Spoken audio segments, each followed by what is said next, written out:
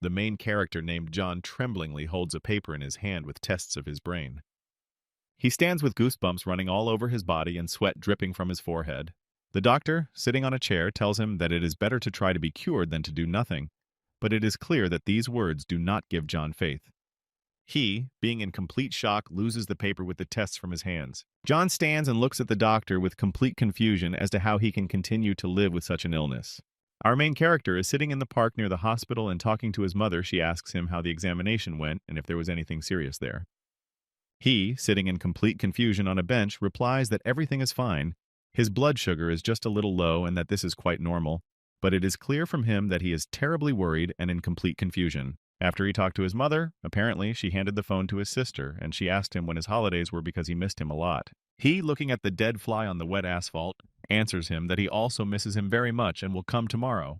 Immediately, the joyful father tells him on the phone that they will buy fish and tomorrow his mother will cook it, and in a joyful voice informs him that tomorrow he will come for him.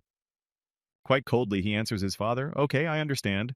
But he himself thinks that he didn't even think about telling his family about the bad news. John says that he has to get on the bus to get to the dorm. His parents worry about him and tell him to be careful. And his little sister says goodbye to him.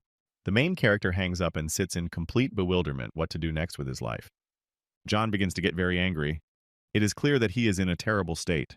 It is clear from him that he has aggression and confusion inside. He is angry and hits his legs with his fists.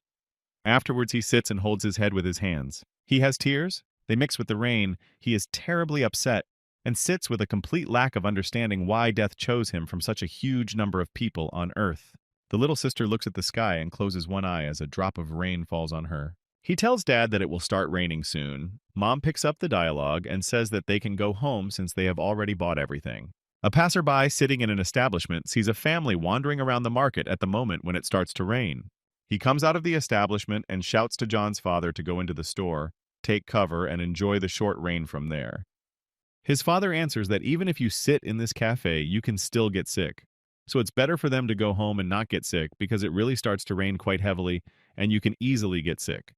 A passerby standing at the exit of the cafe has come to terms with Papa John's decision and, advertising this establishment a little, says that the food there is simply excellent, while people dining in this cafe are talking behind him. He walks back in with a smile on his face. Although he has a smile on his face, it is still clear that he is slightly dissatisfied and finds John's family a little boring. He sits down at his table and asks the chef to bring him some refills. Apparently, the food in the establishment really is delicious. Since he already takes more than one serving, the chef answers him that he accepted the order. He continues to dine on rice with meat. His facial expression shows that he really liked the food, and he eats insatiably further, talking about how incomparable it is. The veins are showing on his forehead, and he's sweating a little. At this moment, in the kitchen, the chef kills the animal, apparently for the dish, and blood gushes out. The chief is talking to a woman. Apparently this is his wife or girlfriend. She tells him that things have been going great lately, and that everything is fine with them. The dialogue continues, and the chief says that all that remains is to pay off the debts. At this moment, apparently the animal does not really want to become a dish and bites the person who decided to kill him. The chef cries out in pain. He looks at his bloody hand because of the bite. It is clear from it that he is dissatisfied, of course. He was bitten quite hard by the animal, and his whole finger is now covered in blood after the bite. Sweat runs down him, and he decides to stop the bleeding with his mouth so that it will somehow stop. Meanwhile, John started bleeding, and his girlfriend, wiping the blood, asks if everything is okay with him. Apparently she is worried, but on the other hand, she doesn't mind making fun of him, and says that perhaps he is thinking about some vulgarities. Before the bus itself, he asks him if he got caught in the rain yesterday. She wipes away the blood, still grinning at him. Whether he is thinking about something erotic or perhaps about her. He looks tired and asks her to calm down. John's sweat drips from his forehead and closes his eyes. In fact, he was remembering yesterday's conversation with the doctor and thinking about why his nose bleeds so often. In his head, he thinks that if he had not had brain cancer, he would have become close to this girl. It is clear that he is not indifferent to her. They get on the bus and the guys come behind him, bully him, and one of the main ones stands right behind him. The impudent man takes John by the shoulder and jerks him to the side with a sharp push. Our main character falls to the floor and, unhappy with this situation, says that it is a dog club that humiliates him at the end of each semester. The protagonist's girlfriend rushes at Tim, who acted very rudely to John, but Tim tells her that he doesn't like the way she acts and why she protects him at all. Tim's sixes begin to shout in a joyful voice that she should continue to protect her husband. From the girl's side, it looked terrible. She very impudently answers him that it is better to be his wife than him and bats away the hand with which Tim wanted to touch her. Tim's sixes indicate that she stands up for this little sucker every time, and Tim asks not to interfere because it's none of her business in his opinion. The boys also pester him with the fact that he is not worthy to be called a man, but it is not John's fault that he was born with poor health and body. John restrains his aggression and clenches his fists tightly, beads of sweat already appearing on them. It is clear that this company mocks him year after year, insults him, and humiliates him, but he cannot fight back. Tim, with a cool appearance, walks past John sitting on the floor, and John thinks to himself at this moment how tired of Tim he is and how annoying he is. John apparently pulled himself together. He was tired of enduring this, and he wanted to stop all this bullying. John looks at Tim with a very angry look and can no longer hold back, thinking that he doesn't have much time left. He roughly grabs him by the cheekbones. John is completely bewildered. Tim menacingly brings it towards him. John can no longer contain his aggression and snaps at Tim with angry eyes. Tim's look shows that he is very dissatisfied with John's actions and wants to do something unpleasant. He takes it and throws the main character onto the floor with all his might, so much so that John falls head on the floor and the phone flies out of his pocket. A phone falling out of a pocket shatters into pieces. We are shown the hospital, the city in which the main characters live. The news reports that people went completely crazy after eating game at a restaurant in the market. Clearly, something is wrong with this restaurant. The father is worried about his son. He doesn't understand why he doesn't answer his calls, but at this moment, the mother wants the father to stop calling and just send an SMS, because the son is just going home. The father is perplexed and does not understand why the third brother suddenly became so aggressive. Loud screams can be heard, and yet he recently dined in that very restaurant. The doctors are trying to calm him down, but it's clear that this is not working well. The man is incredibly aggressive. Veins have popped out on his forehead, and he is behaving very strangely. The father is worried about his brother and says that the only thing they can do is stay there. The mother decided to ask what made him sick. The doctor is at a loss and does not know what exactly to answer, because in a few days he saw a lot of people with similar diseases. The father stands in complete shock and absolutely does not understand what is happening. We are shown someplace with a name. Some sounds can be heard there. Now everything is becoming clear. City residents are breaking into this establishment and waiting for an explanation from the chief. Why, after their relatives ate there, they went to the hospital with an unknown disease. One of the people is angry and begins to break down this door with something heavy, shouting in anger that he should open it. The crowd screams in anger and breaks into the establishment. After they broke down the door, they saw blood and flies all over the establishment. Something incomprehensible happened inside. The tables were overturned, there was a complete mess inside, everything was broken, there was blood everywhere. They decided to go inside, and there a terrible stench awaited them. People were completely confused as to what could smell like that. They all looked together at the door inside the cafe. Sounds are coming from there, as if someone is eating. Absolutely all people have an absolute misunderstanding. One person from the crowd finally overcame his fear and decided to go in and check what was happening there because everyone was interested. Literally a second later, he screams in horror. We are shown a terrifying picture where someone is devouring a person with terrifying sounds. There is blood all around, and there is a terrible smell of rotten meat. A dead man is lying. He apparently died a long time ago due to his condition. Flies are flying around, and they are mercilessly devouring him. We are transferred to the bus in which the main character, John, is traveling, and from there we can hear screams that Tim would beat John harder and get rid of him already. With all his might, he hits John in the face with his fist. From this blow, the main character's nose bleeds. Tim takes him by the shirt and with a terrifying look tells him that how dare he bother him. John lies in very bad condition and can no longer do anything. John's friend Casey decided to intervene and began to get into the dialogue. Because she doesn't like everything that is happening now, she shouts at them to leave. But they answer that this is a man's showdown and the boss is just teaching him a lesson. Her eyes are filled with anger. She twists the hand of one of the offenders. He begins to scream in pain. He clearly did not expect this. He begins to apologize, begs for mercy, but Casey breaks him more and more. I think this is the least he deserves. The driver is extremely dissatisfied with the situation that is happening in his cabin and asks everyone to calm down, because this is greatly distracting him. But in response, he receives a blow to the face from one of the participants in the conflict. At one unexpected moment, the bus driver does not notice the man and hits him. Along with this, the windshield also breaks. Apparently, the blow was strong. The driver slams on the brakes. All the people in the cabin are in complete shock and are thrown from side to side by such a blow. Casey tries to hold on to the seat in the cabin, but it is clear that she needs to exert a lot of strength to do this. After stopping, the driver immediately jumps out of the car and goes to see what is there in the end. Blood on the front of the car and a broken windshield. That's all that is visible. One of Tim's six screams out the window at the driver with complete dissatisfaction, and the driver is still standing in shock near the bus and absolutely does not understand how this could happen. Tim shouts from somewhere on the bus about what the driver is doing. It's clear that everyone is unhappy with what happened. John tried to hit Tim, but he did it very poorly and only grazed him a little. He looked at him with an angry look. Jack looks into his eyes and breathes heavily, blood dripping from his nose. Tim laughed and looked into the eyes of the main character with a nervous grin, urging him to look at this dog who was still fighting. Raising his hand to strike, Tim wants to deliver the decisive blow. There is a sharp knock on the window, a bloody hand with claws is visible on the surface of the glass. Tim was taken aback and was unable to complete the strike, looking at the picture in front of him. Noticing the people inside, the zombie began to scream more actively. Casey and Tim were scared, and sweat started running down their faces. A man sitting on the ground watches a zombie hanging on a bus and watches the people inside the bus. The zombie noticed the victim near the bus and turned his attention to more accessible prey. Jumping off the bus, the zombie attacked the man and knocked him to the ground, sank his sharp teeth into the man's shoulder and began to eat him. The people on the bus were horrified by what they saw and, jumping out of their seats, shouted zombies who began to run away, while others stood rooted to the spot and simply looked at what was happening. Tim reacted quickly and jumped out of his seat and ran to the driver's seat.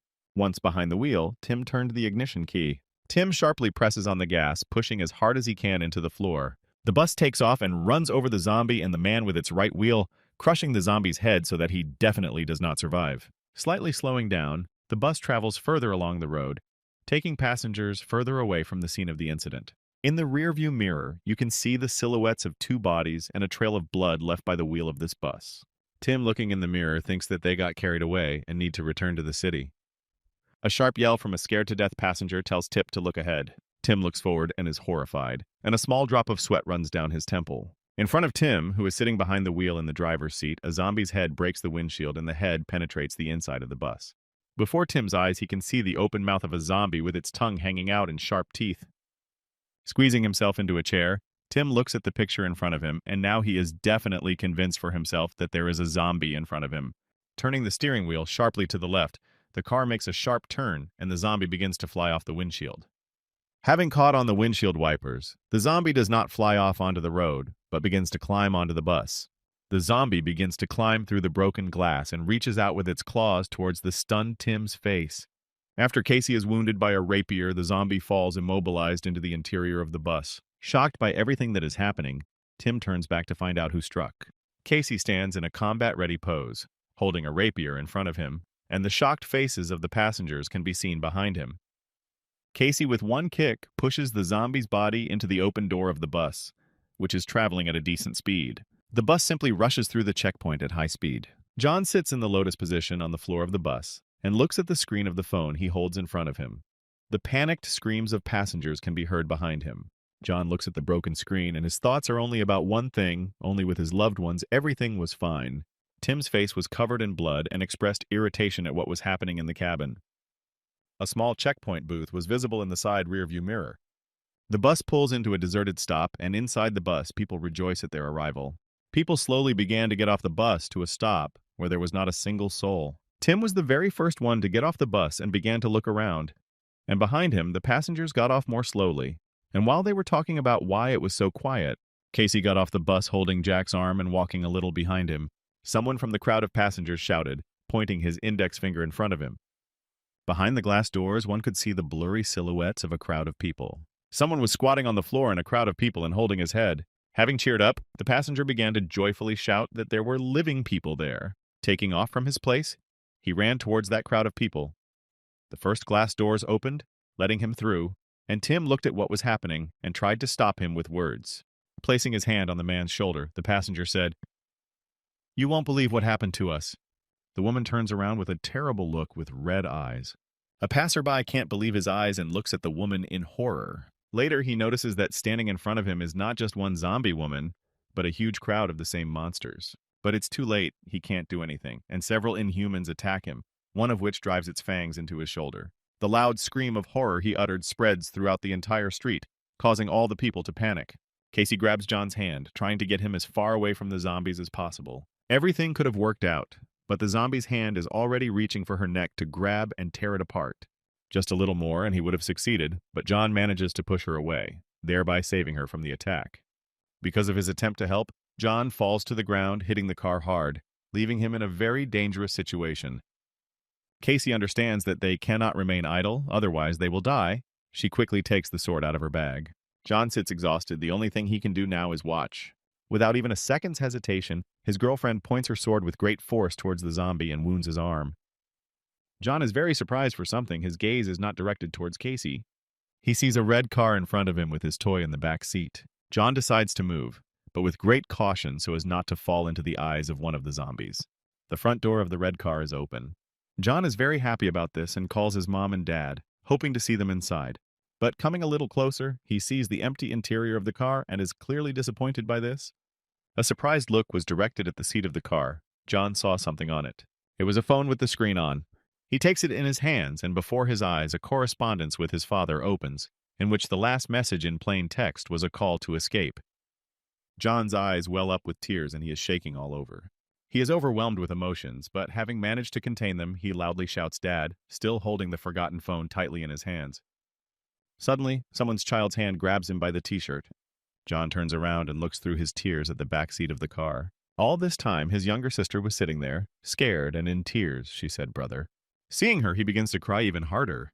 John is incredibly happy to see his sister alive, and reaches out to her to hug and reassure her. Meanwhile, she tells him that their parents left and did not return. They hug tightly. John strokes his sister's head. She is still crying and asks her brother how he managed to come back. Suddenly, out of nowhere, a zombie tries to attack them. He breaks the glass in the car, the fragments of which fly straight towards them. The zombie begins to reach out with his hand towards them, already climbing part of his body into the car through the broken window. It would seem that there is not much left, but Casey appears and was able to knock the monster to the ground. Her gaze is directed directly at the zombie. Holding a sword in her hands, she swings it. At the same second, the tip of the sword pierces right through the monster lying on the road. John, stunned by this whole picture, looks at the beautiful and fearless Casey standing at sunset, in whose hands is the sword that saved their lives. Casey approaches the car and extends his hand towards John, who has been tightly hugging his sister all this time.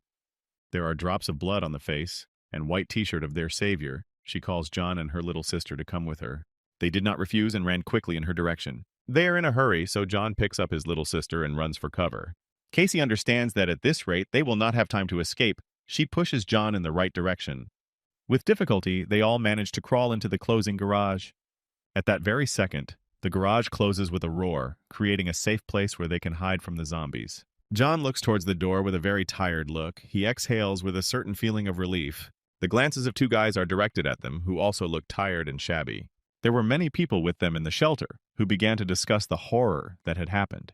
The zombies intend to break the glass, getting inside, and the blonde comes up with the idea to send someone to the zombies, thereby distracting them so that the rest of the people can escape to a safer place. Outrageous cries are immediately directed towards him, because no one wants to die and sacrifice themselves to save others. Since no one wants to volunteer, the blonde chooses himself, who he will send to certain death, and grabs Jonah's sister by the hand. Naturally, Casey and John were very outraged by this and were against his actions. But the blonde does not pay any attention to this. Like his surroundings, they are going to do something deliberate. The poor girl cries loudly and asks to be let go. John responds to her cry for help, pushes the people who are in his way, and runs to save his sister. The blonde scoffs at what is happening and offers to go out to zombie John if he so badly wants them to let his little sister go. The matter does not end with ridicule. Blonde kicks John in the face and tells him that he will die along with his sister. John fell to the floor, clutching his head in pain. Out of the corner of his eye, the blonde saw danger. A sword was pointed towards him, but he quickly reacted and was able to dodge the attack with a large wooden stick. This was a disgruntled Casey who had no intention of remaining idle. Their eyes met. Casey ordered the child to be released immediately. The blonde pushed the little girl and told his friend to hold her so she wouldn't run away. The blonde struck the first blow, but Casey managed to stop him with her sword. The man advises her to give up before it's too late.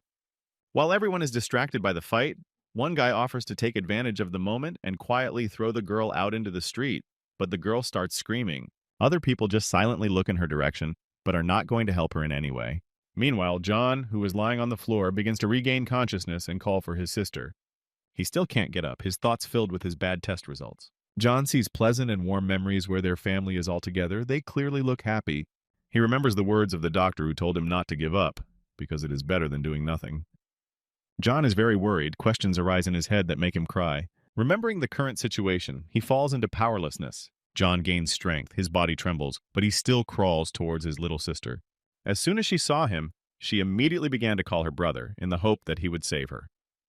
John shouts loudly that he is ready to go himself instead of her, but in his heart he understands that he does not want this at all. Surprised glances headed in his direction. Casey was the most surprised of all. John realizes that he must do this to save his sister and, with a trembling body, gets to his feet. In a confident tone, he orders to let his sister go, assuring that he himself can become bait for zombies.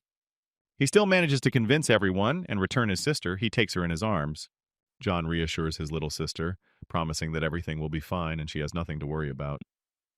He tells her that he will find Mom and Dad and will definitely return, but the girl doesn't want him to leave her. John pushes his sister away and tells Casey to take good care of her. Casey disagrees with John's decision to become bait and tries to persuade him, but John silences her by touching his index finger to her lips. He brings his finger to his lips, thereby telling him not to say another word, because it will no longer be possible to convince him. Finally, John hugs Casey and his sister and says that he loves them. Casey looks at him with worried eyes. John grabs his little sister's hand and tells her to always obey Casey from now on. He turns away from them and slowly walks towards the exit. His little sister cries after him. The guys who wanted to throw his sister away to the zombies see him off, shouting at him to go and get lost. The blonde looks at John with a very stern look. John just looked at him calmly. The blonde man swings the door open for John. John crosses the threshold beyond which he is met by a crowd of monsters who will soon pay attention to him. Casey throws the sword to John so that he has something to defend himself with. John catches it and holds it tightly in his hand. The sword gives him confidence. John directs his gaze towards a large number of zombies. Standing against a crowd of monsters, he tells himself that he must return. John begins to defend himself from the zombies, waving his sword, blood spattering everywhere. John was able to eliminate several zombies, but there are still many monsters who intend to attack him. Things are bad for him. He has no opportunity for a break. Fighting off one zombie, the next one immediately climbs in. Another monster, which was once human, falls on the corpses of zombies lying on the road. John's sword becomes bent from too many blows and will soon become unsuitable for use.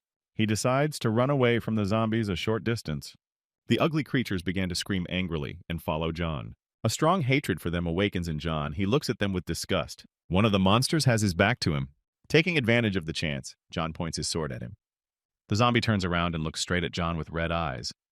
John stands in a stupor because of this. The look of the zombie seemed familiar to him. It was his father turned into a zombie. But in front of him stood not his father, but a monster with greenish skin and teeth that could easily bite off human flesh. John could not hold back his tears and moved from his place as the zombie slowly came closer and closer. He becomes easy prey and the zombie attacks him. John does not resist and allows the zombies to pierce his neck with their fangs. Other monsters want to bite him too. They attack our character, causing the main character to fall to the ground. He cries and remembers the image of his mother.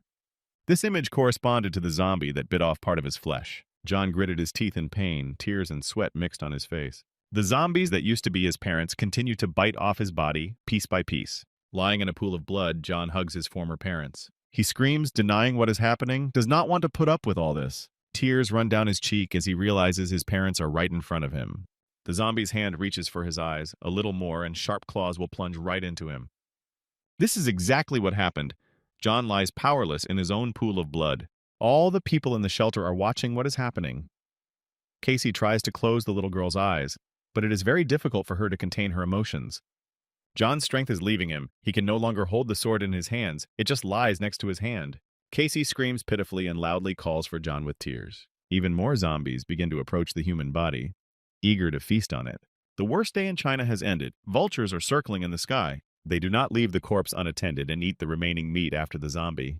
One vulture flies directly towards John with the same intention. Before landing, the bird already extends its claws to begin tearing the skin and meat. Her beak moves closer to John's pale, almost blue corpse. The vulture is ready to tear his skin. But then John grabs the bird by the neck, depriving it of its lunch. He looks at the bird with a contemptuous look, his eyes red. John found the strength to stand up. He bites the bird's neck with his sharp teeth, preventing it from moving due to its strong grip. A splash of blood almost hit his eye. He loosens his grip and throws the already dead vulture onto the ground. The bird's blood makes John vomit. He doesn't like it. All the zombies immediately turn around, and even from their faces you can understand that they are surprised. John gets to his feet. His hair became longer, his body became stronger, his nails were long, but his eyes remained human. John has only one eye left working. He wonders what happened to me. He looks up in bewilderment. John sees a black and white sky in front of him. The clouds turned gray for him. Zombie clothes are also in gray shades. Turning his attention back to the zombie, he comes to his senses. John begins to remember what and how happened. He realizes that he was eaten by zombies, but John still cannot understand how this is possible, because he was eaten by zombies, but he is still alive. He begins to walk and think how it happened. John remembers how he did nothing while the zombies bit him. Casey and his little sister, who saw his brother being killed by monsters, come to mind. John gets the idea that they urgently need to be found. He ran towards the shelter where all the people were supposed to be hiding, but what he saw horrified him. The store was destroyed. There were traces of blood everywhere. John calls his loved ones by name, hoping that they will respond. A sound caught his attention and he looked in that direction. In front of him sat a fat zombie who was eating someone's flesh. Frightened, John did not want to believe with his own eyes that zombies were able to get inside the store. As he stood, one zombie reached towards his leg to bite him. Sharp teeth pierced John's leg. But John, as if not feeling this, headed towards another zombie. This monster sat with its back to him, not paying attention to him. John trembled from what he saw. The zombie had a bandage. A bandage he recognized that belonged to Casey. John was horrified by this, but his horror turned to anger and rage, so he attacked the zombies. The other monster that bit his legs had his teeth broken due to a wound that healed very quickly. John yells at the zombie that ate Casey. John wishes that it would be better if the Caseys ate him together. He calls his little sister. He is filled with anger. With his bare hands, John tears the zombie's skin from which a fountain of blood gushes out. His furious gaze is directed directly at the monster. John swings to hit the zombie. With his blow, he breaks all his teeth and puts his hand into the zombie's mouth. John reaches in further, telling the monster to give him back Casey's headband. With all his strength, he pulls out his hand along with the zombie headband. The floor is covered in blood. This makes a zombie fall. John tightly grips Casey's pink, bloody bandage that she was putting on her leg. He began to sweat and began to breathe heavily. In confusion, he wonders if he is a zombie. John's attention is drawn to a sound coming from boxes in the corner of the room. He decides to come closer to them. Pushing them aside, John was surprised. He saw a very frightened guy. John called him by name. The guy got scared when he saw John and started screaming zombie. John heard that zombies were very close to them and it was dangerous. The zombies tried to get close to them, climbed onto the cabinet, causing water bottles to fall on them. The guy was terrified. But John was not afraid. He swung towards the zombies. With one blow, he was able to eliminate 2 zombies who wanted to eat them. John's look was devastated. The guy recognized John and called out to him. John looked in his direction, but the guy was terrified. At the same moment, he is attacked by a zombie. It bit him on the neck, and the last thing he managed to say, looking towards John, was the word monster. Aaron's dead hand pointing at nothing, and John standing in the shadows as if paralyzed. All wet from the water and stained with the blood of the murdered Aaron, John is shocked by what he hears. John realizes the meaning of the words of the already dead Aaron. Aaron's hand lies in a pool of blood, which mixes with a puddle of water on the asphalt. The main character takes a step, but his legs feel like they are made of cotton. He can barely stand on his feet. John's legs gave way. He fell on his knees on the asphalt and began to realize the meaning of the words spoken by the corpse. John peers at his reflection, which he sees in a pool of water with blood, and realizes that he has just been called a monster. The figures of people sitting in blood against the backdrop of a scarlet sunset seem to hint to us that the main character is part of them. John's shocked face reflected in a pool of water mixed with blood shows his complete dismay at becoming a zombie. He notices a zombie that furiously continues to eat Aaron's defenseless body. John looks at the zombie, drawing an analogy with himself, and realizes that he is not just a zombie, but a monster. Aaron's face is frozen in a grimace of a silent scream, and his glassy, no longer alive eyes in which John's reflection can be seen. John, with a sharp exhalation, realizes to himself that it's still not that bad and he can still think for now. A scream is heard from the supermarket. The zombies instinctively turn towards the scream. John clutches his head in his hands and screams at the top of his voice. A flying cylindrical iron stick. The iron stick flew to his head and hit him right on the back of the head. From a strong blow, John begins to lose consciousness, his eyes close. He lies unconscious next to an iron stick. Some company approaches, discussing how noisy zombies are. Clint places his foot on John's head and tells the others that he may already be dead. Michael went wild and smashed the head of one of the zombies with a homemade bat, while Clint descended towards the unconscious body of the main character. Clint ties John's ankles with regular rope. Stock dusts off his hands after the work done and tells the others not to get carried away.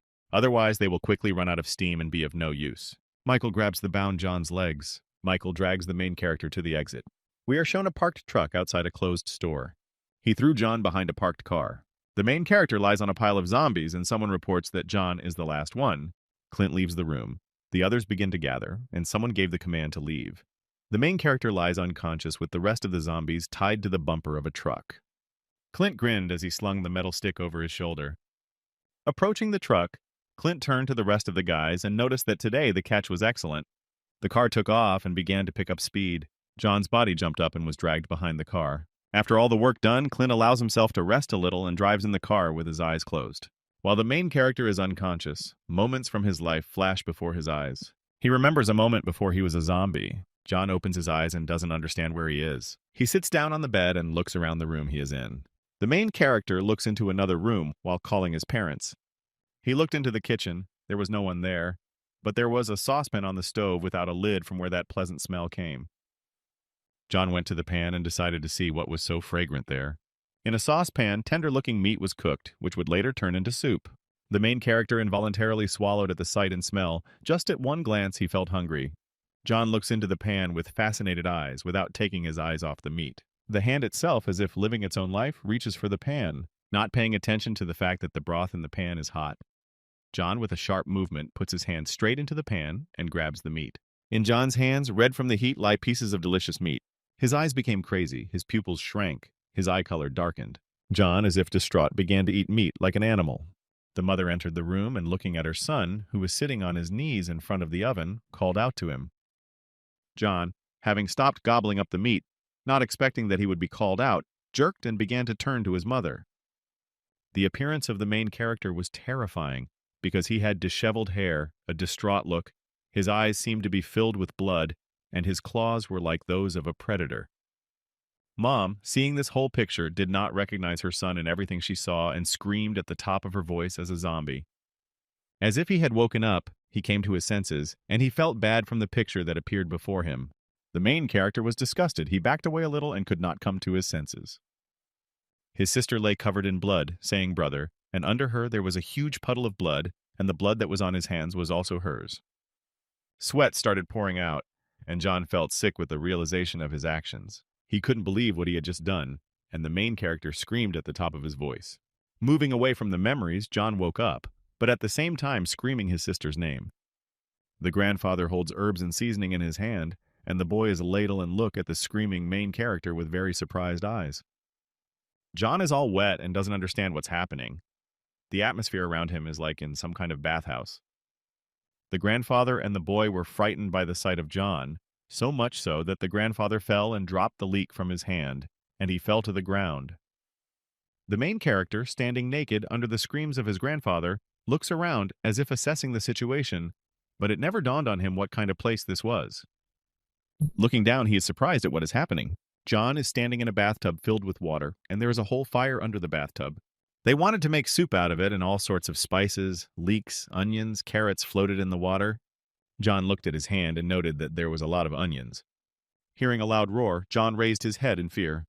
The zombies were hanging tied to the beams, although they had homemade gags, but this did not stop them from growling. When he sees the picture, the main character's mouth involuntarily opens, and he simply does not understand what is happening here. Some kind of abandoned building. It is clear that no one has been here for a long time.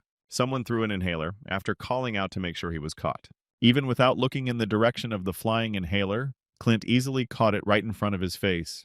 Clint stands with an inhaler in his hands, and behind him the riotous guys are shouting, saying that they used to give out 5 pieces, but now there is only 1.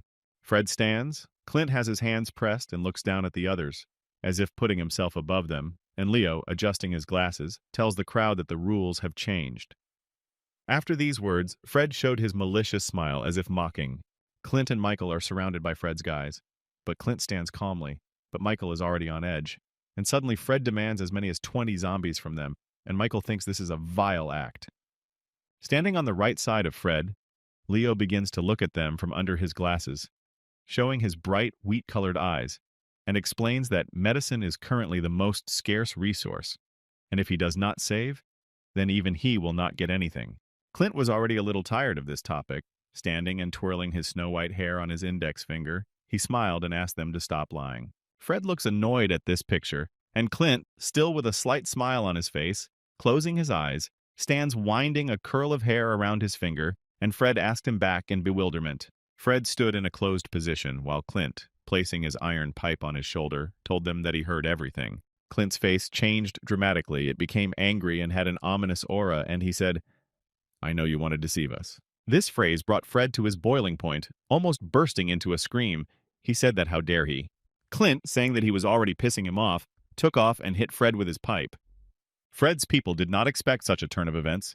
No one had dared to attack their boss before. Fred's people got scared after Clint's words, and one of them shouted that they should not come closer, otherwise they would be killed. Fred's entire team came to their senses and decided to call out to him, but no one could move. Everyone seemed to be standing around him, and Fred, as if bending over a little, held his head with his hand, where the blow was struck closer to the temple. Fred's rage soared to the skies, and his eyes became bloodshot, and a pathetic puppy sounded through his clenched teeth. In a rage, Fred raised his hand to strike. His eyes turned white, and preparing to strike, he shouted towards Clint, "Die!" Fred's fist flew past an unfazed Clint, who made the dodge without any problem. Clint's hand suddenly grabbed and squeezed Fred's shoulder. Clint pushed Fred effortlessly, sending him face first onto the floor. Clint, his hair in shadow, but one glowing red eye visible, swung his iron pipe at Fred, who was on all fours in front of him. Dark figures of Clint, who finished hitting Fred's head with an iron pipe against a red background. Fred and Leo's men look on in shock as Fred falls unconscious after being hit by Clint with a metal pipe dripping blood. Out of breath, Clint exhales, taking the medicine, and then says that he is very sorry that he has asthma. Having taken the medicine, Clint puts the pipe on his shoulder and notes, exhaling, that sometimes it even annoys him. Gasoline was poured on Fred's evil people, and they were perplexed.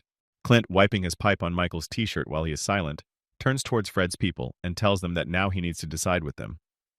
One of Fred's men, after examining himself and sniffing the liquid, suggested that it was gasoline. Clint stands above them looking down, but their eyes are hidden by their hair, asking, "Did you really think you could outplay me?" And on either side of him stand his company with open bottles from which the remaining liquid is dripping. A matchbox and a match appear in Clint's hands. He carefully lights the match. The match lit up in front of Clint's face, who looked quite scary, and he said goodbye. "It's time to make a barbecue out of you," to which Fred's people begged for mercy. The figure of a grandfather in a hat, who not so long ago tried to cook John, appears in the sharply opened door, and he calls the boss. Fred's men sit motionless in fear, while Clint, with a match in his hand, turns with a silent question towards his grandfather. The grandfather's head is grabbed by a zombie's hand and dragged away before he could just say that there are zombies there. It was clear from Clint's eyes that he was surprised while someone sighed in the background. A bare-chested John appeared instead of his grandfather and asked all the people in the room about who was in charge here. Clint stood in a tense position, as if ready for anything, and looking at John, who was coming closer, he thought to himself that he was that same zombie. Clint's thoughts left him in shock, sweat pouring down his temples. He remembered how he placed his foot on John's head. From unexpected memories, a lit match falls out of Clint's hands. Clint and Jen look in silent fear at the flying match. Someone shouted that there was also gasoline here, and John's gaze was focused on the falling match into a puddle of gasoline. Something rushed past Clint at an imperceptible speed to the eye, ruffling Clint's hair with the wind. Clint froze, looking forward with his hair disheveled. Behind the motionless Clint, who simply could not imagine that what had just happened was simply impossible, stood John after he quickly caught a match flying into gasoline. From John's clasped hand, small coals fall and smoke comes out. John turns and looks at Clint's back and asks the question that he should explain himself. Clint lowered his head slightly, covered his eyes with his bangs, and thought to himself that he was a special zombie.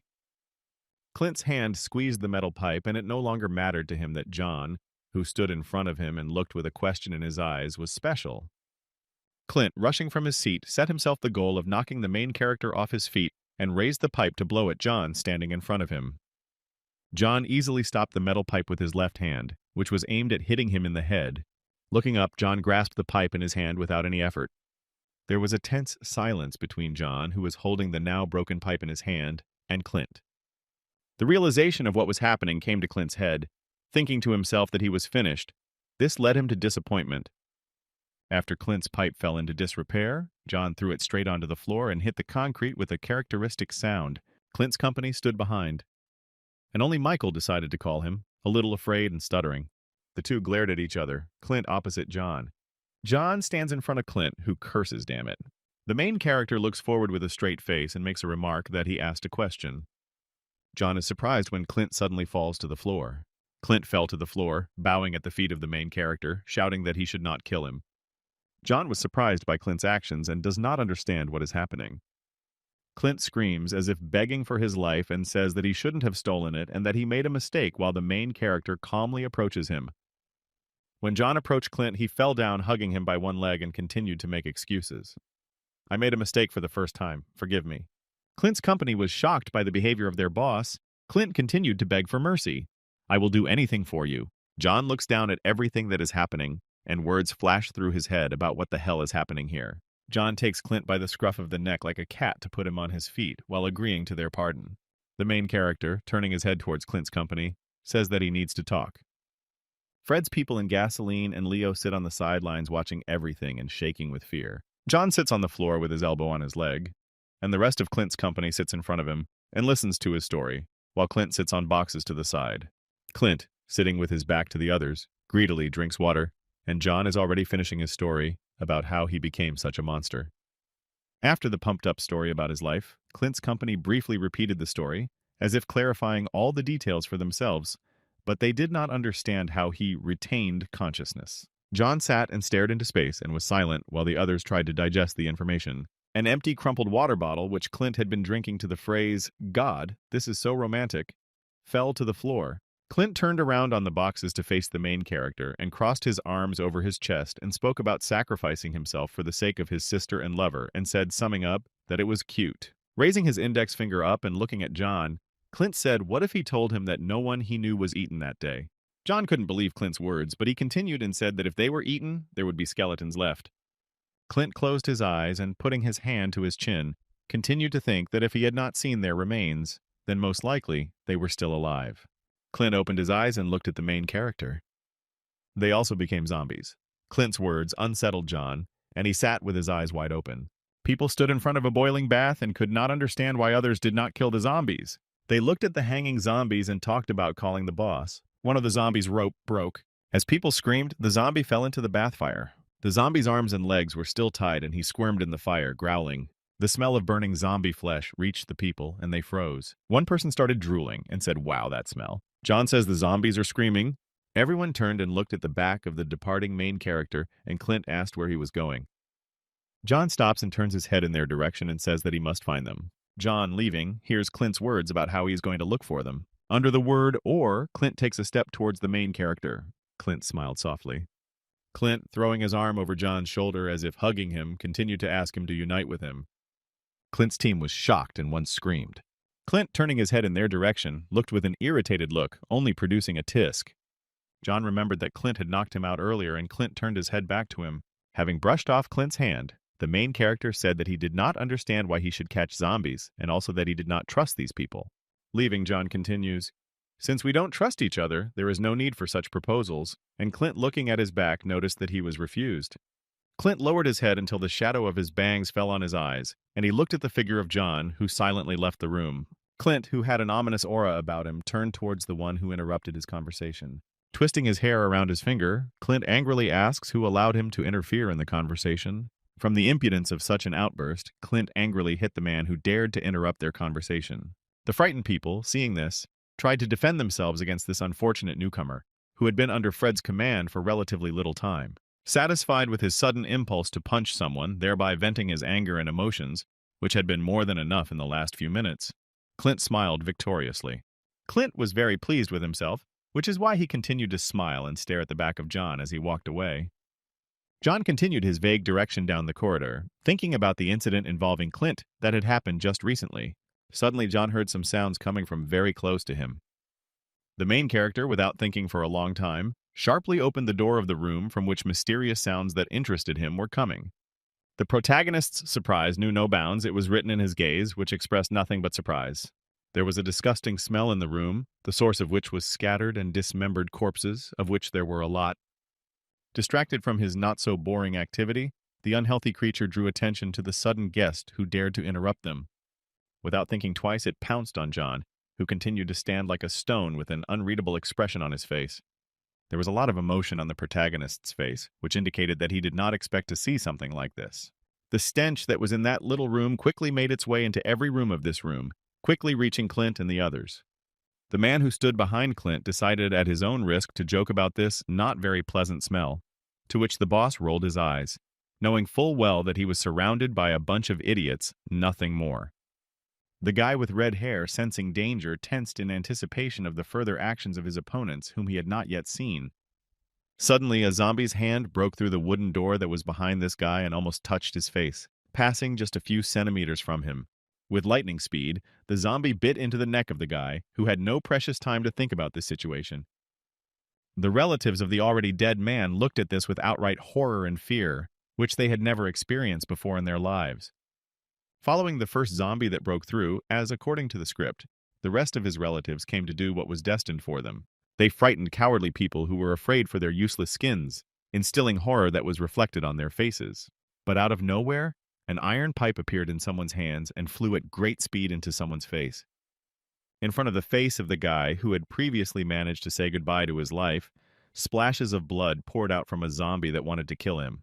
Clint himself came to the aid of this unfortunate boy, becoming a hero on a global scale.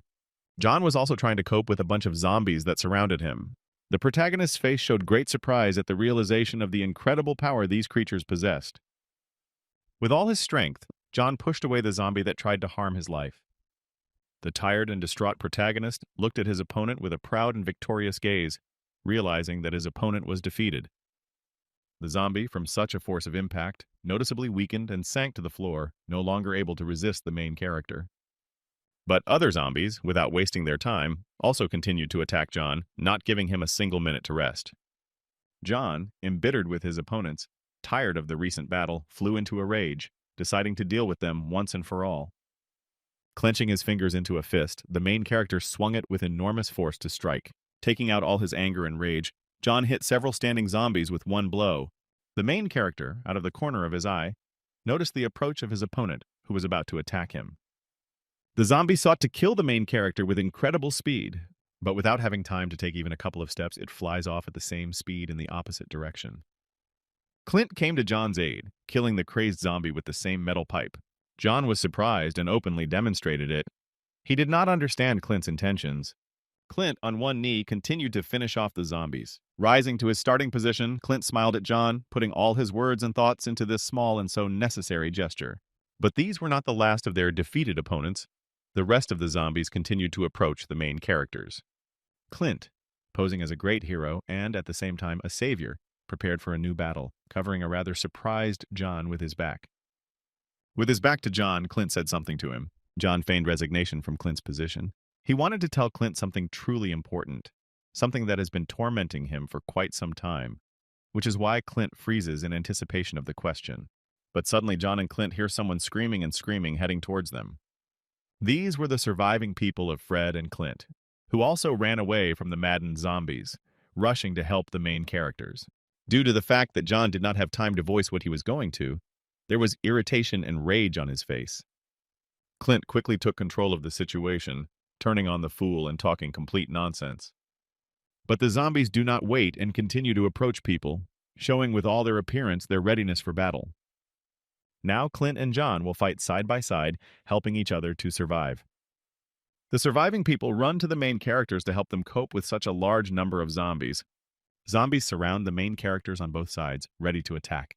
John is determined and ready for a new battle, knowing that today he will not remain a loser, because he now has a small team that will help him if his life is threatened.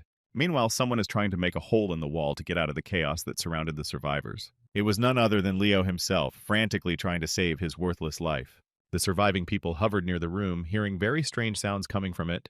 It seemed that there was no end to the zombies. There were too many of them. They continued to attack with the same fury and horror.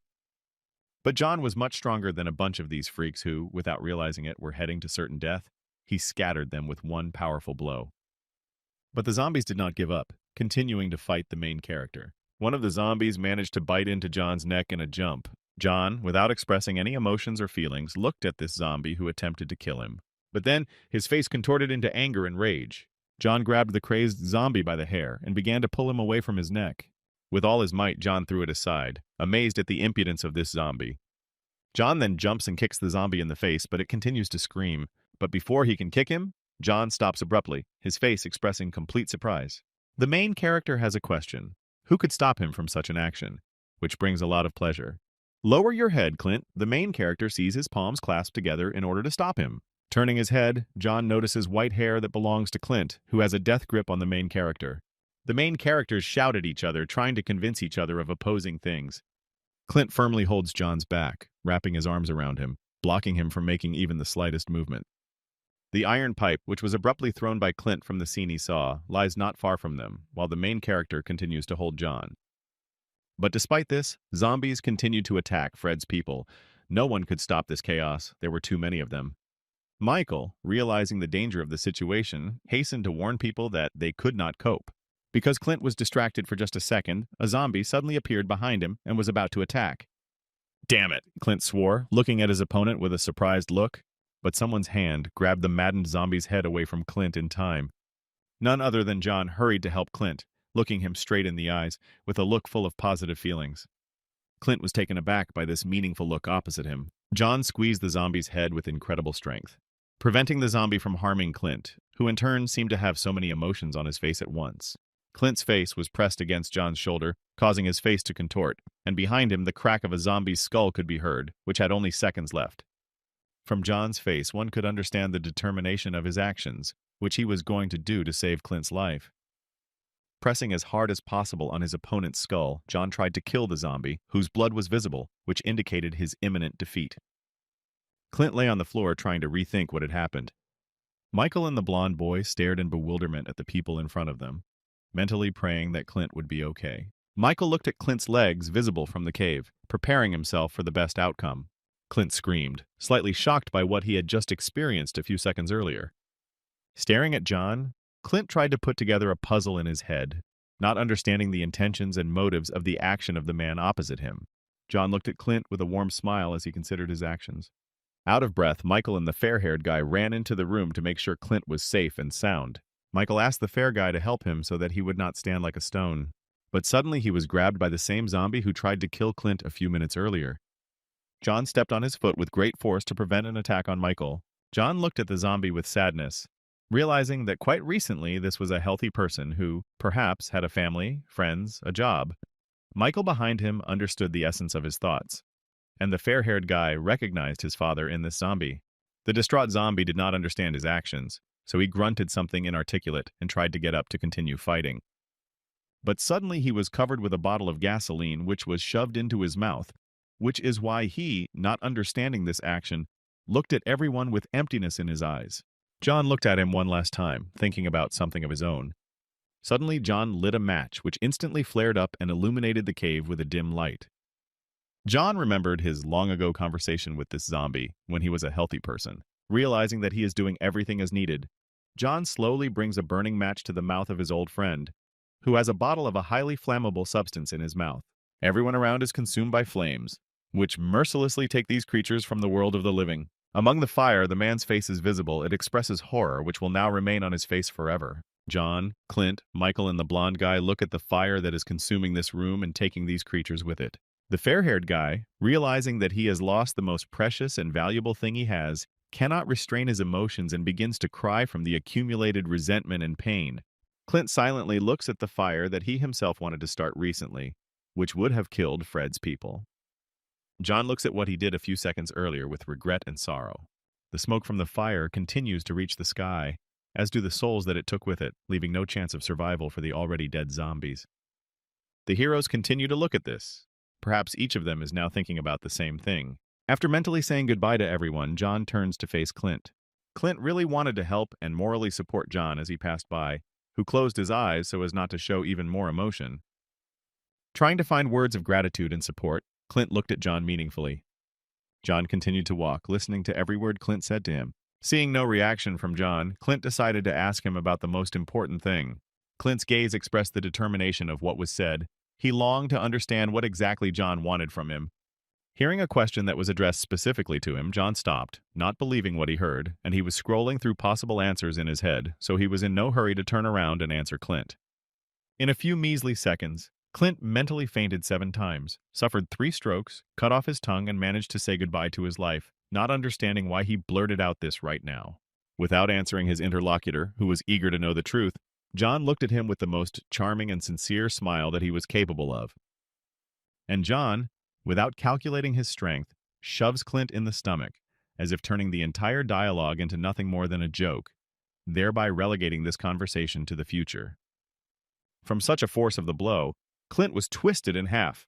A small stream of blood gushed from his mouth, and his eyes expressed a problem on a global scale, which puzzled John a little.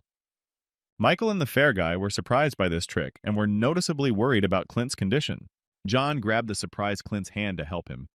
He then slung it over his shoulder so that he could carry it on his own without causing any discomfort to Clint, whom he had nearly injured in the last few seconds.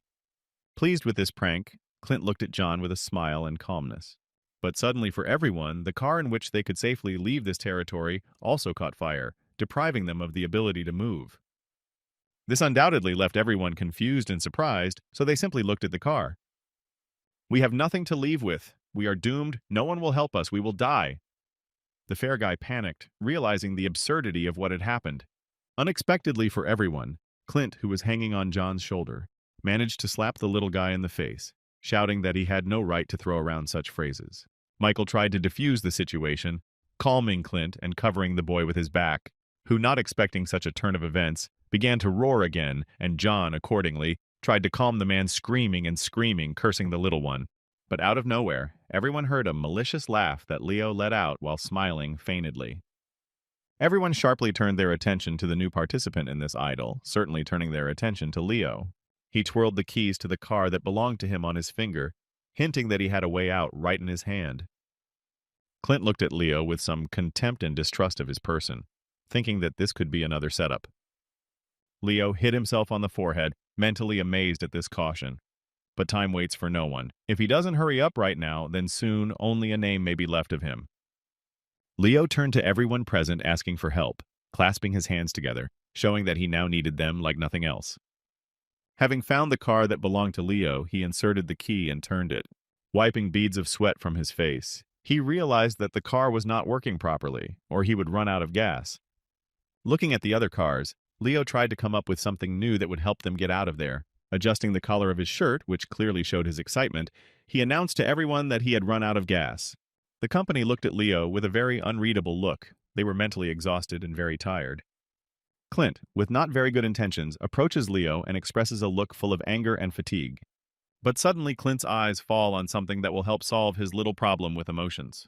Clint hits Leo in the face with all his might, causing him in turn to fly his entire body into a small motorcycle that was standing nearby. Michael supports Clint's actions, while the fair-haired guy is noticeably worried about Leo's condition due to his young age. Clint and Leo shout at each other, thus venting all their hatred and hostility. Clint and Leo are distracted from their conflict by the sound of chains clanking not far from them. While the two were arguing and quarreling, John found a solution to their problem by driving a bus. All those gathered inspect the bus driven by John. Leo is the first to board it. Leo looks inside the bus to make sure it is completely clean and there are no signs of zombies inside. Finding nothing suspicious, Leo, Michael, and the fair guy board the bus in deathly silence. Michael and the blonde guy are trying to remain quiet so as not to continue the conflict that recently occurred with Clint. Leo is noticeably worried about the people who are in the same salon with him. John continues to stand outside and mysteriously looks at the moon, which has recently appeared due to the clouds finally clearing. John looks somewhere into the distance at the horizon and thinks about something of his own. Clint, also standing outside the bus, expresses his gratitude for the quick solution and for saving him, distracting John from his thoughts. John smiles at this and shows that he does this all with good intentions. Clint leaves John with a mysterious smile, entering the bus. Then we are shown other events, and we see that a guy named Will is running as fast as he can, trying to escape from the zombie that is catching up with him. The unconscious creature continues to chase the guy in order to commit lynching on the man. Will runs into a trap that he himself invented and built to fight such unhealthy creatures. A whole crowd of zombies is chasing behind Will, trying to catch up with him and kill him. Will falls to the ground, showing the zombie that he is defenseless and unarmed, so that the zombie woman would quickly jump after him and do what she had been chasing him for all this time. The zombie does exactly what Will originally intended. She did exactly the same as 100 others before her. Will smiles at the genius and resourcefulness of his well-thought-out plan that will help get rid of at least a handful of zombies. The zombie raises his hand to strike to kill the man who lies a few centimeters away from her. At this moment, Will jumps to the side to prevent the zombie from killing him, and meanwhile the zombie falls to the ground. Will looks with hatred at the zombies surrounding him, not understanding how humanity could have come to this. A crowd of zombies, understanding absolutely nothing, go to their target, but are deeply mistaken, thinking that in the next moment they will kill him. With one wave of his hand, the hero strikes a match and throws it on the ground, which has been doused with gasoline in advance. All zombies in an instant find themselves in flames, which will take their souls. Will looks at the fruit of his labors, at the fire, and at the once healthy people who are now being burned alive. The human settlement Will lives with thanks him for his work and his well-thought-out plan. Uncomprehending zombies continue to scream from the fire. All the zombies burned alive in the fire, leaving behind ashes and clothes. Someone's stew of soup is being cooked in the kitchen, which is about to begin to boil, captivating with its delicious aroma. The village head pours soup and pieces of meat into a bowl. Fred, with a sick smile on his face, drags the little girl by the hand, who is crying and resisting him with all her might. Fred and the prefect talk to each other, mentioning something about having a nice day. In the dungeon, there are other very frightened people who do not understand the reason for being here. Fred kicks the dungeon's front door to enter. Mothers hold their babies close to them. They look tired and scared. People are very frightened and do not understand the essence of what is happening and the reason for the visit. Fred drags the little girl towards a bowl of stew, who in turn resists. A girl is forcibly stuffed with a human organ, thereby conducting an experiment on whether it is possible to eat it. The girl, overcoming her disgust, tries to chew what was forcibly shoved into her. Fred and the headman carefully monitor the girl's reaction. Continuing to cry and scream loudly, she was still able to swallow this organ. Fred and the others rejoice over the success of the experiment. This stew is poured into bowls to feed other people. All people pounced on food, which is in such short supply during these difficult times. The girl continues to cry and does not fully understand what is happening in the world now. A wonderful night, a beautiful crescent-shaped moon, its pale light, and a cool breeze in the middle of the forest, which develops the crowns of the trees, scattering leaves to the ground. John drags an entire bus on his hump as easily as if a small child were playing with cars. The dead man was suddenly alarmed by something, as if his heart was beating faster. He is perplexed by certain sounds that only he can probably hear. Clint notices something strange in John's behavior and tries to ask about it, waiting for an answer from his silent friend. John sharply turned his gaze to the side with his wounded eye. Now he certainly paid attention to something more important. The sky is painted in bloody shades. The light and pleasant atmosphere instantly becomes tense, as if the sky is falling on everyone's head. It's not without reason that the atmosphere has become so tense. Crowds of hungry creatures are following the bus without reason. What a horror it is to meet these monsters in the middle of a dark forest. Their skin is already peeling off. It is gray, like ashes after a fire. But one thing definitely distinguishes them from ashes. Unfortunately, they will not be scattered by the wind to the 4 cardinal directions. Clint noticed the threat. He was very scared as such a crowd was approaching them. John demands that Clint and everyone get on the bus without making unnecessary noises. Bus passengers are in a panic. Some have already lost hope for the future and can only wipe the condensation from their glasses. John went to scout the situation for zombies and how they would react to him. The dead were already on their heels, but something haunts them. Their goal. They are looking in a completely different direction. If they were hostile, they attacked our hero at that very second.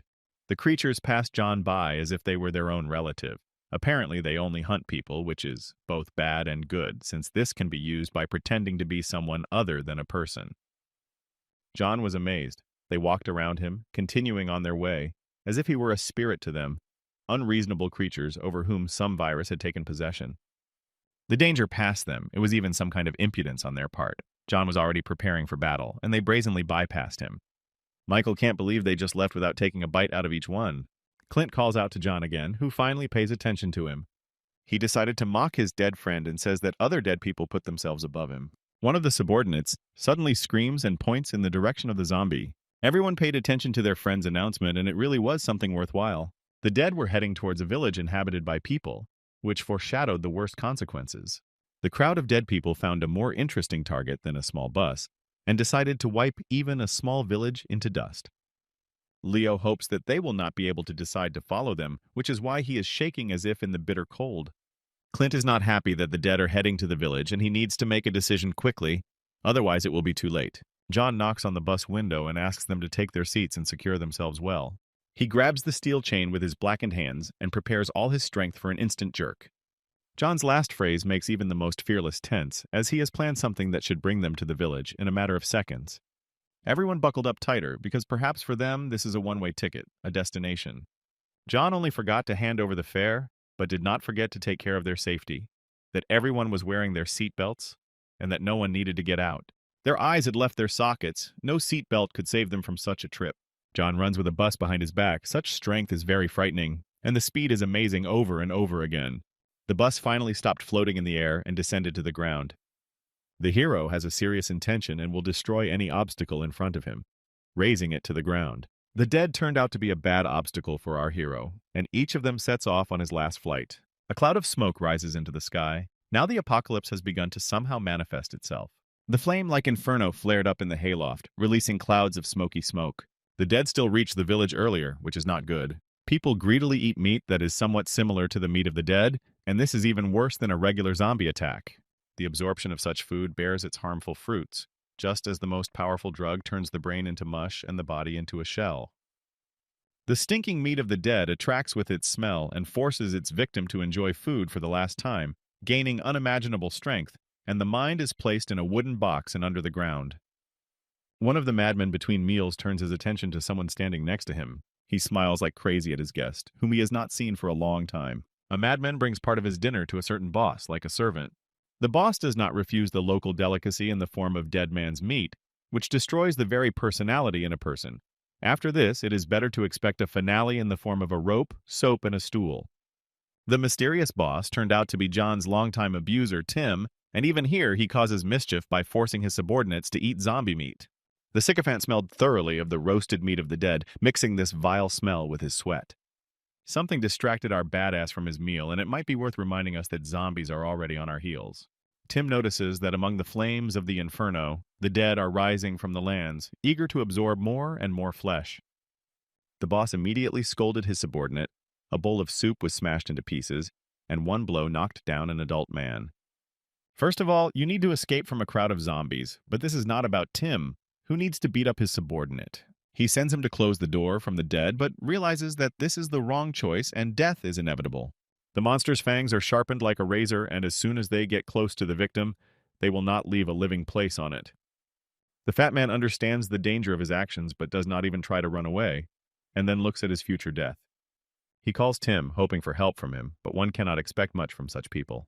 Tim pointed his crossbow at his ally. He is a born leader, but also a tyrant. Even if he forces himself to be hated, he plays the role of a villain perfectly. No matter how self-confident and cool-blooded he is, anxiety is visible on his face, mostly for his life. The fat man can only agree with his master's decision, distracting the dead from the boss himself, as Tim sacrifices pawns. The fat man points his hand towards the door, and because of fear, his whole body trembles, as if a current had been sent through his veins. He was captured, and he is unlikely to escape from the clutches of death or even do anything at all. He has no choice but to scream at the top of his voice, in the hope of salvation. The dead hand grabbed the fat man, and the rest of the dead will not be left without lunch, so they will probably break off a tasty morsel from the fleshy man. Screams spread throughout the entire room, but this will not help him in any way after being bitten by a zombie, either being eaten or becoming the walking dead. The fat man no longer has a future because of his greedy, arrogant, and unscrupulous boss. His eyes are full of sadness. His face is filled with fear and pain. Now he realized that his world is plastic, a world of substitutes. His boss is a rare freak who cares only for his life. The others are just finishing their meal when his ally is devoured by vile creatures and is already heading towards them. Screams and screams filled all the empty space inside and outside the room. Tim continues to despise the fat man, although he briefly delayed the zombies at the cost of his life. And those seconds that he delayed for them could save many lives. Incredibly, John's little sister is alive, but how long will it last, since the zombie is already looking at her, and she can only tremble with fear and cry? Tim's cruelty and terrible temper are striking, which forces him to do the dirtiest things. John seems to have heard his little sister and is rushing towards her at full speed in order to save her from the clutches of the evil dead. He throws the bus around in an attempt to stop it, but it seems like the passengers won't be happy with the ride. The roar that John creates spreads over a long distance. John finally managed to get the attention of his brothers, and maybe now they will start attacking him and he won't have to chase them.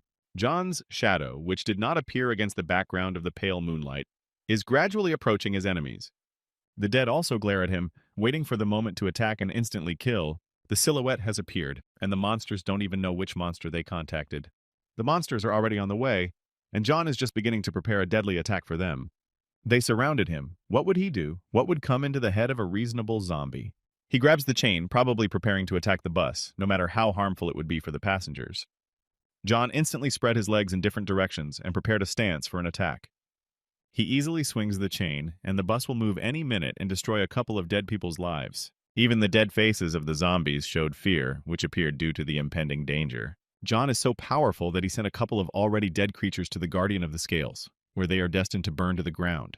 He grabs the chain with both hands, which suggests that the creatures and passengers were very unlucky to be nearby. Here it is, a look that destroys all the hopes of enemies, that burns the retina to ashes. A Ferris wheel for Clint and the whole gang, as well as a wheel of fortune for the mind-dead creatures. Those who were lucky survived. John screamed loudly, enough to strike fear into even the most fearless of the dead.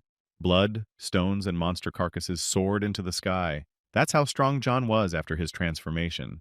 A cloud of dust floats above the ground and blocks the view of the remaining enemies. He lets go of the chain, indicating that the ride is over for Clint. One warrior in the field, one for all the walking corpses, the only one who became a walking corpse and remained intelligent, having received incredible strength, vitality, and immunity to zombie bites.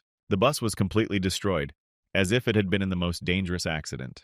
John asks the survivors not to be afraid of him, since he is the only peaceful zombie on the entire Earth. People continue to shower him with lantern light and no longer trust him, since it is unusual for a zombie to be adequate. The light blinds our hero, but thank God he is prudent and not like Tim, his complete opposite, an angel and a demon, a cat and a dog, fire and water. John asks to stop shining the flashlight at him, as it really annoyed him, and he would have continued to shine it if you hadn't told him. The flashlight fell to the ground and scattered the light around, which is good in the middle of the night. The man's eyes are full of fear, because of which he dropped the flashlight and is probably holding on with heaviness from minute to minute, screaming to run to somewhere far away from here. The dead gaze in John's once dead body strikes terror even into the rescued people. Everyone fled in different directions, and it really hurts when people judge you with prejudice.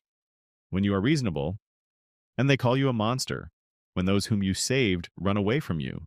John remained silent, but he definitely didn't like this attitude, even if they can be understood. But it's also impossible to be so biased. Clint and the whole team have endured a real nightmare, and they are not at all happy with such trips. John steps in his red sneakers towards the village. One of the previously familiar club of our hero's offenders, who bullied our hero, is now asking for help, as far as the situation changes people. He tries to save himself and asks John not to attack him, so hopeless and weak. John has one goal, because he understands that if his offenders are nearby, then his only remaining relatives and friends are also nearby, and he should hurry, since his sister is already on the knife's edge. He enters a dark room in a village, shrouded in mystery and darkness.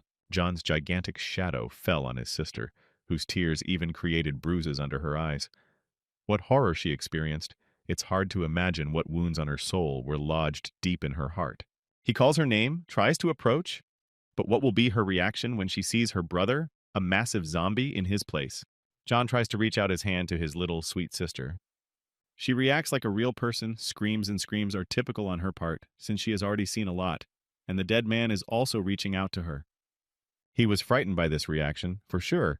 He could not expect that the last person close to him would reject him. The hand stops abruptly. The tension has increased, and it is unlikely that anyone after this could hold back his tears, which filled his eyes with constant moisture after such an attitude, as if the sun was going out.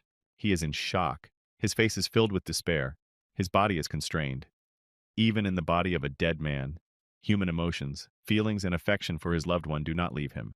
The little sister continues to scream and ask for salvation, calling for her brother, who is standing right in front of her. John is full of uncertainty, but still tries to convince his little sister. The pupils shrank to the smallest size. His fear for losing his little sister when she is right in front of him, when he saved her and he can touch her.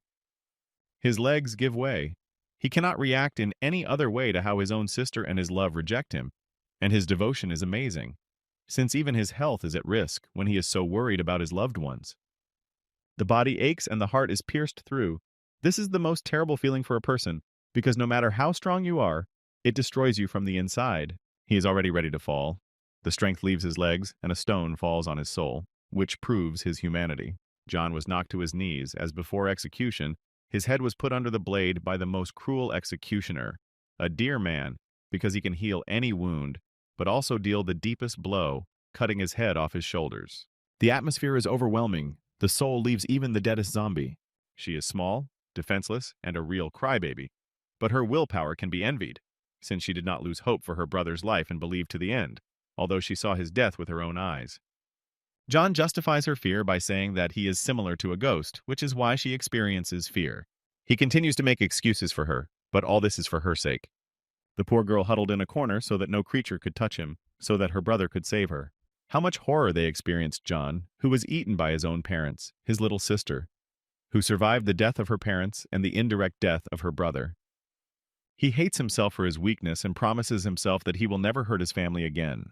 Her tears stopped. She probably realized who was in front of her, and this should make her very happy. Her gaze cleared. All kinds of shock were written in her eyes.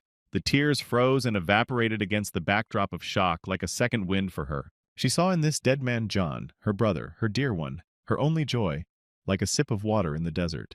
Pale, overgrown, but still reasonable, a brother who will stand up as a wall for his little sister. She finally decides to take the first steps towards her brother, who has been missing for such a long time. The dew on the cheeks begins to evaporate.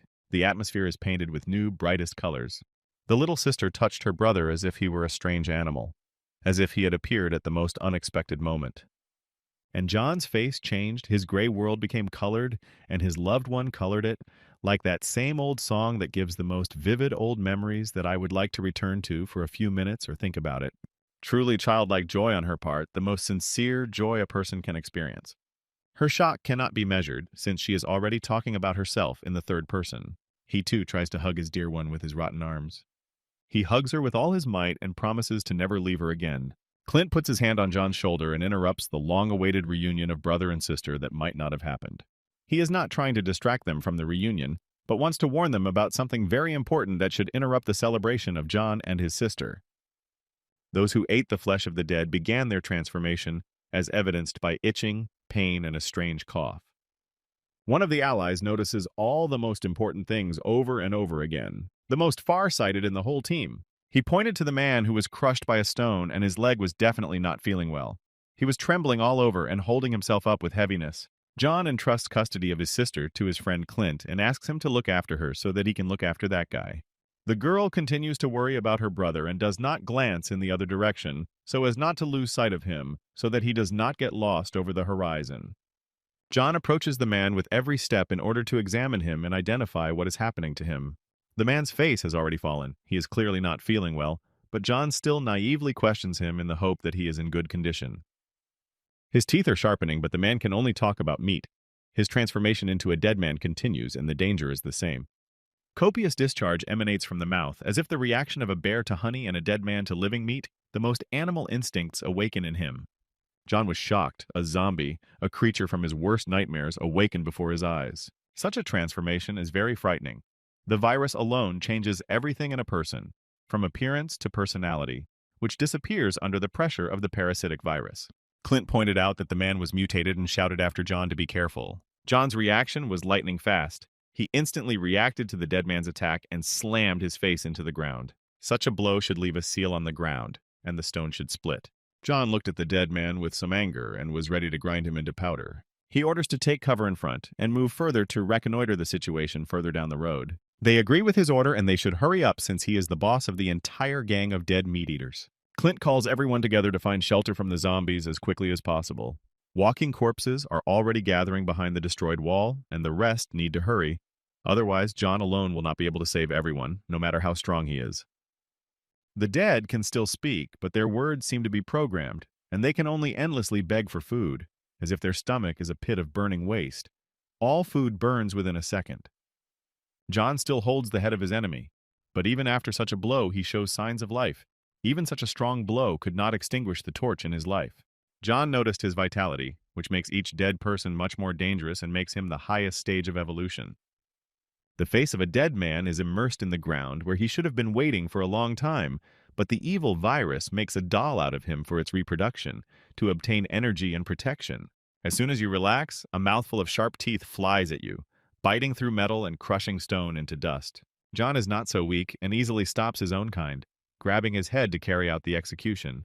He is terribly annoyed by the behavior of the dead, how they attack without even figuring out who their enemy is and how strong he is. So to speak, they get into trouble. With one movement of his hands, John sends the zombies to the next world, quite ironically, to die twice in their lives, where one of the lives is simply a mindless consumption of meat. John is truly special. He is not a human, but he is not a zombie either. But on the contrary, many factors make him different from everyone else and set him apart in the same way. There are really a lot of dead people already, and they were all once people, but their heads were enslaved by a virus, and it is unclear whether they are in pain. John notices that the situation is heating up and he needs to hurry to everyone. One of all the madmen has not yet turned, but if he ate meat, then he did not have long to live. There are already many rotting spots on his body, and enslaving his mind to the virus is not long and not difficult. He asks our John for help, but where is his boss, whom he trusted so much, yet the man will lie under everyone in order to survive? John has one goal, and he needs to move towards his team. No little thing will stop him. Tim is so terrible that he experimented on his subordinates, forcing them to eat the meat of the dead, which leads to even greater devastation and allows the virus to spread more. It's already hard for a man to ask for help. His mind becomes cloudy, as if from the largest dose of a drug, a parasitic virus enslaves the mind to the end, leaving only a shell. His face depicts fear, pain, and despair. His half-rotten face personifies all his emotions. Before and after, a second decided the future life of a once man, now a walking corpse. Now he is like a mad dog who just wants to bite off a fresh piece of meat. John is greatly annoyed by such a terrible virus that plunges this world into the abyss of despair. A virus that separates a person from his loved ones, and so suddenly. He turned to his enemies, showing them at least some respect. The situation is so hopeless for every eater of the dead meat they enjoyed until the end of their deaths. The dead man rushes at John, but only seconds ago he asked for help, and it was him who John should have helped. He, as the arbiter of justice, wonders whether he deserves it or to die without suffering, which is already mercy. A terrifying grimace of a dead man, as it is rare to see one who can open his mouth so wide for his victims. The dead man's face instantly turned to mush, just from one blow from John. John dealt one strong blow to the dead man, and with such impudence, looking at him and finishing him off with each new blow. A strike with the elbow on the arm with such aggression that he would not be able to attack or eat anyone else. John's terrifying scream, which instills horror even in the insane dead who absolutely do not care about any fear. The terrifying hands of the zombie are already reaching for profit in anticipation of feeding on human meat. Everyone closes the door from the monsters at once, and hardly anyone will help them from the outside. They can only hide in a shelter and wait for John to arrive. Michael is already losing hope of survival due to the number of monsters. He asks Clint what to do next, even if there is no hope for the future, only fate decides their future. They can only wait and hope for a prudent decision of fate. Hope for fate, although this is the same thing. Someone unknown instantly rushed past Leo and touched him. Whether he was striving for someone and striving so hard, not seeing anyone in front of him. Someone grabbed our Clint, and this someone apparently came with bad intentions as he called him a freak. Clint knows this man, and their past makes itself felt, since he had to have the hefty courage to come back here and get hit in the head by this man. Clint and the girl were thrown towards the door. The team was shocked by such events. Everyone was trying to help them. It turns out that this man is the father of our Clint, and the woman who is holding him is his mother, and the family is pronounced, since the father is quite angry with his son. The scientist and the whole team are shocked by the sight they saw and stand with their mouths wide open. Clint's mouth began to bleed from such a blow, and everyone else would have wanted to help him. The father points to Clint and orders the mother not to protect her son, since he allegedly wants to exterminate his entire family. Clint cheekily mocks his father, since he rarely thinks about the fact that they are a family, and perhaps the father himself is the root of the problems in the family. The cheeky smile does not leave Clint's face, and he continues to mock his father, since he probably hates him and the feeling is mutual. He likes the fact that he can mock his own father, who apparently has done a lot of things to achieve such an attitude. Someone from the highest building is looking at everyone, shining something. He looks at John's battle with the dead, and perhaps is preparing something for John himself. The surprise was a familiar arrow from a crossbow from a familiar freak. John skillfully sends every dead man flying, as if he had devoted his entire life to exterminating walking corpses. The guesses turned out to be correct, and the previously familiar crossbow belonged to our boss Tim, who could not aim at John because he was too fast. A certain beauty is trying to be insolent to Tima and claims that today is clearly not a good day. Tim immediately sensed the impudence in her words and asked what she said. The beauty turned out to be John's girlfriend, whom he lost and whom he loved so much, but sacrificed himself to protect his cute little sister and beautiful friend. She points out that everything bad came back to Tim like a boomerang since he taught people to eat zombies, but now they will eat him. He was greatly hurt by this caustic phrase, and she might not feel well after such words, knowing his character and bad temper. No one knows what she expects from her words, but her face full of misunderstanding suggests that she does not know what can await her. Tim, like the most evil villain, mocks the girl's words, not realizing that he is in a really dangerous situation, but his self-confidence overshadows his prudence. He began to laugh even louder, which confirmed his incredible confidence. Tim let go of his crossbow and was apparently preparing to strike the beauty or simply hurt her. He grabs the poor girl by the neck and begins to strangle her, like the most arrogant freak. Such cold-bloodedness towards the one he loves. Without even a second's hesitation, he will throw the love of his life into the crowd of zombies in order to survive. She's in pain, but he doesn't stop holding her by the throat, saying that she has no right to contradict him. But she just can't stop, and obviously she's already received punishment from him more than once. He brazenly grabbed her most tender and inviolable parts of her body, like a real freak who only needs to burn in the flames of inferno, a terrible rapist who ideally plays the role of a villain. The beauty obediently obeyed him, and even shed tears, which was painful even to watch, the worst feeling. Tim is so terrible that he took away one of this beauty's legs. This freak cut off her leg so that she would be submissive to him and only him. His insolent gaze pierces and frightens our heroine with his hot breath. Everyone would like to grind him into powder, make a sieve out of him. She finally understands the horror she faces, and the danger that awaits her. Grabbing his neck in a death grip, he holds it in the air with one hand, which is amazing, since you need to have a lot of strength to do this. Still, something stopped him, but it is unclear what exactly. Maybe his conscience woke up, which is not there. She begged for death, but he didn't like that, and he threw her on the bed so that she would never talk like that again. She started coughing because of this, and clearly she didn't deserve such an attitude, no matter how insolent she was. He himself deserved it, since you can't be nice by force. He looks down on the beauty, who is out of breath from each of his blows. Tim breathed a sigh of relief, probably to calm down and calm his anger. He tries to apologize. What a two-faced freak who needs to wear a straitjacket to treat his narcissism and anger. The girl clutches her chest to catch her breath, since every breath of air is important to her, especially with such a tyrant who will sacrifice the most important things in order to survive.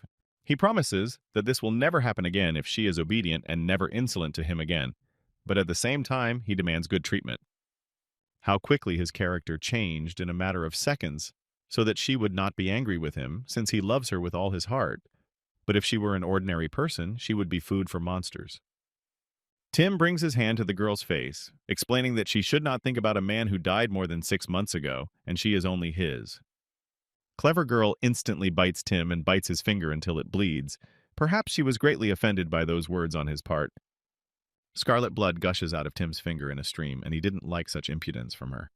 Tim turns his evil gaze on the beauty, whom he will definitely kill after this. She slipped past him and quickly tries to grab the crossbow, probably to protect herself from the tyrant. He understood her intentions and quickly decided to stop the beauty so that nothing would happen to her. Her fingers are already on the trigger, but for some reason they are facing the opposite way, and she doesn't look like a stupid girl to grab the gun the wrong way. She pointed the crossbow at herself because she completely doesn't want to be with him and would rather die than suffer with him. The trigger is already moving and foreshadows the death of the valiant beauty who remained faithful to her beloved even after his death. Tim is furious at such a blatant but reasonable trick. Our heroine is very smart, since she bypassed the cold-blooded tyrant who thinks through his every action and takes this world by the tail. The girl did not have time to fire a shot, and her crossbow flies in the opposite direction. One blow to the beauty's hands and her entire well-thought-out plan will go down the drain. Still, the shot was fired, but the arrow flew out the window to other zombies, including our John, although, according to Tim, he had been dead for 6 months. He is shocked by the determination of the beauty, who is ready to die so as not to be face-to-face with him within 4 walls. He was perplexed by the fact that he loved her to the point of losing his mind. He was ready to deprive her of her legs so that she could be his thing. It turns out that her death is one of the outcomes of the plan, and she wanted the arrow to fly towards all the dead so that they would know where to go to find the boss of the whole gang. He was shocked by what his beloved said, and he understood what she was up to and where it would lead. The arrow was fired toward the window and flew towards the dead, which did not bode well. Now the dead will chase after him, since the plan of the brilliant beauty worked perfectly, and she can only impudently mock him. Tim looked out the window with a face full of fear, as he had many problems that he could not solve. He runs to the window to see the dead people's reaction to being shot at. This coward looked out the window lightly because he was very afraid, but he would find a way out of such situations anyway, due to his cold-bloodedness and lack of any mercy. Something shocked him very much, and this something is very dangerous for him. All the dead are defeated, and among everyone stands John, who put the bodies of all the zombies on the ground and looked exactly at our boss. But what is most frightening is that he caught the arrow on the fly and his same reaction, which made it possible to see this arrow that flew out at a distance of about 50 meters. John's gaze rushed towards Tim, and knowing his speed, Tim would soon have to meet him face to face. He does not believe who caught his arrow, whether it is an ordinary dead man and whether he is very similar to an old acquaintance. John, with pathos, bent the base of the arrow and presses his gaze on each of his enemies. He realized who this dead man was, and he would not care if they met. He runs towards the girl. She naively doesn't understand what could have frightened even Tim himself so much. Tim grabs his beloved by the waist in order to grab her with him and run away. The scoundrel grabbed the beauty and carried her with a quiver of arrows to the exit of the house. His memories began to awaken since he does not believe that John is still alive. But he was brutally torn to pieces by zombies before his eyes, and it could not have been otherwise. Tim's legs quickly lead him out of the house so that each time he runs away from John faster and faster. He instantly flew out of the door where the dead were already waiting for him outside his door. But Tim turned his attention in a completely different direction, and apparently John was already running at full speed in his direction. Everything turned out to be true, and John is already on his heels, as he literally found himself in the backyard of the house in a matter of seconds. Tim is surrounded, but he does not yet know about the zombies behind him, which is even more dangerous than John, who is not hostile to people. Tim finally understands that in front of him is definitely not a person or even a dead man, since ordinary people and even zombies do not have such power. The freak is completely shocked by the speed and strength of our main character, and also by the fact that he was a previously familiar hero, whom he mocked at the end of each semester even before the apocalypse. The growl of a dead man is heard in the background, and Tim pays attention to it. The zombie is already behind him, and it's unlikely that anyone will have time to save Tim. He is not even afraid that there is a dead man behind him, an old enemy in front of him, and he has nowhere to go. It is unknown what John will do, protect Tim from the dead man, or give the dead man the opportunity to eat him and then kill him too. John effectively and just as instantly destroyed the danger with one movement and spared his enemy. The boss can't even hold his beloved on his shoulders. How can he protect and take care of her? The dead are trying to go into Clint's hideout and feast on every little person in the room. John sends one of the dead into the crowd of his relatives with one of his kicks. Clint's fists are smeared with blood. The battle is even between people. He deals blow after blow to his father, so that he finally understands that he shouldn't constantly interfere with him. A man loses a couple of his teeth for every blow from his son. The scarlet blood that flows like a river from the father's mouth has already stained the whole earth with its color. Mother begs and begs not to continue the senseless family fight, the only one who thinks sensibly in such situations. The whole team is perplexed by what is happening here, since no one expected such a family meeting between Clint and his father and mother. Mother, already on her knees, asks not to fight anymore and to resolve everything peacefully, which is impossible in their family. Clint believes that he is not worthy of life, and he returned home just to kill him, just to get rid of his parent. She is shocked by what her own son said, but still hopes that everything will end much better than she thinks. Clint pulls out a knife and is clearly determined to end everything here and now. Beaten half to death, the father lies on the ground and does not even imagine that a sharp blade is waiting for him on his throat. Clint is determined to win and is ready to plunge a knife into the heart without any regret and send his father to the afterlife. Suddenly, he is stopped by a roar behind him, which our John probably created and arrived right on time. Pieces of wood fly in different directions. Michael tries to cover John's sister and somehow protect her. The finished-off dead flew into the doorway and broke the doors themselves against the backdrop of a cloud of dust. Clint understood who stopped him and nervously remained silent, as he could say too much, thereby leaving the world without even taking revenge on his father. John himself appeared in a cloud of dust, dead and alive at the same time, a dead man with the mind of a man, the most powerful zombie among all. Clint notices that he came right on time and arrived at the most interesting thing. John looked at his ally in disbelief as he became mad with hatred and became reckless. The crowd of the dead is defeated by one zombie man, who is so strong and fast that he was able to defeat all the zombies in a matter of minutes. Tim is on the verge of life and death, and can only sit in clouds of dust and await his fate. The poor beauty has suffered a lot, and only one person is to blame for it all. She tries to open her eyelids, which grow heavier with every new event. The girl languidly tries to pronounce the name of her beloved, whom she lost 6 months ago, who sacrificed himself to save her and his sister, hoping for their happy life, in which he was mistaken. a wonderful sunset against the backdrop of the apocalypse. Where is the sky of a real dystopia? Gray from emptiness or red from shed blood?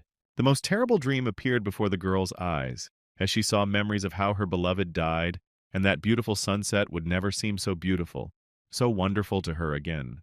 How she screamed in mortal pain when the dead took a bite out of John, when she tried to close her sister's eyes so that she would not see this horror with her children's eyes. While John distracted the zombies, Tim decides to break the glass and run for the hills.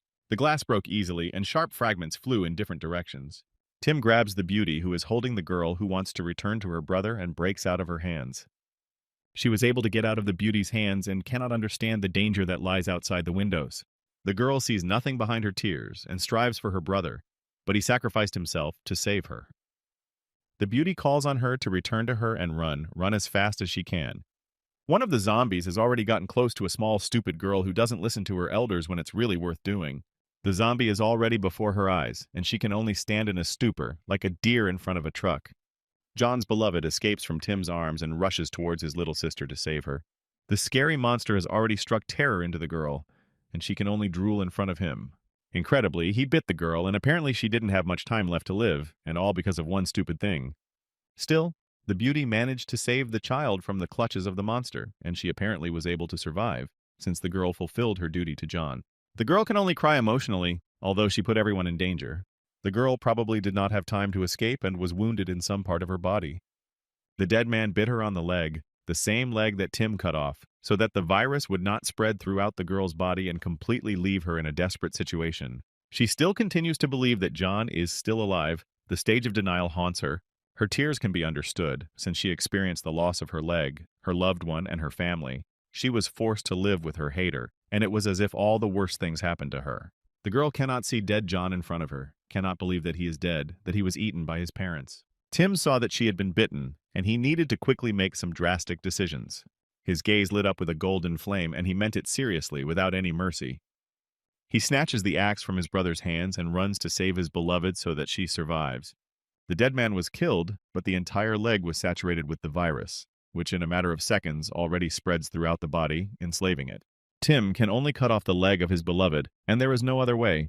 Calmly and without hesitation, cutting off the diseased limb to give the opportunity to live on.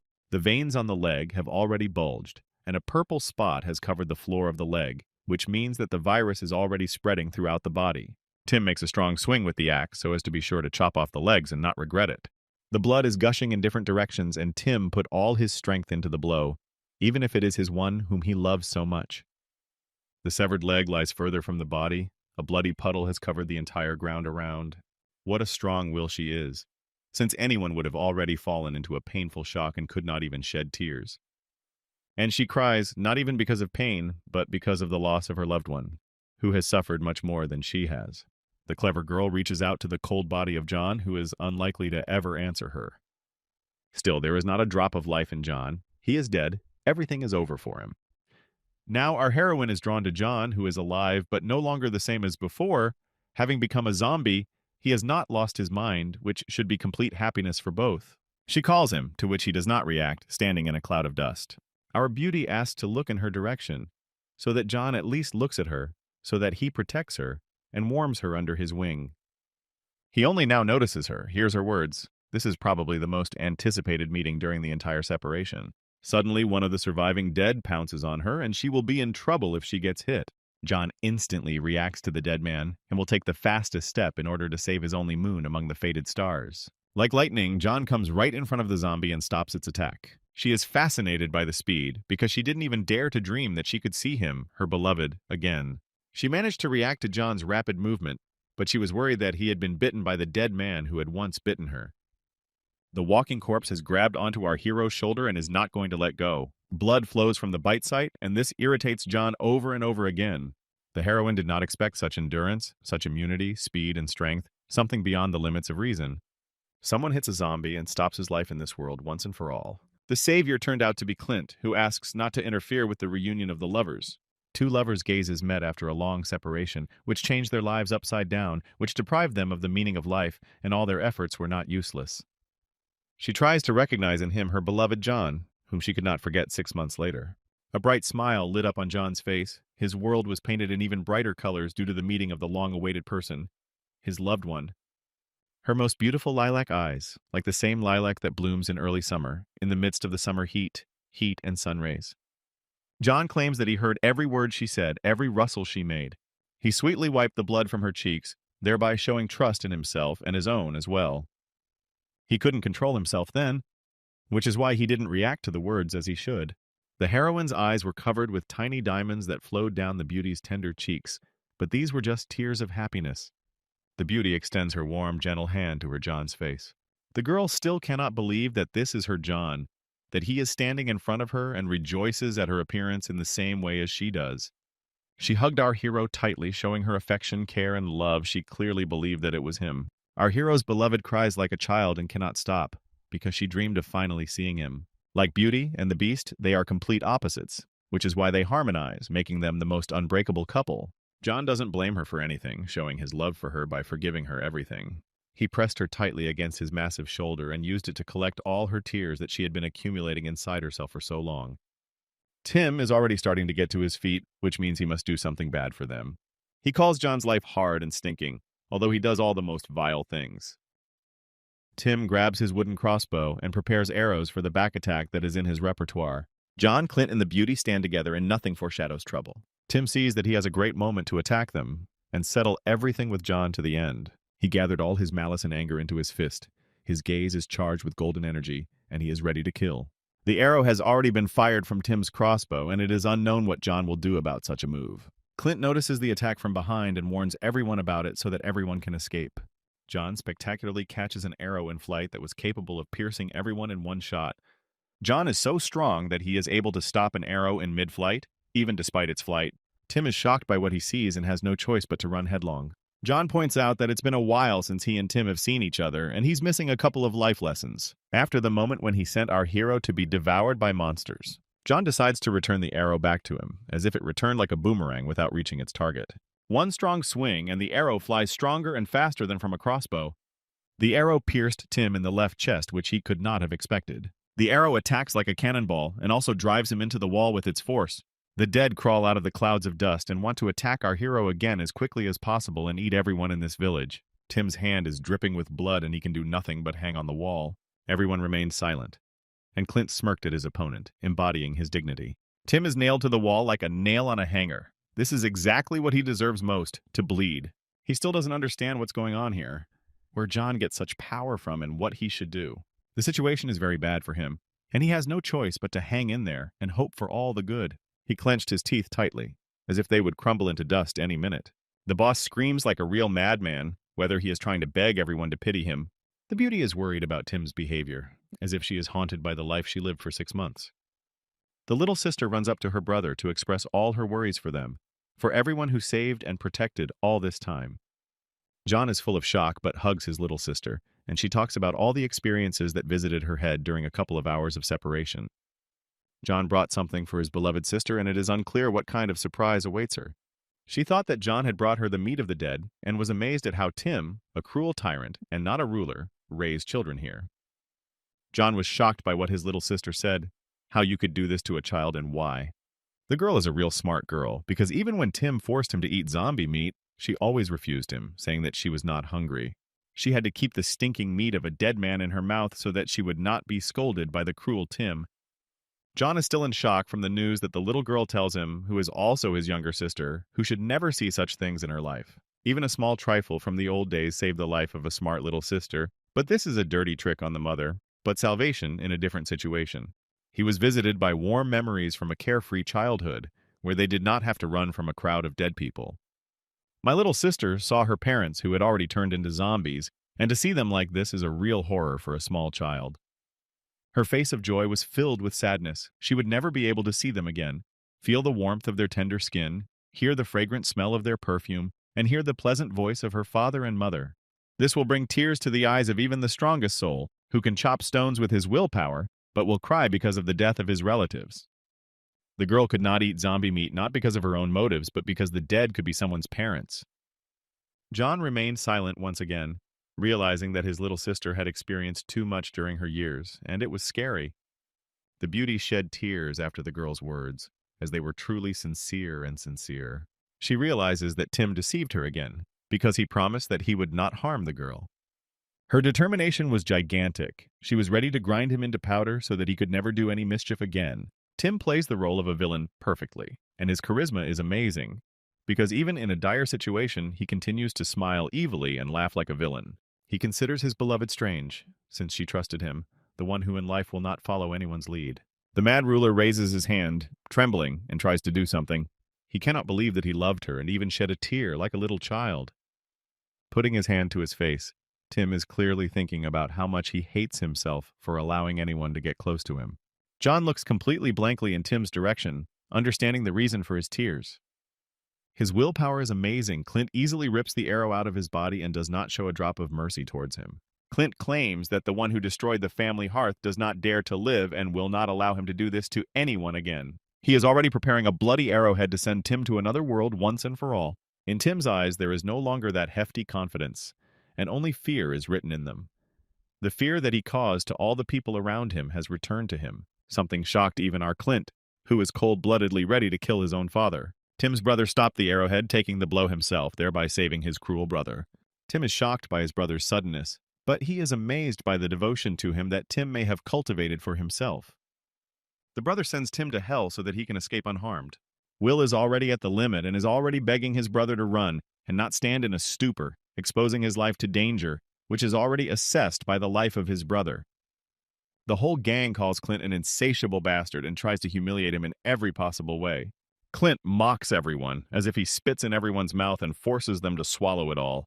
He has increased pressure on Will and intends to kill him and Tim along with him. Will screams in fear for his life, since he won't be able to hold the arrow in his hands for long. Now he continues to throw mud at Clint so that the crowd turns on him and crushes him with numbers. Will calls Clint's father and asks if he wants to help him. Tim, silently, sits on the sidelines and waits for the events to end, while everyone else asks Clint's father to send him to the next world and not give him the label of a murderer. The old man asks Clint to stop, but at the same time he shakes with fear like a child. Clint continues to mock everyone and wants to kill all his enemies as quickly as possible. All beaten and broken, he continues to pretend to be an important person, but he is nothing of himself. He grabbed a pitchfork from one of the onlookers and rushed towards Clint. All you have to do is kill him, thought the stupid father, and rushed to deliver a stabbing blow to his son. In the blink of an eye, John stops Clint's father's attack. Now the danger is finally over. He is very scared. His eyes exude only fear and despair. All the spark has gone out. John easily extinguished it. Taller, stronger, and most importantly smarter, John is stronger than his smaller brothers in every way, capable of thinking like a human and fighting like a zombie. The father stumbled and fell, as if any minute he would cry like a little girl. Warm, golden, and fetid water flowed from his father's pants, and this confirmed his fear and apprehension. He hid behind his wife, the lowest act on his part. This is a real reason to laugh, since even Clint was amused by such a scene and completely showed all the weaknesses of his father. Clint just can't stop laughing and continue fighting normally. He points a finger at him and points out that he defecated out of fear, and this could very well become the boss while he is running around somewhere. Will caught a good moment and is not going to waste it. He snatches the arrow from Clint's hands, and that's pretty bad since he can defend himself. Will points the bloody arrowhead in Clint's direction. Clint understands that such a fry won't even be able to cut up a dead chicken. Will is already spitting blood from just one blow from Clint, yet he is too weak for him and is not at all close to him. Will only manages to touch Clint's hand. Obviously, this is not casual and maybe even part of the plan. Clint holds the arrow in his hands and continues to taunt his opponent, calling him a dog with the wrong master. Brother Will falls to his feet in severe pain. Clint hit too hard. Incredibly, even now, he does not lose his fighting spirit and says that Clint only needs to be bitten to defeat him. Clint's look suggests that he misunderstands his opponent, what he is talking about, and what his thoughts are about. Finally, it dawned on him, his guesses were confirmed, and the touch was not simple. Will attached an explosive to Clint's hand, and it would soon tear off his hand. Clint's gaze is filled with fear. Will smiles cheekily, because he humiliated his enemy, which means he won. Clint was angry. He plunged an arrow right into Will's forehead and didn't even regret killing a man. The arrow sticks out from Will's forehead like a great blade that lay in the stone, and only the worthy could pull it out. Tim lost his spirit after the death of his brother, and it is very unusual for him to react this way to someone else's death. The smile on Will's face did not fade even after death. He is the winner in this battle. Streams of blood flow down onto his snow-white t-shirt. His entire body is a sign of battle, heaps of deep wounds and a bloody mess on his forehead. Tim still can't believe his brother's death. His body is numb, as if chained by a ship's anchor chains. Clint recognizes this little guy as a worthy warrior and even praises him. realizing that soon only ashes may remain from his hand and scatter to the wind. The fuse has already burned out. The stick of dynamite is a second away from exploding. The countdown has begun. Clint's team is worried about him and shouts his name at the top of their voices. It is unknown for what purpose and how it will help him. Even John was worried about his friend, comrade, and the one who could cover his back in a difficult situation. His right arm is torn into pieces. A massive explosion may leave his arm completely bloody or leave him permanently disabled. The explosion turned out to be very strong, as a flash from the explosion was visible even over the horizon. Even the dead, who were kilometers away, saw a strong explosion, and this could not lead to anything good. Ashes, blood, and smoke. All these are the results of an aimless battle. A battle to the death for your friends, family, and acquaintances. John and the whole team are shocked by what they saw. Everyone hopes that everything will be okay with Clint. Clint lies with a face full of despair, with a damaged arm, and it is unclear whether he will be able to continue to use it, whether everything will be as before. Tears are running down Clint's cheeks. Ash is swirling around him, and the abrasions on his face indicate that he is in great pain. Clint is incredibly angry. If Will were still alive, he would greatly regret the opportunity to live that fate gave him. No one knows how to help Clint, how to cure him, whether it is possible. He tosses and turns in pain, spinning in circles. He really hurts. Clint himself is to blame for his carelessness, as he underestimated his opponent and paid for it with his own hand, which will be a permanent lesson for him. For an unknown purpose, Clint grabs a nearby wooden stake with an iron grip. Will's cold corpse is getting colder and colder every second. Clint was as mad as a child, and he needed the stake to finish off the already dead body. He sticks a stake into Will. His blood spurts out like a fountain. How terrible Clint is when he's angry. John reassures Clint, like a real father restrains his son so that he does not finish off his offender. Clint is still a child. Everything in his character is similar to the traits of a child. He only talks about himself. If he were an adult, he did not reveal his anger and calmly reacted to the loss of his arm and did not put the whole team in danger. John also fell under the hot hand. His face suffers many blows, and this behavior does not please our John.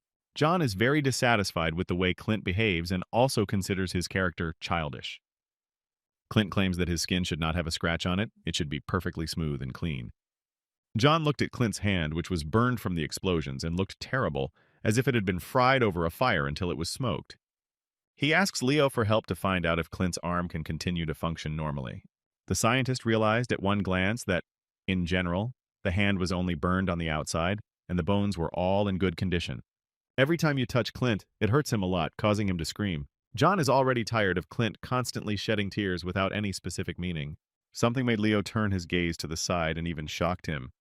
The pupils narrowed greatly and became covered with fear. What could have frightened our scientist so much? Leo's surprise was facilitated by a new attack of the dead, who saw the explosion and followed it to the trail to the village. Leo warns everyone that a zombie is already on their heels. Clint is still crying into the chest of his protector, who is not very happy about the grief of his ally. John understands that he must initially calm his friend down, otherwise he will lose his mind under the influence of anger and die the death of madmen. John orders the team to take Clint to safety and protect him. Michael grabs the wounded man and decides to take him to a secluded place. John also calls his cute little sister. In addition, John is calling his beloved, and it is unknown why he called them. He puts his girls in his arms and is going to help carry everyone to a secluded place, since he does not dare to lose everyone again. One of the gang of dead meat eaters grabs Tim, offering to help him. John, even after such dirty tricks on Tim's part, is ready to help him. John's kindness knows no bounds. But still, such kindness must be paid for and nothing else, since this is real alms on his part. Heaps of corpses lie on the ground, and their fetid smell develops in a light breeze and spreads this horror in different directions. Tim's gang brought John to a vault with explosives, and such payment is quite valuable during the apocalypse. John glares at Tim's sixes and is not entirely sure that they are not lying. He stripped them naked, and they stood there and were embarrassed to show even a piece of their body. The team gathered in one place to bring one corpse as John needed it. Flies flew around the dead man like vile vultures, eating the rotting flesh. It is unclear why John needed the zombie corpse, but he is serious about it. He pierces the stinking corpse with his sharp claw like the sharpest knife, piercing its flesh right through. Everyone is shocked by John's actions, and they all want to quickly find out what is going on in the head of a dead man and a man.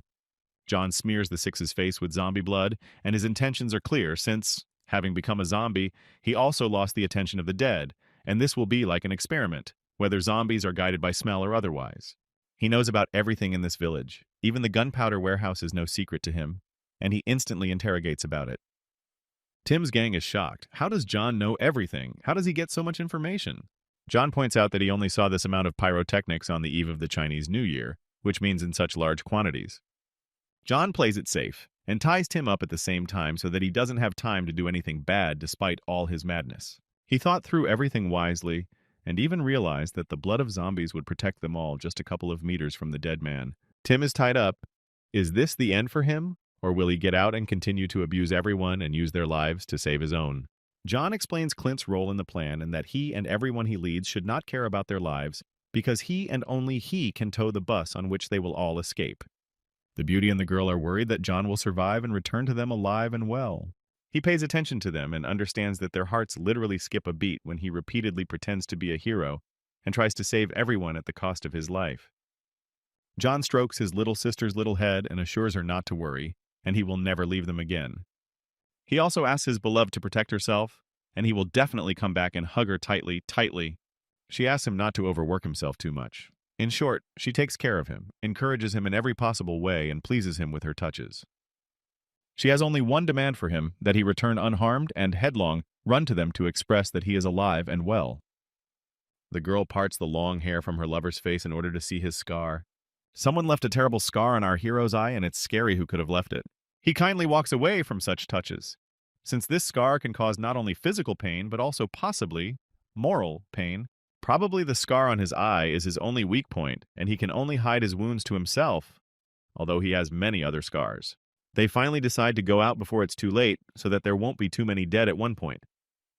John orders the 6 to take the explosives and carry them with him, as if they were kamikazes. The door opens slightly. Our saviors, led by John, come out, and their plan is sure to be successful. There are indeed a lot of dead people, and their corpses are much more numerous, whether the graves spat out their inhabitants. They are not sure that the blood of the dead will save them and still ask this question, since this operation could cost them their lives. Blood ceases to act within a radius of 2 meters, and this is its only weakness, which does not make it ideal in everything. They immediately went crazy after our hero's words and cannot imagine what would happen if they came closer than 2 meters. John is tired of being surrounded by only crybabies who constantly whine for their lives. His claw lit up with fire, as if a spark ran through his fingers like a stone hitting a flint. John does not want to die here. He first of all hopes for the success of the plan, and to survive in any case. Otherwise, he is not a man for not keeping his promise to his beloved girls. He uses his claw to light the fuse of all the explosives to finish off his fellow creatures. All the pyrotechnics soared into the air and headed towards the dead. Everyone is carrying dozens of sticks of dynamite, prepared for the hungry dead, and John bombards them with explosions so that they will definitely not get up after their death. For John, the main thing is that all the dead die in the shortest possible time, and nothing could interfere with his plan. Many explosions covered the ground and scattered the dead around. Among the ashes, sparks, and explosions, the 6s and John rush forward to clear the way for those coming behind. While everyone is running, John's cold hand touches one of Tim's 6s, and it is unclear why. He orders him to run ahead to the pyrotechnics warehouse and not look back. Against the background of explosions, a real fearless man runs and moves the entire team to clear the path forward. Explosions, blood, and zombies, all this scares the team. Everyone is trying to escape and save others. 6 hates John for his dangerous plans and tries to express all their emotions by screaming and yelling. John calls him a zombie sadist. Whether with some self-interest, he laughs and jokes at him. Often the bodies of the dead fly in different directions. If they were people, there would be much more screams. Against the background of the dead and smoke, the door from the hiding place of our heroes opens slightly. Familiar white hair makes its way between the cracks, and its owner is apparently trying to find out whether the dead have left or not. Clint's team has scouted everything out, and they can all probably move out. They see a clear path to the bus and prepare to evacuate the village. Clint takes responsibility for John's sister. Michael takes responsibility for his beloved girl. The bus, even after such destruction, continues to operate, looking like a military vehicle that has gone through all the horrors of war. They got to the bus without any problems and are already going to take their seats. Clint instructs everyone to board the bus and not forget anyone. The others are worried about Clint, but he is responsible for everyone and must personally make sure everyone is in their seats. But this is not his only goal. He needed Tim, and he somehow set him up. He grabs Tim by the long hair to stop him, and Tim doesn't like it much. Clint talks about some things that were stolen by Tim. Tim was shocked by Clint's words, since he probably understands what Clint is talking about. At the same time, the rescue team made its way to the warehouse and are preparing for the second part of the plan. The sixes open the door to the pyrotechnic warehouse to take all the explosives from there. They have come to a large amount of explosives and are waiting for orders from John. John is tormented by a scar on his eye, and this could plunge the entire team into mortal danger. Meanwhile, the dead are already on their heels and attack one of the six. The fat man knows a lot about explosives and grabs the biggest one to certainly solve the problem with the dead. The bearded monster sees a large stick of dynamite in front of his face, and that is the last thing he sees. The explosion was so strong that it tore out the doors and jambs and sent the dead man on a long flight. The dead pay attention to the explosion and even say something in their dead language. They understand that they have only made things worse, and the real danger has begun now. That zombie is still standing on its own 2 feet and is even holding up well. The dead attack the gap and don't even see the obstacles in front of them, just to eat human flesh and don't care about anything else, since they are led not by their minds, but by their legs. And wherever they lead, they will come. John manages to grab the zombie by the hair and saves his temporary ally from a zombie attack. He hits him on the ground and is amazed by the force with which he does this. With what ruthlessness. Over and over again, John beats and beats his enemy, leaving no chance for his victory. John sees a crowd of his relatives in front of him and is going to tear off the head of each of them and screw it back so that they never want to bite off a piece of a person again. He wants to send his enemy and is preparing to send him into the crowd of zombies. As they say, 3 birds with 1 stone. John is like a cannon, and his enemies are a cannonball that blows away everyone in its flight path. Everyone is perplexed by John's strength, their mouths open, waiting for orders. John tells them to take the gunpowder and he will solve the problem with all the zombies. Everyone agrees with him and is already in a hurry to collect gunpowder. After a powerful explosion and great carnage, a cloud of dust floats across the entire earth, covering the entire space. In the warehouse with pyrotechnics, oddly enough, there are a lot of explosives, and at times it's even scary what Tim and his gang prepared so much of it for. Half-naked sixes indicate that zombies are very difficult to fight, even too difficult. There are more and more walking corpses on the streets as if they had fallen into an anthill, and the number of its inhabitants is amazing every time. John, as responsible for the success of the plan, takes on the task of protecting Tim's sixes. Shaved does not understand how he alone will fight hundreds of monsters that are much stronger than humans, but he still does not know what John is really capable of. The six hands over a large shipment of Chinese fireworks, rockets, to John, and that's how he plans to place each zombie's head on the floor.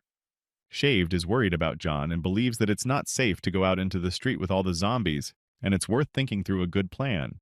John, calmly and quite confidently, is already moving towards the hole in the wall, holding a bunch of fireworks over his shoulder. John is completely confident in himself.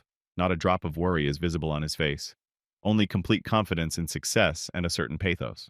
He opened his red eye, which frightens even those who have not experienced fear, whose heart does not freeze when there is a deep abyss under him, when the last breath of air runs out, and you are at the bottom and there is only darkness around.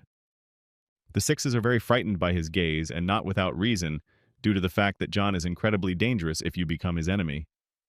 John believes that he doesn't see anything complicated in front of him, which means he shouldn't bother himself with such trifles. Under the cover of night, the dead become more and more numerous each time, which frightens each time. John's eye has unusual power. He is able to see opponents behind the walls of houses, and this gives him a great advantage over all opponents. He is already preparing to fire the first salvo, which will knock down every dead man in front of him and send them to burn in the suffering of inferno. Fireworks display, like volcanic eruptions, unleashing their terrible power, as in the times of Pompeii.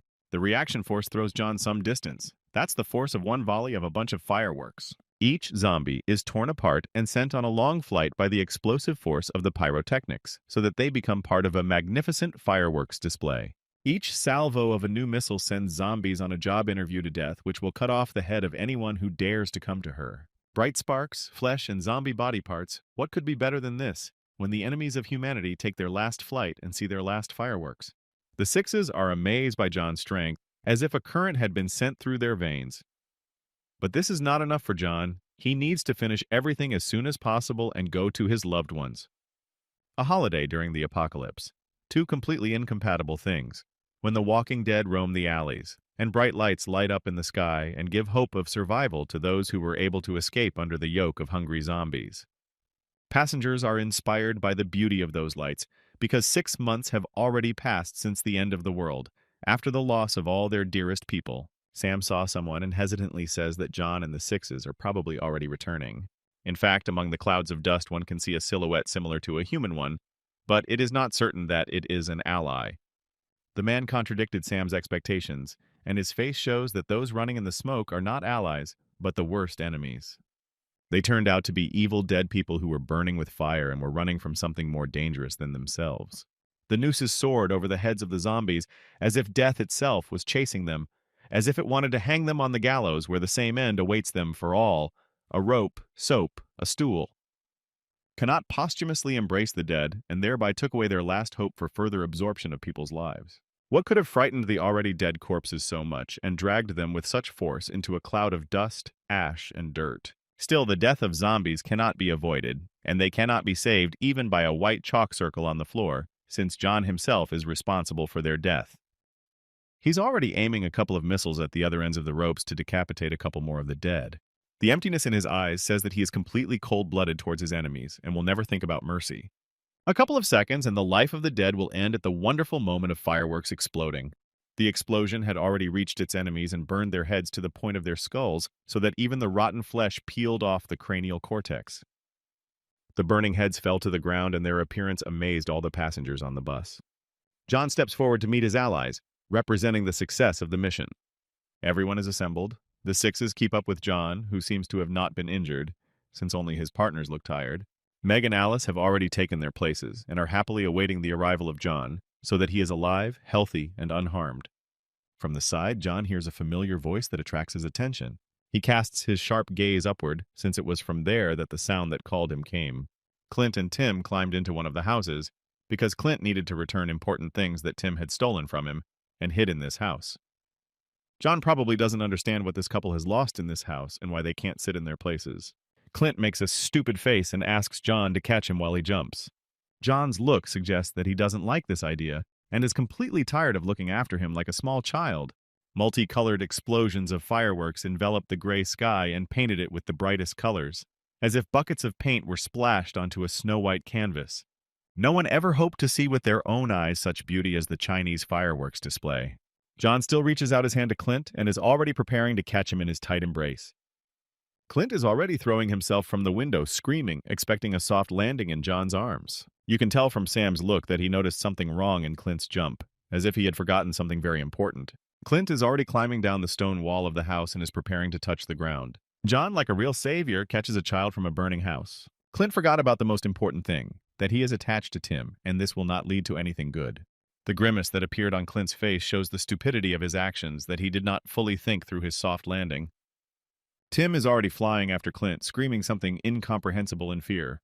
Clint himself will soon pay for his absent-mindedness and lack of attentiveness, which is already in his blood. Tim and Clint had already collided with their heads, and they were obviously in trouble after such blows. John, for obvious reasons, did not dare to catch them both and left all responsibility to Fatum. Two fools are lying one under the other, and it is literally written on their faces that they are not happy about such a fall.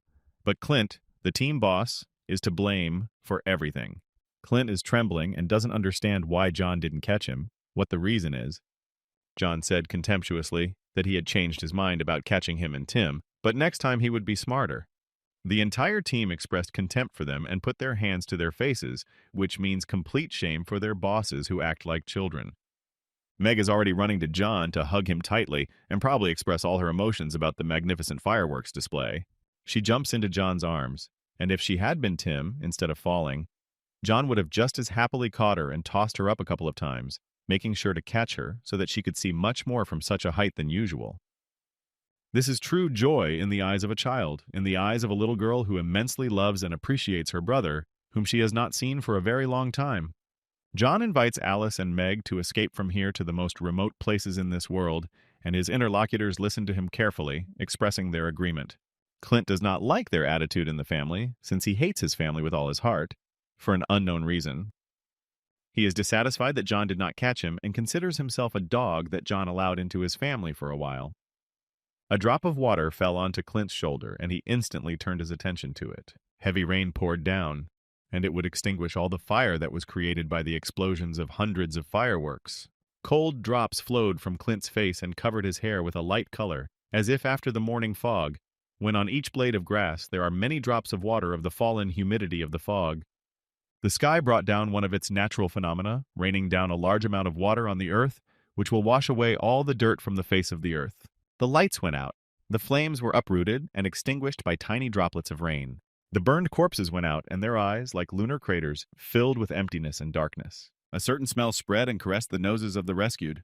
The pleasant smell lured with its charm and directed their gaze towards the sources of that smell and all the victims of this smell, which captivated with its charm. Leo was frightened by something. He swallowed the saliva in his mouth because of the strange charm that appeared suddenly, foreshadowing something bad.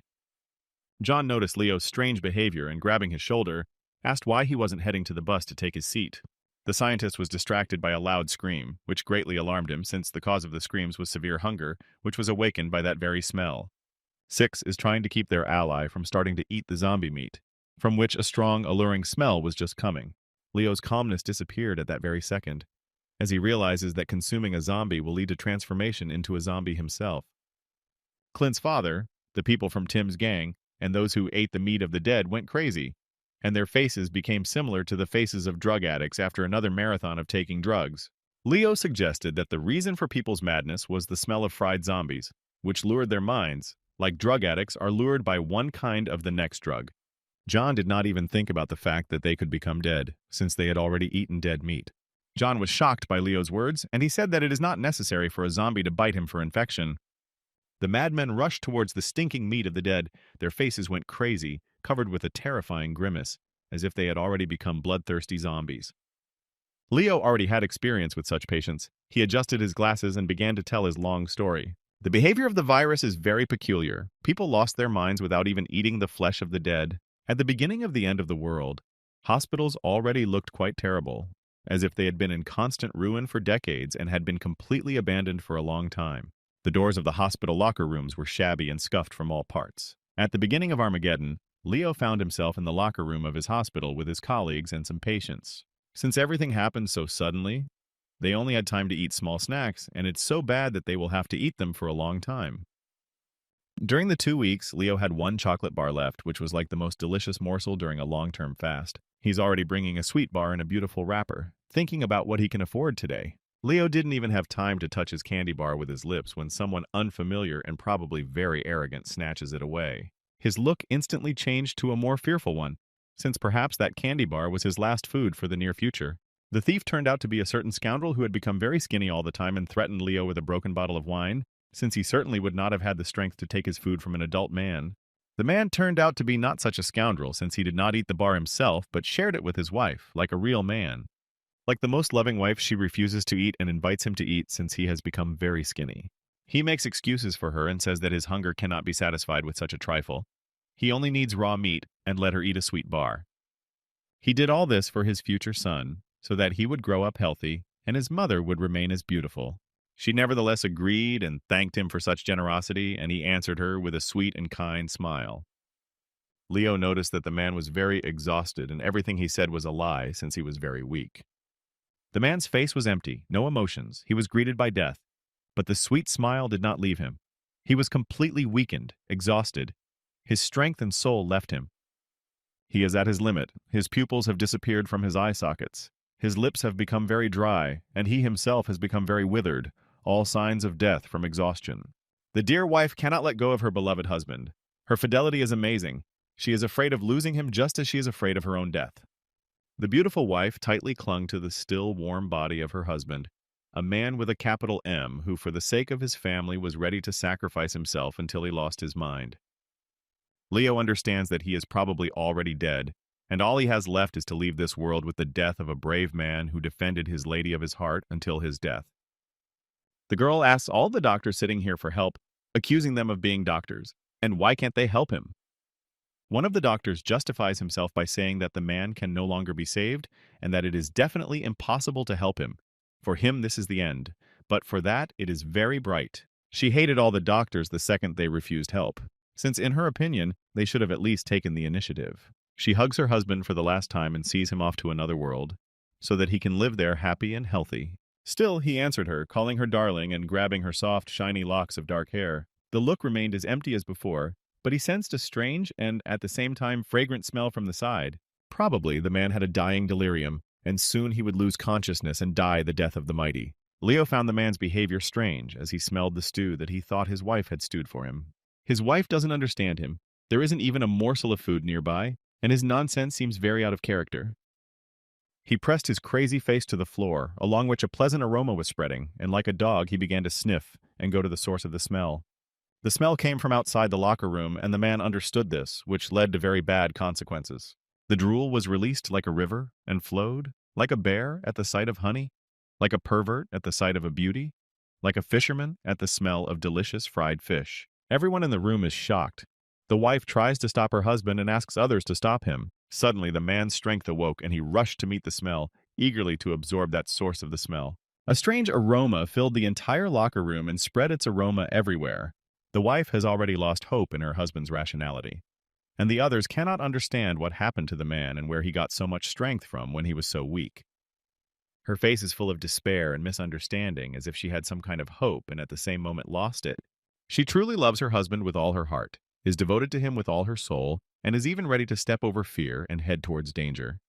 The doctors are worried about her and are trying to stop her, but she doesn't even listen to their words. She hopes that her husband will return to her safe and sound. One of the doctors suggests going there and scouting out the situation, since she is pregnant, and it's worth keeping an eye on her. The feet of people began to take the first steps in order to leave these four walls for a long time, and not huddle within these four walls and fight for the last piece of food. Something caused a strange reaction in Leo and even slightly scared his fearless Dr. Hart. He opened his mouth wide and was very, very surprised by what he saw. The thin legs of the loving wife began to give way. She felt bad as she spoke with great heaviness, but it is unknown what could have frightened her so much. All the food she had eaten during all this time came out, and it was all just from what she saw. Now it is clear what frightened the girl so much. The man was eating the flesh of a dead man which had long since rotted, and her already darkened blood was smeared on the walls of the hospital. He greedily eats piece after piece, as if he had already become a real dead man. He was truly mad. Character, personality, appearance, everything changed in a matter of seconds. The real danger lay in wait among the survivors, and was waiting for the right moment to metastasize. She should not experience strong worries, but she cannot do anything about it, since quite recently an absolutely reasonable husband turned into a terrible monster. He attacked her, not seeing his wife in front of him, but a victim, meat, food that once belonged to her husband, and now she will be food for the monster in the body of the father of her child. Leo will never forget this again. It left a big mark on the life of the blue-haired doctor. Leo is very angry with that man since he ate his own wife, who was pregnant and carrying his child, but still he cannot be blamed since his strength left him and the virus took over him, taking over his mind. Sam and Michael try to stop the guys from eating this smelly food since they already look terrible. John understands the danger of this situation and the fact that, having eaten zombie meat, they will sooner or later become dead, and this cannot be avoided. John remembers his parents, and this causes him great pain, expanding his emptiness in his soul. As Clint's father eats piece by piece of rotted zombie flesh, his skin begins to darken and his mind becomes dull. Drops of rain are dripping on him, but he doesn't care about everything around him. He's as if under the influence of psychotropic substances. He wants to get more and more high. Clint's mother tries to stop him from being devoured by zombies so that one of the pieces does not end up being his last. Clint doesn't let his mother near his father so that he doesn't hurt her and make things worse. She asks her son to save his father, no matter how much pain he brings to Clint, because he is above all this. She despaired, because it is clear that Clint will never help this bastard. Since it is their fault that they raised him in such a way that he behaves like a child, all roots come from his parents and their upbringing. Clint looks down at his mother, showing his determination and the fact that he will definitely never help his father in anything. She looks with her puppy eyes and seems to be begging him for help with them. The fact that she is also to blame for all the incidents, but asks once again for help. The mother grabs his hand and continues to beg for help. She is ready to kneel before her son, and he only needs the death of his father so that he will rot under a layer of earth. Clint asks in return for saving him to do him a favor, to tell him the truth in his matter. Clint remembered a certain night 15 years ago that shocked our mother, as her pupils constricted greatly from what she heard. Clint asks if she begged this bastard to save him, if she asked for mercy towards Clint, so that at least once they would feel sorry for him. Clint is very puzzled, and he is fully expecting an answer. He is waiting for the truth from his mother. Without unclenching her hands, his mother continued to listen to the difficult question that her son asked her.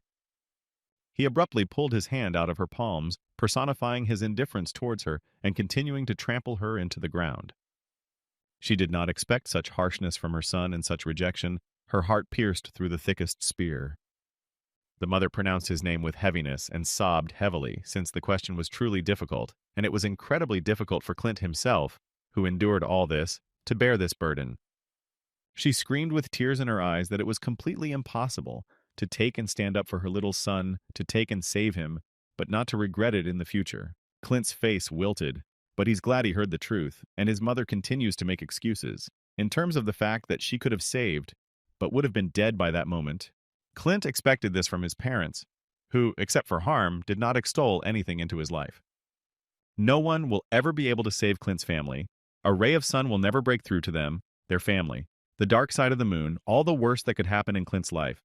That's why the apocalypse is like a holiday for him. He throws his mother towards Michael and orders him to keep his eyes on her. Clint grabs a steel stake and prepares it for his vile father to finally solve the whole problem with him. The rest ask their friends and acquaintances to stop eating dead meat, but these madmen no longer see or hear anyone in front of them. Clint sticks a steel bayonet into the would-be dead man and ends his life. The madman's friend can't believe that Clint killed his ally so mercilessly and didn't show even an ounce of mercy. The corpse, bleeding, lost the last crumbs of its consciousness and its soul went to the next world. He tells the six that there is no need to waste time on him and let him be killed, which will kill him too. He remained silent and continued to drill Clint's back with his gaze. Clint is already approaching his bastard father and preparing his bayonet for an instant attack and the same instant kill. The father continues to consume the flesh of the zombies and receives ecstasy from the taste of dead meat, which has consumed his mind and made him a zombie. Clint looks with hatred at his next victim, who is bound to die sooner or later by his hand. Clint states that he hasn't seen such a familiar expression on his father's face for a long time. Blood and raindrops are dripping from his face. His skin has darkened, and he is not going to finish his meal, but is even thinking about continuing, although his mind has long left him. Clint is already swinging his bayonet and directing his attack towards the bastard. His face looks like he's on a real high, as if his brain has turned to crumb, like cockroaches from Declorvos. Here is the face of a shameless man, humble and completely high. He absolutely does not care that his son is pointing a weapon at him. He does not care that there is a heavy downpour. He gets a big buzz. It struck Clint. This expression on his face is worse than any horror. How you can bring yourself to such a state. Food began to burst out. That grin killed all the desire to kill him. He wants to grind him into dust. His father's face infuriated Clint. He wanted his soul to finally leave this dirty shell so that his father would commit suicide. Clint began to cry, as this grimace reminded him of one of the events of his childhood. As a child, Clint also cried constantly, for which his parents were guilty of bringing everything to the point of absurdity. We were brought back into Clint's story 15 years ago, to the very night that Clint himself spoke of when he asked his mother a question. Here he is a real horror for the child in which Clint constantly lived. They whipped him, hung him on a rope, and dressed him in women's dresses. All this was done by some important person with her fetishes, who cannot restrain her sadistic inclinations, and his father rubs his hands, waiting for something. Here is the impudent grimace of the father and his, apparently, client, who greedily licks his lips and praises this bastard for his son. Realizing that his boss got what he wanted, the father asks for something that this sadist promised him. The bastard asks his guards to bring Clint's father a certain suitcase with unknown contents. The father's face changed when bags of medicine began to fall from the suitcase, which gave him great peace and tranquility. The person is already impatient to start dessert. He wants to quickly and better get a better look at his victim of sadism. The father snorts the next dose of the drug, and the mother stands all tense and looks at all this, because she is afraid to move, to make an unnecessary movement. The sadist continues to praise his victim for his snow-white skin and scarlet blood, since these sights awaken in him the dirtiest animal instincts. Clint managed to bite the finger of the arrogant sadist, which is what he needed, since this freak has no right to touch the innocent body of a child. The pervert did not like this insolence and responded with a blow to his face, calling Clint a bitch. But he was aroused by such insolence. No one treated him like that, and he decides to act harshly in the immobilized child. The bastard decided to do the unacceptable and put his hand under the skirt of a child who didn't even have time to do anything bad. He tries to get the bastard to stop, but his excitement cannot be stopped. This is where all the traumas come from. They all come from childhood. They all appear due to the fault of adults and their upbringing. But still, difficult times give rise to strong people. The impudent face of a real freak, to whom only children are given. Only children bring real pleasure to the freak. Clint's face speaks of all the worst emotions and feelings that he has experienced in his entire life with a terrible father, a real bastard. Something surprised our pervert. Something stopped his joy, lust, and greed. Something ended all his pleasure. It wasn't even surprise that came to the pervert's head, but anger, rage which he wanted to pour out somewhere. He began to bare his teeth and rub them against each other. He did not expect that a man's body was hiding behind the women's clothes, that behind the snow-white skin and scarlet blood there was a boy, and this plunged him into anger. The mother is crying, the father is enjoying another dose, and the boss is angry. All the sins gathered in one room, lust, greed, despondency, anger, and so on. They all represent Clint's family. That's what he meant when he said that his family no one can ever be saved. The boss slams his father's face into one of the bags of drugs and he gets an even bigger buzz than before. He grabs him by the hair to interrogate him about why he was given a boy who does not give him the pleasure he deserves. The eyes became squinted, the mind became clouded, and rational logic completely disappeared, leaving only the instincts of the animal. The pervert throws Clint's father, and his mother tries to catch the culprit of all the misfortunes in their family. The boss breathes a sigh of relief, but his rage has not left him, and he is ready to destroy everyone in their family. He understands that Dad got a big buzz because he sniffed out all the drugs that he brought him. The mother asks for forgiveness from the important person, since otherwise they will only face death at his hands, which will not cost him anything. He casts an angry glance at her, and apparently he takes out his anger on her. She will be his next victim. The boss grabs a sharp knife and prepares it for our mother, who cannot even protect her son. She stands further, bending her knees, and apologizes, and he is already approaching her, and with every step he is getting closer and closer to put his blade to her neck. He puts a knife to her neck and says that she will never understand how he feels, what humiliation he received that night. The person's face darkened. He showed his true personality, a terrifying tyrant, a pervert, and all this is hidden behind a rich man who may be considered a good gentleman. Someone snatches a knife from the hands of a sadist, and he did not like such impudence. The slobbery bastard pulls out a knife, and it's no better, since the knife he has is even worse than the pervert's, since he's going to solve Clint's gender problem. Even the pervert was intrigued by a certain method of the scoundrel's father, since it was not without reason that he snatched the knife from his hands, certainly not in order to protect his wife. He already points a knife at Clint and says that after his birth, our dad began a series of failures, and all the consequences were brought by the birth of Clint. He has lost his last strength to even speak and can only silently look at his distraught father, who is already bringing the knife closer and closer to him. The father could have become a successful man if Clint and his mother had not appeared in his life. The tears don't have time to fall from Clint's face, and his father says that it would be better if he were a girl and there wouldn't be any unnecessary problems. He lifts his skirt and brings a knife, saying that with one movement of the knife this problem can be solved. Clint begs to save him, begs his mother, calls her, and it's as if he's standing in front of him and is holding on with difficulty not to snatch her husband's hands. Mother cries and tries to stop her husband, but she does not have the strength to do this, since she understands the consequences of her actions. He noticed that the mother decided to say something against the actions of the father, and he did not like it, since he liked this child. But his only problem is that he is a boy. Mother froze and could not say anything in response to such contempt, only remained silent and silent. The boss liked his father's decision, and the blood began to boil again, as if it had been boiled and was evaporating from the temperature. Father is already licking his lips and preparing his knife to cut off what, in his opinion, is superfluous to Clint, what must be deprived of our Clint, his dignity. He began to scream even louder. With every second, the pity for him manifested itself more and more, since such an attitude should not be towards a child. Clint has already come out of his memories and shouts to his father that he will never forgive him in his life. The bastard has already transformed and is already rushing towards Clint to kill him too. Clint understands that he has been sleeping for too long, and it is unlikely that anyone will help him. Someone will save him. Someone snatched Clint's bayonet, and it is unclear whether he is an enemy or an ally who has come to save him. The unknown person grabs Clint by the belt and tries to save him, which suggests that this is our savior. The stake is sent towards Papani to hit him and put an end to him once and for all. Incredibly, our savior turned out to be John, who, when necessary, will always come to the aid of his family and friends. The steel tip pierces the dead man's father and sends him on a long flight to heaven, where he will be sent to the very bottom of hell, burning with the flames of inferno.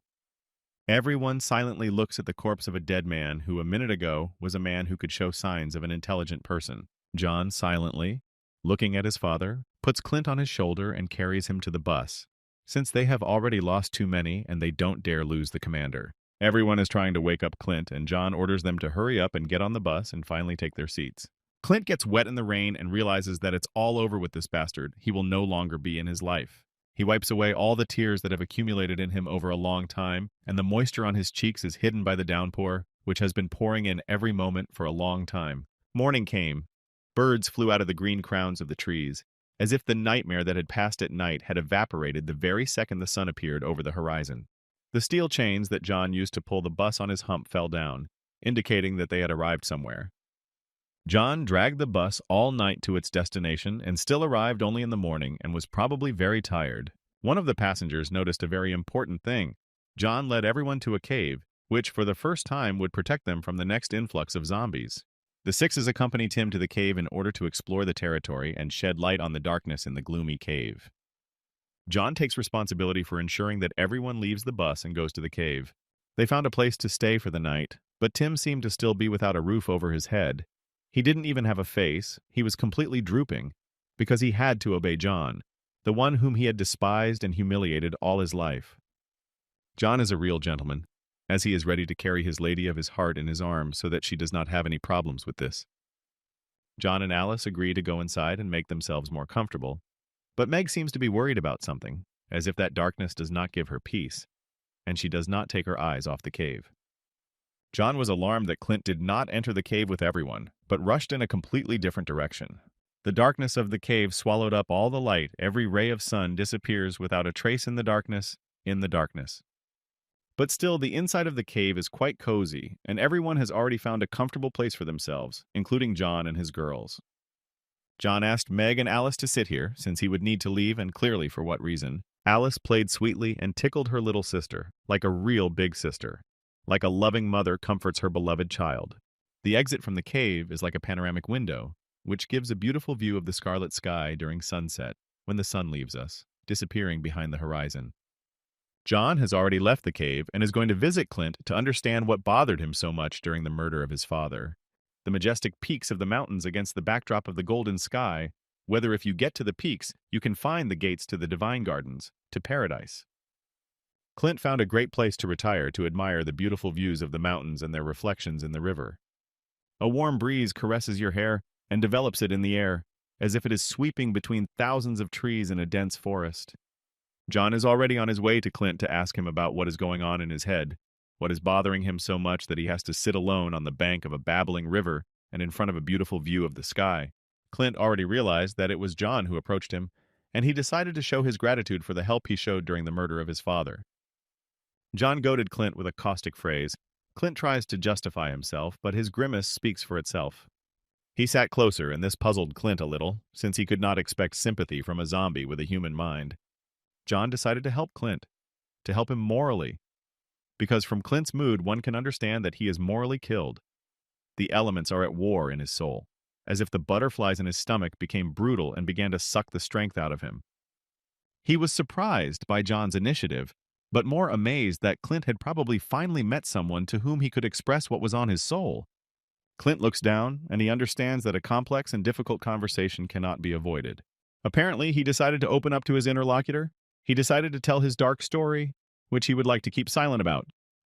They sit opposite the river, which reflects the golden light of the sky and seems to show another world, where the clouds move in the other direction, and the current changes its direction in the other direction, the so-called looking glass.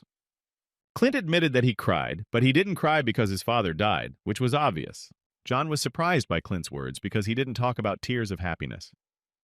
Clint's face says that any minute now he will laugh like a little child. His face will be filled with laughter. Clint choked, but was still delighted with John's understanding. He realized that he had found his zombie, whom he could trust. Sitting in front of such a view makes it very atmospheric to talk about difficult topics, and thus gives them a great friendship bond that gets closer each time. At the first meeting, Clint thought about why it was John, why he was the chosen one among so many people, what fate owed him so much to give him a new life, in the body of a zombie. John continued to listen to Clint in silence as this conversation interested him a little. Clint calls him unusual because he was able to sympathize with him, which suggests that few people are capable of this, but he is already an unusual person with the body of a dead man and his strength. John continues to belittle Clint with his snarky remarks because he thinks he's special, and John is right to point this out to him. Clint was infuriated by this attitude towards his injuries and towards him in general. He straightened his shoulders wide and said in a relaxed manner that he had absolutely no sympathy for Clint, and that Clint was completely right. Clint did not like this news since he expected reciprocity from his interlocutor, but received a complete refusal. John looked up and began his magnificent quotes with great meaning, as if inspiration had struck him from heaven, and under its influence he began his story. There are a lot of analogies in the world, and the fact that someone can be truly fearless and someone can be a weakling is as commonplace as it is meaningless, since fate can turn in any direction. The weakling will become strong and fearless, and the fearless one will crawl at his feet. Everything changes every time, and what was a second ago is already meaningless. Fate pushes you forward, but the choice is yours. Live in the past or keep pace with fate. Those whose eyes were full of hope lost everything within 1 second. The whole life of the moment and the past will already play a role only in the form of a lesson, but definitely not to dwell on it. Here he mentioned his parents, whether everything that was in their eyes disappeared after Armageddon. John finished his thought well that the whole past is meaningless. Everything that a person is driven by has no logic. While your legs are moving you, while your heart is beating in your chest, and while your torch is burning, you need to find fuel to saturate it. That there is a goal that will make you move on. John's train of thought amazed Clint greatly, as it was rare to hear such a good thought from a dead person. He breathed a sigh of relief and decided to ask John if he wanted to listen to his story. John is not at all interested, and he is already moving away so as not to hear Clint's whining about his sad life. Clint tells him to sit down and listen to him, since their conversation has already gone too far and they shouldn't waste time with him. The crescent moon peeks out behind the cave. While they were talking, it was deep night. Everyone had already lit fires and were getting ready for bed, warming the inner walls of the cave and warming themselves up before the cold night. Michael points out that it's time to go to bed since they've been without sleep for a couple of days and don't even have the strength to go get food, but everything will be the next day. Sam absolutely agrees with Michael, yawning as he gets ready for bed. Alice put John's little sister to bed and was already at the limit of her strength getting ready for bed. Tim was completely depressed. It was unclear whether he had planned something or had lost his dignity, lost his faith in the future. Michael and Sam were already drooling by the fire and looking at the seventh dream. Incredibly, Tim found a way out even in such a hopeless situation. Even now he found a piece of glass and hid it in his possession to use at the most inconvenient moment. John and Clint blithely warm themselves by the fire and look at the river, while Clint continues his story in parallel. Clint, finishing the story, said that from the moment his father approached him with a knife, he promised himself that he would kill him at any cost, that his death would be inevitable. The bastard father is a real freak even among zombies. John was shocked by Clint's cruel story. Even the emotionless zombie was moved by such a story. But still, he was more worried about whether Clint's soldier was in line, whether he had a glass of wine. Clint was petrified by such a sudden question, as if the ancient Medusa had cursed him to live in the shell of a statue. Clint does not consider such information very important and very persistently asks him to focus on the gravity of the story and not think about the soldiers. John considers this information very important, more important than the whole story as a whole. Clint said that due to the large dose, his father's hands were shaking like a sick person, and he only made a lot of cuts at his feet. He crossed his arms as if nothing had happened and that his dignity was in place. John silently listens to him, but you can feel his distrust of Clint's words. John, keeping his eyes on Clint, continued to listen to him, since his story was indeed quite interesting. But the questions about his worth were much more interesting. He became a little sad and began to look at Clint's belt, but Clint realized that John did not believe him and shouted at him. Clint doesn't see any way to prove to John that he's doing well and that everything is in place, except by actually showing it all by lowering his pants, and John tries to stop him. Still, John only lowers his pants even further and sees a leg in front of him, which is covered in scars, as confirmation of his story. Both remained silent, and then the awkward situation stuck a lump in their throats. If anyone saw them, they would be branded on their backs, like a couple who loved the open countryside. John instantly jumped away from Clint. Their eyes darkened, both crossed their arms, and Clint didn't even have time to lift his pants. The silence did not stop. Only their position changed. The atmosphere in the air was just as tense. John glanced at Clint, his long hair blowing in the forest breeze like a current blowing seaweed at the bottom of the oceans. He looked at Clint's scars, the many cuts that had been caused 15 years ago by his freak of a father who, God willing, was basking in the hellfire of Inferno. Clint noticed this look on himself and offered him something that could take off his panties if he didn't trust him in any way. But John turned his gaze to the side, to personify the refusal of the offer. John still asked the question that Clint's scars date back to the time his father started cutting him, Clint indifferently answered him that this was true. The child's blood flowed from deep wounds inflicted on him by his own father, who did not care what to sell or how. He needed drugs, and was ready to do anything for them, even cripple his son. Clint tries to kick in front of him, but his father needs to move away from this state, since his eyes are already squinted, and the picture in his eyes is floating like an oil painting in the rain. Little Clint's eyes were empty, even the tears stopped flowing. The strength to kick was gone, and his father continued to try to cut off his dignity while he could only watch, hanging on the ropes. He's a real madman. Even now he's trying to convince his boss to continue working with him and dealing with his child.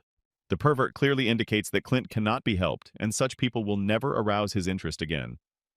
He gives him a strong blow and sends him to his bags of joy-giving drugs. He, like a fish, falls towards the red bags and begins to swim, breathing through his gills. The drug killed the person in him, and this is its most dangerous side effect. The worst thing is that after taking such drugs, the person's personality evaporates the very second he gets his high. He was thrown to the floor, but he continues to laugh. There is no longer a person in him. For him, the zombie apocalypse began much earlier. The bodyguard offers to kill Clint's father, but he especially likes the way he behaves. He is intrigued by how he can control a person with his money and capabilities. Finally, the pervert leaves the place of torture of the child. Straightening his tie, he leaves the house and takes the guards with him. Clint was in the torture room. He was beaten with a whip. He was stared at. He was cut in front of his own eyes. And all this in one night, during the most miserable night of his life. His eyes are like diamonds, pure in plan. They are pure because of the emptiness to them. In his eyes there is nothing, not a sparkle of hope, nothing, only emptiness that has absorbed the best in him. Now there is a sparkle in his eyes. The emptiness has been eclipsed against the backdrop of endless rage. He is ready to destroy everything and everyone in front of him. John slaps his cold hand on his leg as if there was something there. John's behavior is very strange, since he was already lowering Clint's pants, and now he is touching his bare leg for no reason. Clint was shocked. He was in a very awkward situation. His face immediately changed to one of incredulity. John pointed out that he caught a mosquito on his leg. Clint probably wouldn't like this, and he definitely wouldn't consider such actions normal. As expected, Clint is furious. He definitely doesn't like such closeness, and even more so such impudence. John's gaze seemed to sense something, as if a sixth sense suddenly made him nervous. He looked back, since for a long time they had not explored what was going on in the cave, since their enemies were also located there. Clint was intrigued by John's words, since it was indeed too quiet and Tim had not made any sounds for a long time. Everything becomes clearer in John's gaze. He feels something bad, but it's probably already too late, since a lot of time has already passed. It can't be. The bus disappeared into nowhere. This all says one thing, yet Tim got free, which doesn't bring any good news. John grabbed Clint's hand and slammed it harshly into the ground, as if he himself had become an enemy in a matter of seconds. Clint's entire palm continues to bleed scarlet blood. It is unknown why he needed Clint's blood, that he decided to wound him at the most unexpected moment. John smears Clint's hand on his face, asking him to lend him some of his blood. The bus is already rushing at full speed. Stones and dust are flying in different directions from the incredible speed that the bus has developed. Tim's gang kidnapped John's sister, and apparently she was not the only one who fell into the clutches of the insatiable Tim. And so it turned out Alice was also stolen by them, and they are already beginning to tie her to the seat. Six at the wheel tells Tim not to worry about John, since they have already gone far, far from the cave, and it is unlikely that anyone will catch up with them. Tim silently listened to the words of his subordinate and continued to sit and not make a sound. They were able to start the engine of the half-destroyed bus, which is probably considered a great success for them. There are traces of ropes on Tim's wrists, as if he had been put in a stone bag for life, handcuffed, constricting his every movement, but he was able to get out by finding a loophole. Meg's screams pretty much pissed Tim off, and he even had to be distracted by her since even his subordinate barked at her. Tim listened to the complaints of his six that the little one was constantly yelling and hinting that they should get rid of her, since they were sure that her brother would definitely not return. He looked to the side angrily, as if his hawk's gaze pierced the soul and made his victim shake in horror. Tim, for some unknown reason, approached Alice. What did he want to do, because he had seen a lot over time and would definitely not be merciful to her? He looked up at her, piercing her with his sharp gaze, as if devouring her from the inside with his pressure. She doesn't care about this at all. She behaves as usual, nothing puts pressure on her, and she doesn't feel its pressure on herself in any way. Her gaze turned out to be stronger. Her fearlessness won in the fight with him, as if a lion and a panther met their gazes. Neither of them knows who is capable of what. But the panther turned out to be stronger with its charisma.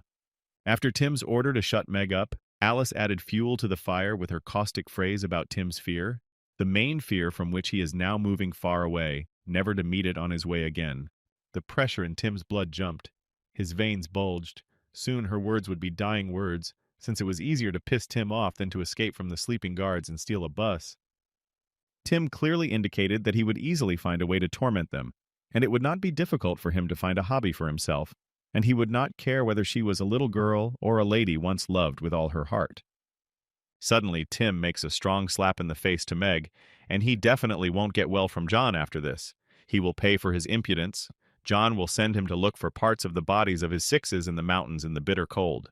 Poor sister, what a vile character Tim is, even if he can be understood since his brother was killed by Clint. But only Clint is to blame for his death. Why do you need to take it out on the poor girl? Alice continues to provoke Tim and asks him to take his anger out on her and not on a defenseless child. Tim hit the nail on the head. Alice is here as a bird and she should remain silent, since it is to her that he will no longer be merciful, since she betrayed him, although she was never even his property. With his gaze, he definitely made Alice's heart beat faster as a result of the adrenaline in her blood, which made her tremble from the overflow of energy. Light from the fires was coming out of the cave, and John and Clint just entered it in order to scout out the situation inside. Sam was drooling due to a long lack of sleep and passed out literally in a matter of seconds, as a result of which Tim and the whole gang ran away and took Meg and Alice into their hands.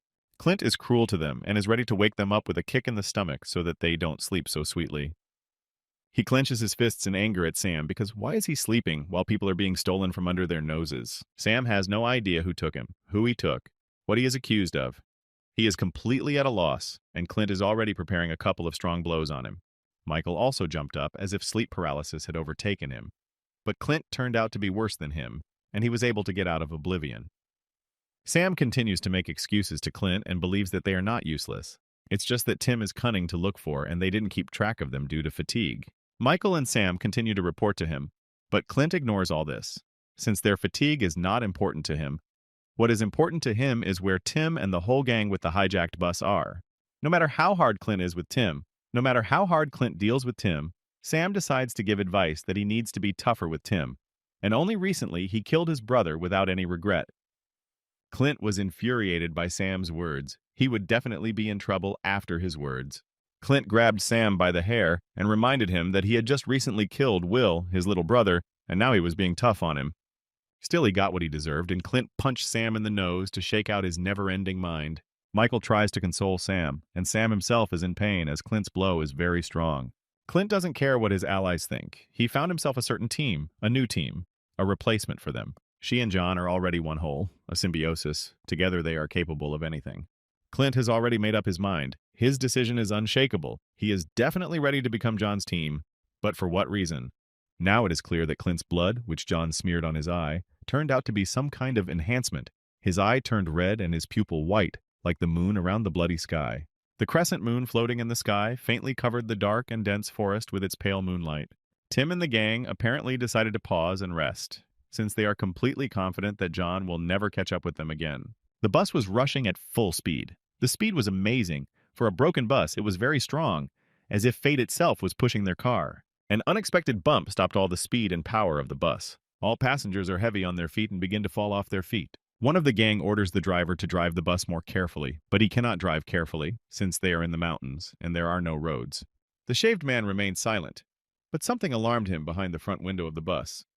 They drive along some path without any navigation. Where the wheels are brought, that's where they go. Suddenly, the driver sees such a picture.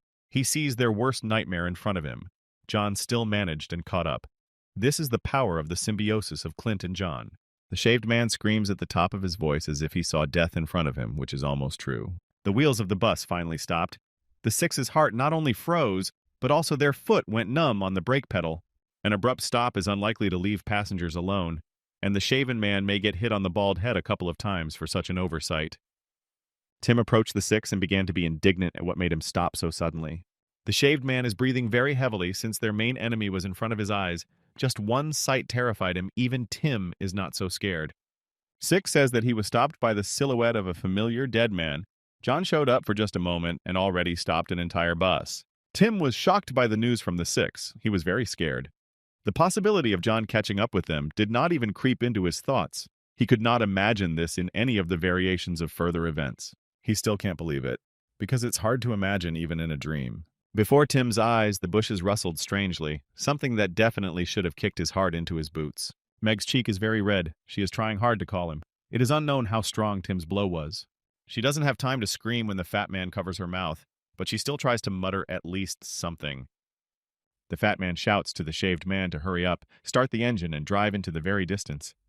Suddenly, the glass breaks and its fragments have already pierced the fat man's face, which does not have any good consequences for him. He is trying to react to a sudden attack from the side. John spectacularly bursts into the bus cabin through the window and is ready to send all the kidnappers to the afterlife. The fat man screams at the top of his voice to meet John, since he can hammer nails into the lid of his coffin with his strength alone. John is preparing a strong blow for the fat man. Excess weight will definitely never save him. His face turns to mush, his teeth fly in different directions, and the speed of his fall leaves behind mirages. John sent the fat man to the wheelchair, where he will sit for the rest of his life. John's strength amazes time after time, since it takes a lot of strength to send such a massive carcass flying. Tim's heart began to beat faster. His six had already lost all their spirit, only snot and drops of sweat were released more and more. A strong dent was left on the fat man's face, indicating that he had been knocked down by a blow of superhuman strength. Steam flowed from John's fist. He was ready to send every passenger except his girls into the world of dreams. Meg was wounded, but he freed one of the captives. The main thing is that he did not forget about the second. Meg was very glad that John had come, but she did not doubt his strength. In any case, he would have come running and saved her in the shortest possible time. He sat her down on the seat and asked about her cheek, what happened to it while he was not around. Meg is such a strong girl that she even endured a blow from an adult man and remained just as kind and sweet. Tim still managed to capture Alice, which is very bad for John since she is one of the best hostages for John to intimidate. He heard the screams of Alice, who called him with her angelic voice. Tim put that same shard of glass to the delicate skin of Alice's neck and began to threaten that he would kill her if John came even one step closer. John is not so far away. He only needs to make one jerk in their direction, and he is not a survivor, but he will not risk his beloved. She is calm, even at a moment when she is on the blade of a knife, when there is a shard of glass at her neck. Tim knows how to threaten his opponents. It's not for nothing that he took them with him. John remained silent once again. It was with him that he was not so talkative. He breathed a sigh of relief, preparing to talk with his longtime abuser. John began his dialogue with Tim and decided to mention that Meg told him that he cut off Alice's leg to save her. But what's strange is that he's the one who's now putting a shard of glass to her neck. Meg silently sits in her place and eagerly awaits the end of the brawl. John was sure that Tim was a bastard, but he was also sure that even he would have something he wanted to protect, but again he was disappointed. John stepped on Tim's heels with every step, which he definitely shouldn't do. Tim pointed out that it would be better for John not to come closer as he continued to interpret his speech. John asks the question over and over again why Tim threatens to kill the one he loved and protected. The fragment is getting closer to Alice, and Tim continues to yell so that John finally understands that there is no need to move one step closer. The shrapnel had already pierced her skin, and a small stream of blood flowed down her neck, which meant that Tim was serious. Meg instantly became worried about Alice and screamed loudly so that Tim would not lay a finger on her. John is very angry. He clenches his teeth and could have done at least something, rushed into battle without delay. Tim put the fragment to his neck and decided to tell him why he was doing this, the motive for his actions. From birth, he was a spoiled child. He had everything, and now he just wants everything at once. Tim's words startle his sixes, but they understand that it is better for them to remain silent. On the one hand, Tim could dominate and take the desired girl, but John, in his opinion, is a bug who stood in his way. He continues to mock John, because he considers his way of thinking stupid, and he himself is arrogant and a complete scoundrel. He points out that John can protect her if he can, and if not, he can destroy her. John realized that there would be no meaningful conversation with him. They would always be fire and water for each other. They had nothing in common, like two boots of a pair, but both looked in different directions. Alice suddenly grabbed Tim's hand as if she was planning something. She turned in him, which greatly alarmed Tim himself, since he could not have expected this. She told him over and over again that she always hated arrogant people like Tim. These words made Tim very angry, and he was ready to plunge this fragment into her, making the deepest wound in her entire life. She also pointed out that she and John had not seen each other for a long time, and he had probably forgotten what a fighting woman she was, that she could put down a crowd of the dead with a swing of her blade. John said her name, not understanding what she meant. She smiled sweetly and decided to remind him of everything through her actions. The cute look instantly changed to the one that killers use before killing, when they show their determination to kill the enemy. Tim was very surprised, since he had not seen Alice in anger for a long time. She says that she herself is able to stand up for herself.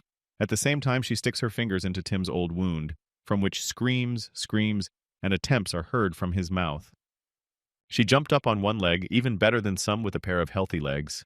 Even if her loved one came to save her, she is not at all a weak flower to wait for protection from him. She herself will put Tim down in a couple of snaps of her fingers. John was incredibly surprised, although he had already seen her abilities, but even so, his jaw hung and he couldn't say a word. Tim's legs are already falling along with him, which means that Alice defeated Tim in an instant. Divinely beautiful and strong, like a Valkyrie capable of defeating hundreds of warriors and fluttering like a butterfly and stinging like a bee, Tim will definitely not go to heaven for warriors, as he lost to our beauty in a one-on-one battle. Once again, the spoiled boy lost the battle between John and Alice. She reigned on him like on a throne. Now you can hang his head on the wall, like a pedestal of honor. She's breathing heavily after such a battle, since she has not practiced for a long time, and problems with her leg did not give her the opportunity to train. Tim misunderstood when she couldn't answer him sooner. Previously, she was lenient towards him, which is why she did not respond to his every blow. Alice set foot towards her goal to see her beloved, as a result of which she never resisted. John and Meg are at a loss, or rather, it is impossible to describe their emotions. The family of strong people is amazing. A strong woman needs a strong man. She beamed as she was able to approach John. Now everyone was saved. Perhaps even Alice herself could be saved alone. John met her gaze, the eyes of a loving man, their gaze like a hot kiss that should be dessert at the end of the battle. Meg admires Alice. She would never have thought that her little sister could move so gracefully and hit hard at the same time. Everyone was pleased with the spectacle and the battle itself. Everyone was delighted. Alice effectively stood in a pose so that the blood of all those who admired her would boil and their hearts would boil in this boiling water. They finally returned to the cave, to everyone alive and unharmed. Tim is thrown to the ground because his behavior contributed to their attitude towards him.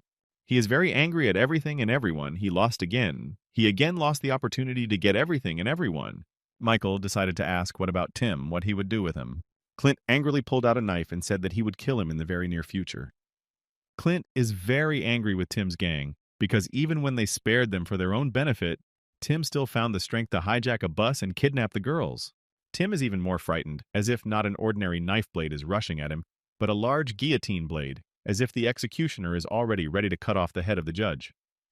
John again decided to spare Tim. It is unknown whether this is a mistake or he knows the use of him. Clint was puzzled by why John decided to forgive Tim and the whole gang, because they were the ones who stole his girls. It turns out that John needed Clint to tell him about a certain City B before killing him. The same suitcase that was stolen from Clint by Tim, but still Clint was able to take it from Tim. What is he hiding? There are many secrets in it, and this is obvious. John looks with interest at the secret suitcase, which contains something he needs. Clint, opening the case, says that this is a treasure chest that contains everything John needs. He easily snaps open the suitcase, which closes with strong latches to hide the contents. Not everything is so important there. Ordinary things soared into the skies, including even strange things for a boy. Clint is definitely unhappy that he decided to open his case in front of him, since he could not have expected such an eruption of things. John's head also suffered from the sudden attack of the suitcase. Even the suitcase dared to attack the sentient zombie. John is at a loss. He can't understand why Clint needs so many unnecessary things, sometimes even children's ones. Clint is very embarrassed. He couldn't expect this, and he has to justify it by saying that every person can have all these things. And sometimes you can find even worse ones than him. He again rummages through his things in order to find something important there that worries John so much and what he so wants to know about. Incredibly, he pulled out the radio, and apparently, she will be the one who will tell everything in City B. Clint turned on the radio and began to switch it, but in response, she only hissed. He connected to the station of City B, and she finally announced that everyone who hears this message should hurry to the city, since they have a lot of space and goods. John was intrigued by the message and wondered if it was true that they could be protected there or if it was a trap. Everyone was surprised or glad, since in City B it would be possible to accommodate up to 20,000 people, but still they received this message about a month ago, which could refute the relevance of the information. He abruptly throws the radio at John and says that the radio is old and it's quite hard to hear anything on it. John catches his feed, continuing, listening to all the information about the radio from Clint. John turns out to be an expert in old radios, as he even knows that older models do not have sound recordings, which confirms its age. John is haunted by the question of what binds Clint and Tim together. What constitutes their connection? What is it based on? Clint didn't immediately understand who John was talking about, who he managed to unite him with. Clint pointed at Tim and hit the nail on the head, because there was no connection between them.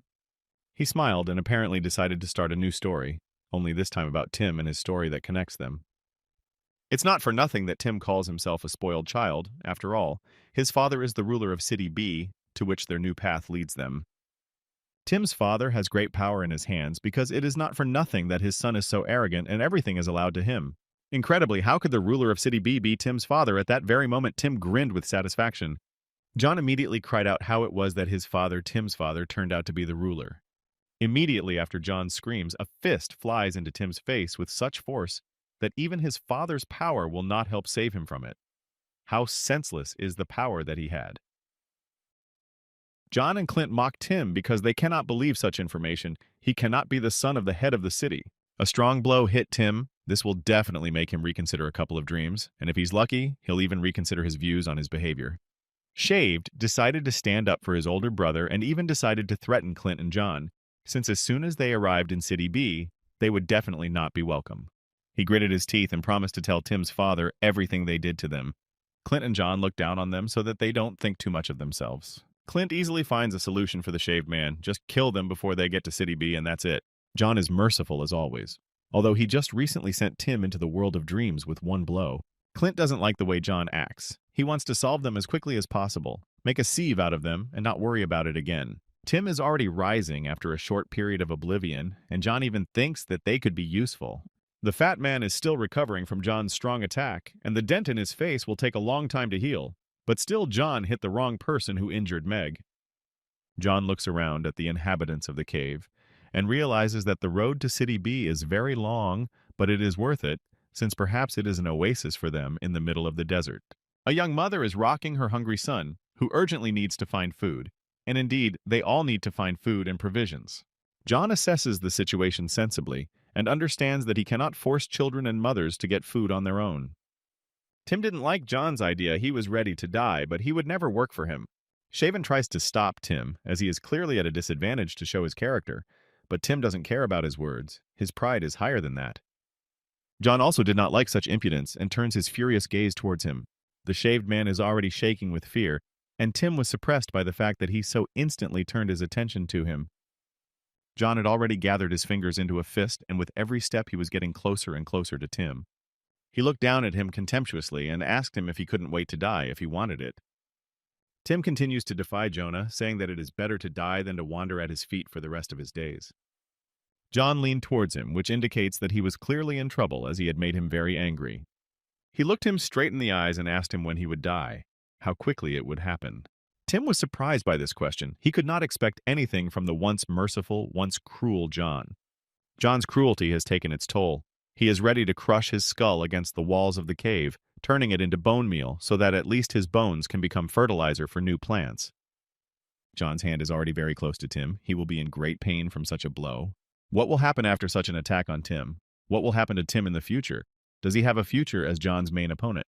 No one could have expected this from John, since only recently he had forgiven all of Tim's antics over and over again, and now he had smeared his head, leaving cave paintings with his blood. In the cloud of dust, only Tim's legs are visible. It is unknown whether he is alive or whether his lifeless body with porridge instead of a head is already ready to leave his remains to his ancestors. The shaven man began to cry over the death of their brother, since it was he who constantly protected them from all bad weather, no matter how ugly he was. Tim's screams came out of the clouds of dust, which meant only one thing: John spared him. Otherwise there was no other way, since he simply could not miss. Tears of sadness gave way to tears of happiness. Shaven and the Sixes can no longer help but rejoice that their brother was reborn after death. Still, Tim is afraid of his death, since he is shaking for himself the most. His life is most dear to him. The pupils constricted very much. He was very scared, as he was on the verge of death. His whole life flashed before him. It was like a rebirth or a second birthday for him. John stood up impressively and is preparing a second blow to teach Tim a lesson once again. Maybe right now Tim will be afraid of death. Now he will be afraid to look into her eyes. Tim feels like he's on a roller coaster, and every time he descends from the high part of it, he squeals like a little child. It's already the third descent for Tim, and he still doesn't understand that it's better to obey, and it's even better to be useful. Otherwise, death. When it comes to him, it must eventually dawn on his stupid head that his pride will only destroy him. And again, a fist flies at him like the scythe of death itself. It takes his life. But he is already running away from John's attack. What is he so afraid of? Before he said something completely different. Why not die for real? What is keeping him in this world? Tim collapses and falls towards his sixes, who can only shout brother and brother. Another crack has spread in the cave, and John is so strong that he cracks the walls like an eggshell. John explains that Tim does not understand what death is at all. He even wonders how insidious it can be. Tim thinks that he is the most fearless and can easily fight her, but this is definitely not the case. John even tries to teach his enemies what they lack. He even tries to teach stupid Tim. Real death acts very insidiously. It silently waits for the moment when you stop expecting it. And it attacks suddenly when you don't even have time to grieve. That's how terrible it is. Death overtakes everyone, and everyone's path will end at different times. One person's path is full of thorns, another's is full of wealth, but the end is the same for everyone. A rope, soap, a stool. Everything that you can admire forever is torn to pieces before your eyes. And death is to blame for everything. He grabs Tim by the shoulder, which scares him even more. Tim is not afraid of death because he considers it a moment, but he knows nothing. And John is not the last in matters of death, and, like no one else, knows everything about it. John realizes that Tim doesn't care at all about his words. He turns away from him and leaves. Even if he is not patient, he makes a promise that he will not beat him to death. For John, there is not much joy in his life, but he enjoys it sincerely. He does not demand more, as he will end up losing it all to a greater extent. He understands that Tim will not give them peace, and decided to send the girls to sleep on the bus, keeping an eye on them. Meg is very happy about this news, since her brother hasn't put her to bed for a long time. All the inhabitants of the cave watch as John silently leaves with his girls. Even Leo was frightened by John's speech and kept it quiet until he was far away from them. Clint orders Leo to shut up. It is unknown why he is doing this to Leo, but for him it is strange.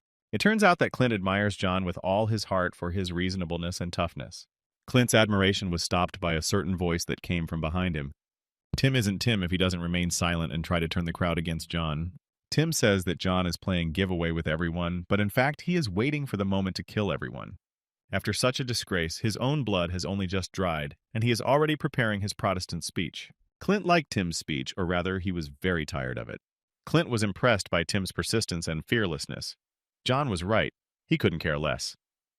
He thinks Tim is a dog who just can't shut up. And he's just one of a kind. Who does Tim think he is when Clint is considered the boss here and he gives him a slap in the face similar to the slap in the face that Tim gave Meg? Clint sends Tim to the corner for punishment, but he's not a kid anymore, so he still needs to throw a kick to hurry up to his corner. The little sister splashes in the cold, truly sincerely enjoying every second of her pampering. She notices the beauty that the river reflects, the moon and stars that fall behind the reflection of the river. Meg calls her friend Alice to show her endless joy. Alice takes care of her so that she is more careful, and she actually behaves like a real mother. Meg, in response, expresses her consent. But there is no limit to her childish pranks. It is impossible for her to set boundaries. The friend smiles sweetly back, waving at her in greeting. John was silent, and this somehow bothered Alice that she decided to examine him in detail. She thanked him for which he never understood. He was left confused with just one thank you, as he couldn't have expected such frankness so suddenly. Now everything is clear. She thanked him for the fact that John was looking for her and eventually found her. Wasn't it fate, even after such gratitude? She herself shone brighter than the moon in the sky. Finally, a bright smile appeared on John. At first he was confused, but his chest became warmer because of the pleasant words of such a beauty. John has something hidden in his pocket and is trying to find it so he can show it to Alice. What is this? It shocked Alice greatly. She was very confused, as if he had taken out a wedding ring.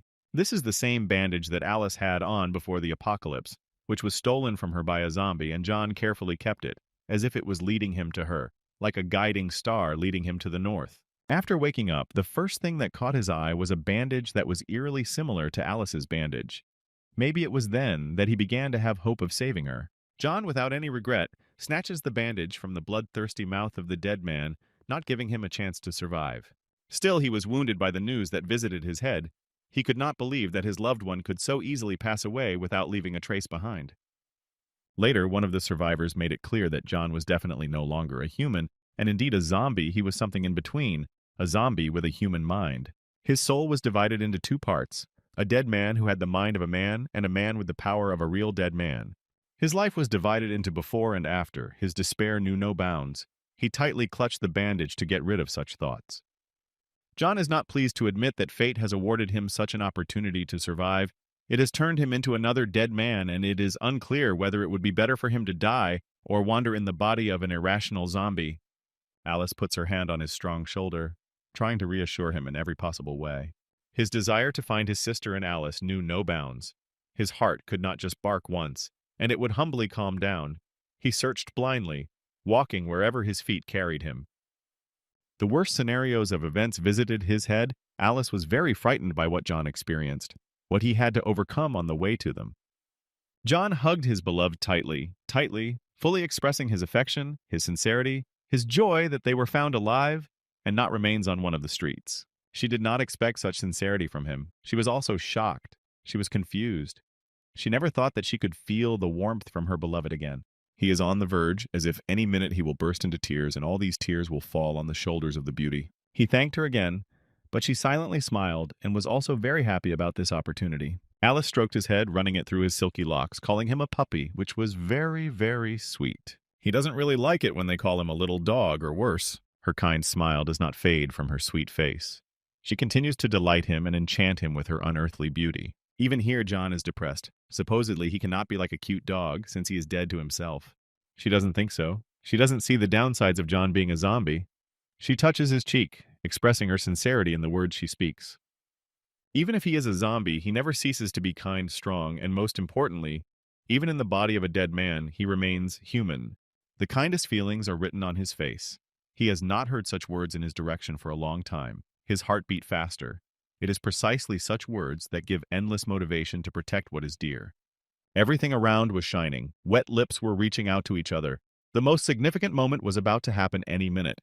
It could not be avoided. A couple of centimeters separate them. Even in a dark night, they shine, like dawn in the early morning. But it's still an eclipse. Meg stops this spectacle and points out that John wants to bite Alice. She has no idea what is happening here. She seemed to want to help, but she stands there in complete bewilderment, silently. John asks her to go play a little, and Alice, embarrassed, cannot even glance at Meg. The little sister will not stand aside and will always give practical advice. She immediately warns Alice not to allow John to bite her, you see. A foul odor will come from her mouth. John is not happy with this news and is completely furious at his little sister's words. Suddenly, a knife is already flying from the side. An enemy or another joker who decided to stick a knife in the back.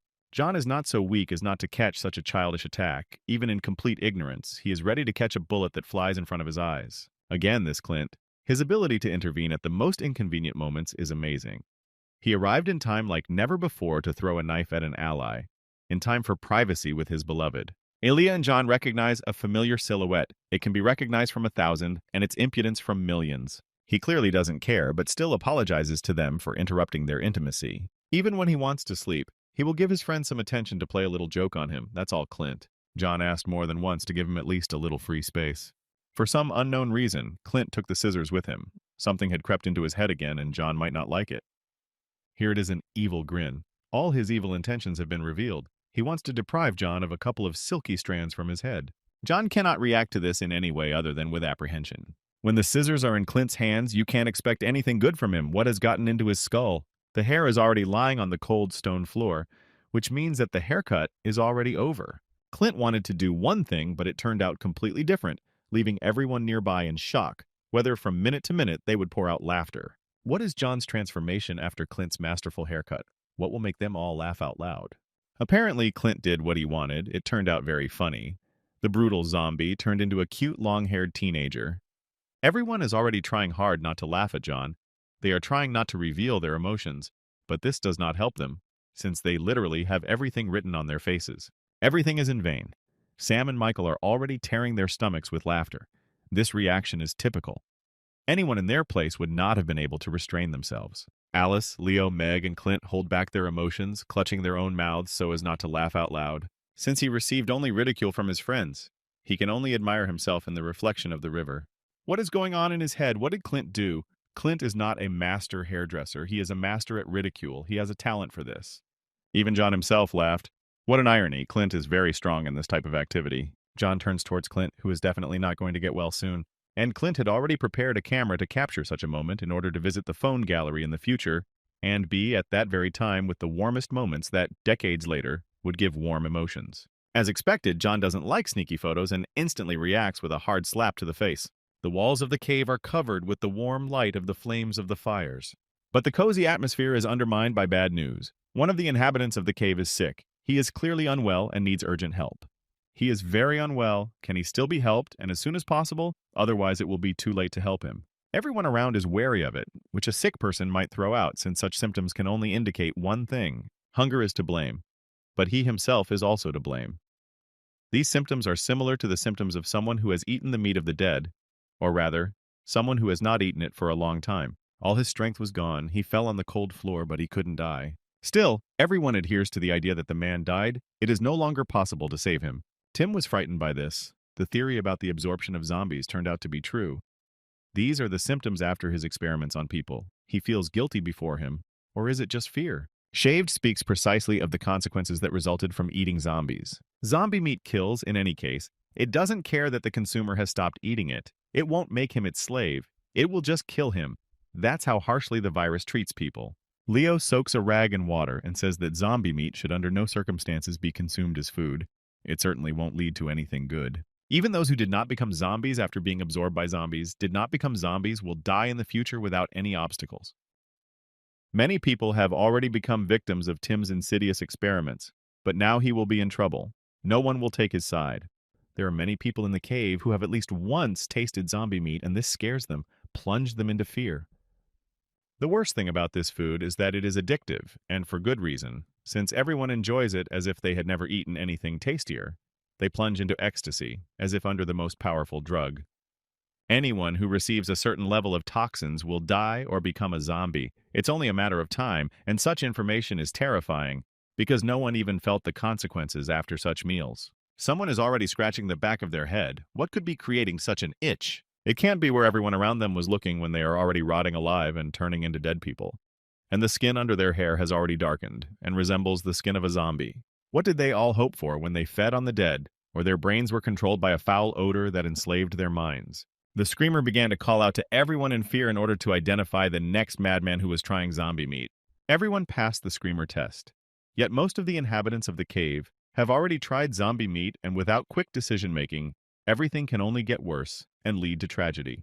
Finally, Tim himself understands that the situation is heating up, and soon accusations will fly at him, which suggests that nothing good will come for him. Everyone in the cave is like a Trojan horse. Some take zombie meat with them. Some have no meat, but they become zombies. Even one sick person can infect everyone in the cave. It's strange, but Clint is happy that the situation is heating up. But Michael is not happy that there are so many sick people. Clint thinks sensibly, but not fairly. He believes that there is no other way than to leave everyone in the wake of fate. To hope for fate, only to leave everyone here to certain death. Clint has already made up his mind. His decision may be wavered, but in the future he will always find a reason to get rid of unnecessary people. Clint does not hold his people. He waves his arms and indicates that everyone should collect their things. They separate. He is already looking for a candidate for the position of leader in order to give all the patience to him, since our boy is not going to bother with solving the problem. He rests against the strong chest of John, who has already arrived, and just in time to start solving the problem, and not leaving everyone here. Clint didn't like who he bumped into. Any collision at all would have led him to such a reaction. John despises Clint for this way of solving problems, even humiliates him a little for such cowardice, since the commander is the last one to flee the ship, nothing else. Clint doesn't like this kind of impudence. He's furious because he didn't expect his friend to stand up to him. John understands the difficulty of the situation. Most of them ate zombie meat, and if he took responsibility for leading them, let him take it only on himself. Clint can only rub his nose and remain silent in response to John, since he is truly wrong. Most of those caught trying to eat zombie meat turned out to be alive, and this is real happiness, since many were transformed into zombies instantly. John clearly wants to override Clint's decision, since John's conscience is much clearer than Clint's. John believes that Clint has no right to leave those people alone. He must help them, even if they are useless in the future. Clint is only concerned with the visual component of John. Only here he wants to find a common language with him. He exhales and even thinks that John has become nicer. But it's true that John's new image is good. The one who did this has taste. Clint still listened to John and decided to help the others, and also asks Leo for help. Leo didn't expect that he would be forced to treat everyone, although this is stupid, he's a doctor. People from the outside were instantly glad that they could be helped, since among them was a doctor who is very much valued at such a time. It's all due to the lack of calories in food. The body doesn't have enough of them, and it begins to be drawn to meat. At the present time, the meat of the dead, which needs to be replaced. John adjusts his glasses and understands that to maintain life, he needs to bring animal meat, which is quite difficult to find at this time. Clint immediately begins to be indignant, since meat of animal origin is very difficult to find and almost impossible. Still, someone's stinking heap lies on the ground. Perhaps it belongs to some animal, which suggests that those people can still be saved. Clint hints that this pile could lead them to a lot of meat. John is trying to examine the whole pile in detail in order to quickly find this animal that will save people from inevitable death. Clint notices a haze creeping across the surface of the pile, indicating that it was made not long ago. John thinks Clint is disgusting, as he would only like stinking smoke over a bunch of people to discuss. He cannot take his eyes off such a spectacle, smoking with its disgusting smell. Clint understands that the chances of finding the animal in such a large forest will be difficult, even impossible.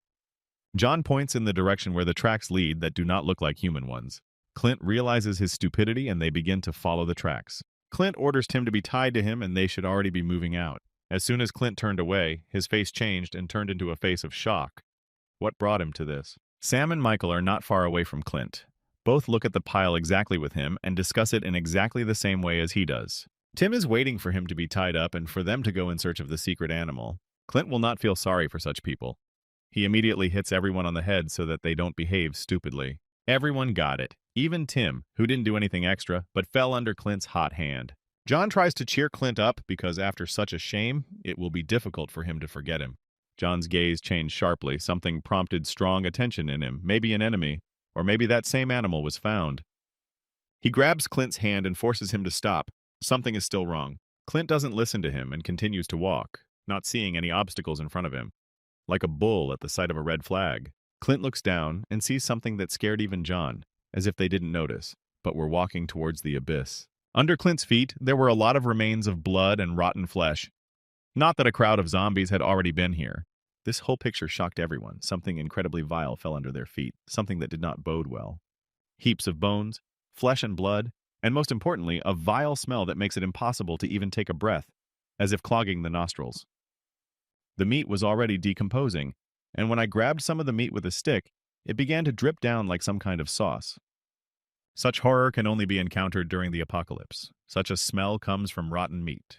Clint can't believe what exactly zombies could do, that they could kill every single animal and leave them only rot. John confirms that these definitely cannot be the walking dead, who already like animal meat. John studied everything in detail and noticed some traces that belong to the killer of all these animals. One can only envy John's attention, the only one who time after time finds all the traces that no one in the gang can see. Clint immediately guesses whose footprint it is, since it was very large, which means that the animal must be of amazing size.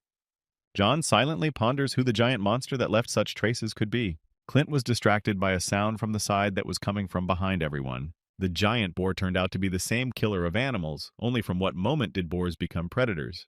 The giant screamed at the top of his voice to demonstrate his strength. He was hostile, which was quite strange for an ordinary boar. Everyone is already scattering in different directions, and Clint froze, as if in a deer's stupor, nothing could move him. A strong stench came from the hungry monster, which confirms the boar's involvement in devouring those animals. Clint can only stand in front of the monster and silently look at it. There is no way to even run away, since it is already late. He puffs out his cheeks, and John grabs him by the collar and tries to save him from the boar attack. John is still not a weakling, and easily saves Clint from a rushing boar, as if he stopped a train in motion with his own strength. The boar could not have expected such strength from a dead man, but John gives him a strong kick so that he runs off in fear in search of truffles. Clint is already so sick from all the stench that all the food is coming out. John is annoyed by Clint's carelessness and sends him flying to keep him out of the way and underfoot. Clint already felt the ground with his whole body. John threw him to the side quite hard. Clint can only crawl and complain that John abandoned him, while he spits out the remaining pieces of food. Everyone is in a hurry to escape from the boar so as not to get hit, and also so as not to get underfoot again and not get in the way. During the battle, John even manages to be indignant, while he is attacked by a giant zombie boar that has eaten all the animals in the area. Clint didn't like the way he behaved in the battle, lost his vigilance, and also released a stream of food at his friend. Clint, warning John about the danger from behind, screams as if he would tear his ligaments any minute. John sharply glances at the enemy and prepares for his attack, which will clearly not be weak. Our hero catches the entire blow with his chest, like a real man. But such an attitude towards battle cannot lead to anything good. They rush towards Clint. Will he again stand and just watch the battle from the sidelines and expose himself to blows?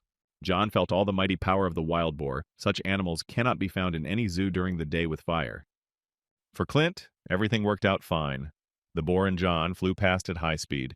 If Clint had been in their way, he would have already been razed to the ground. The boar slammed John right into the tree. The boar's strength is also impressive. This is the highest degree of evolution. John cannot answer the giant boar, since he is definitely not weak, and is ready to fight to the death, until the death of his opponent. He takes advantage of the situation and prepares to bite John's head off, opening his large mouth wide. John is not a weakling and easily grabs the boar by the tusks. The boar's mouth will only close when it dies at John's hands. Clint won't stand by when a giant zombie boar tries to devour his friend. He grabs the sheath to pull out the knife and jumps towards the boar to wound it in its weakest place. Clint takes the handle of the knife, prepares it for a large boar carcass, but this will probably not be enough. Clint is already rapidly flying towards the boar and makes a strong swing with his knife to deliver the strongest blow possible. The knife easily entered the boar's carcass, and it is unknown whether it hurt him at all or whether he felt anything.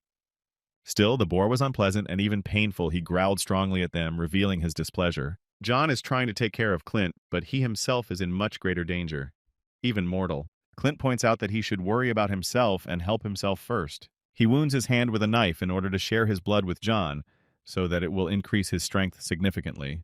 Clint throws a little of his blood at him and says that even after becoming a zombie, John will not cease to be truly human. A drop of blood is almost reaching John, such an enhancement for him only from a drop of human blood, an incredible ability. John's eye lights up with its own unique flame, as if such a flame burns the soul from the inside, covering the victim with eternal fire. Clint takes John on a bet and forces him to defeat this pig rather than stand in a corner. Here is John's incredible strength. Finally, the impudent pig will fly away to another forest and leave all the living creatures alone. Clint and the boar are already turning over. The size of the boar is amazing. A couple of truffles, which he will find in the thicket of the forest with his keen sense of smell, will not be enough for such a boar. John's strength is also amazing. One kick to the pig's neck made it stand on its hind hooves and spit blood. Clint is already loudly asking John for help so that he can quickly save him from such a death. John is already jumping from his seat and heading towards the boar, since the battle is definitely not over yet and he still has to help Clint. He grabs the animal's tusk and directs its fall in the opposite direction. Still, he wants to deliver a decisive blow to the head and jumps on it. He conquered the giant creature. Now all that remains is to send it to animal paradise so that it no longer eats animals in the area and does not kill all strangers in sight. John helps Clint and grabs his hand. Here he is, our savior, a dead man and a man, a hero. Clint holds onto John with all his strength and tries to climb onto the boar's head in order to at least get out of the battle alive. John asks Clint for help while he can move and continue fighting. Clint has not yet fully woken up, and they are already asking him to give him a stick, like a dog who will humbly obey and give him that same stick. Clint notices that stick and moves his gaze and himself to grab it. He deftly, holding John's hand, snatches the stick from the ground and prepares to hand it to him. He throws it to John. It is already flying straight into his hands to finally finish off this giant creature and clear the world of yet another zombie. The stick is already in his hands, which means John only has to plunge it into the creature's head and send it to the guardian of the scales. Incredibly, John throws Clint's head to the ground for the second time during the battle. For him, this is a personal record. This requires hefty strength, since not everyone can throw friends away. The frightening creature screams at the top of its voice in pain. Apparently it doesn't have long to live, or rather, life has already left it. John waves his stick like an executioner waves a halberd before decapitation, in order to most likely deprive his victim of his life once and for all, leaving him no chance of further survival. The stick went very deep. The monster has no choice but to leave this world and leave behind only his horns and legs. The animal's eyes rolled back. Another monster fell at the hands of John, who cleanses this world of evil creatures, putting his life on the line, betting on the future. He took the tip of the stick out of the pig as if taking out a holy sword from a stone that had been lying there for hundreds of years waiting for the worthy, sending it to another world. The creature was truly strong and fell in battle like a hero, fighting to the end. She left many wounds on the enemy, but was able to defend herself like a real warrior. At the same time, Sam and Michael try to wake up Clint, who was thrown out to dry by Joe while he was trying to help him. John comes up to them to find out if everything is okay with his friend, who can always be thrown to the side so as not to get in the way, and when he brings it, go and don't interfere. John brazenly approached and decided to worry about his friend. Maybe he felt bad after he threw him far away so as not to get in the way. Clint lies silently on the ground, and Michael is surprised at John's impudence, since he did not even apologize for such impudence. Clint didn't like how he was thrown in different directions, when he tried to help in every possible way and even lend a helping hand, but he was thrown as if as a sign of gratitude. To the side, Tim hears grunting. It's impossible for another creature to crawl out on the sly. Clint definitely won't withstand a second attack. A strange rustling from the bushes. Is the enemy coming out of there? What is there? What awaits our heroes again? What is the danger? Tim had already begun to warn everyone about this sound that was waiting for them on the side, as if a new danger threatened their lives. John and the entire campaign are sent for testing, and they are clearly ready for anything. Even if the sky falls on them, John catches him and lifts him back up. He parts the thick grass to find out everything about what is hidden behind it. Probably the real food is hidden there. John's eyes shone. Whether this means that there was an enemy behind the grass or animal food, the joy in his eyes says that they were lucky after all. Finally, they found little piglets with little doll eyes, the sight of which makes you not even want to eat them. You want to cuddle them and hug them with all your might. They found a treasure hidden by a creature that retained its maternal instinct, helping to protect its children. John lowered his eyes because they killed the mother of those boars, who defended her boars with all her might, and they unknowingly killed their only protector. Sam showed his sympathy for the boar and his kids, who were left alone and will soon go into the soup to cure people. He understands that everything has its price, and sometimes no one pays off. Clint was wounded right in the heart, since even a boar has a maternal instinct, but even his mother did not have it. Even a boar fought to the death for his children, and his mother allowed all the worst things to happen. Sam shed tears after Clint's words, because their mistake cost 5 lives, 4 of which could continue to live and give birth. The only fate that awaits the wild boars is boiled broth, which will be a medicine for useless people. Everything immediately flew into the soup with pork. The fragrant smell filled the entire cave. Enchanting with its aroma, the broth was saturated with the taste of the animal, which it would still be a pity to eat. The inhabitants of the cave are already wiping their drool to try the meat of real animals for a long time, and not the toxic meat of the dead. Clint, before starting to eat, prays and thanks the Lord for the opportunity to taste such food. Sam can't stop his tears. Even Michael can't calm him down. It hurt our guy's feelings so much. All the madmen are already starting to have discharge from their mouths because of the aromatic smell that comes from the cauldron of soup and spreads throughout the cave. Everyone is already rejoicing and celebrating. They will be able to survive. They will be able to continue to maintain their existence. The mother rejoices her sick son that they can be saved. The meat has arrived, and they only have to wait a little longer to recover from their addiction to the meat of the dead. John didn't forget about the girls and grabbed a couple of fruits for them to enjoy. And Meg actually loves fruits more than any meat, so she's very happy about her brother's attention. Tim and his gang sit with empty stomachs as such an aroma floats past their noses that intoxicates the mind much better than any medicine. Tim understands that there is not enough meat and they should ask for some for their people, since there are many more of them who have tasted zombie meat. Shaved reminds Tim about meat, but he clearly already understands everything. But this won't make it any better. They urgently need to ask for some for their gang. Another points to the man who is already drooling, and he also urgently needs help. Otherwise, it will be too late. One of the gang is already almost dead. He has either salvation or inevitable death. It's worth looking at Clint's mercy. Tim swallowed his secretions out of fear, since it was his and only his fault that such consequences lay hidden, and only he was guilty of them. Suddenly, Tim approached Clint, probably to borrow some meat, but judging by Clint's behavior, he would never in his life share even a crumb from the table with him. Tim is ashamed to ask for something, but he asks specifically for a certain deal for which he wants to get some meat. Clint finally began to listen carefully to Tim. He was interested in such sincerity on Tim's part. Clint laughed at this statement. His smile stretched to his ears, as if he wanted to gloat at him so much that he was really itching. Clint considered Tim a daredevil, because after everything he had done, he still dared to approach him and even negotiate a deal. Clint brazenly grabbed Tim by the chin as a sign of his humiliation, but Tim is very afraid of Clint's reaction, since after the murder of his brother, one can expect everything and more from him. He does not stop mocking the helpless Tim. He continues to humiliate him, even when he is humiliated so much that he can be called the lowest person. Clint controls Tim with his actions. He shuts his mouth without even touching him, only grabbing his chin. Tim's mouth goes numb. Clint points out that Tim is a dog and should behave like one, whining and barking on all fours to ask for things. Tim just silently watches as he is humiliated in front of everyone, but he cannot do anything else, since he will pay for resistance with his own life. Clint sits Tim on his lap so that he begs for mercy. so that he whines like a puppy waiting for food, so that he finally understands his situation here. Shaved, and the whole gang noticed such impudence on Clint's part, and they all order not to overdo it because they think that he has crossed the line of what is permitted. Michael and Sam are already in fighting positions. One extra movement and extra teeth will fly in different directions. Clint's ability to mock his opponents can only be envied. He smells the aroma of fresh meat right in front of Tim. The same feeling comes from trying to shake hands with an armless man.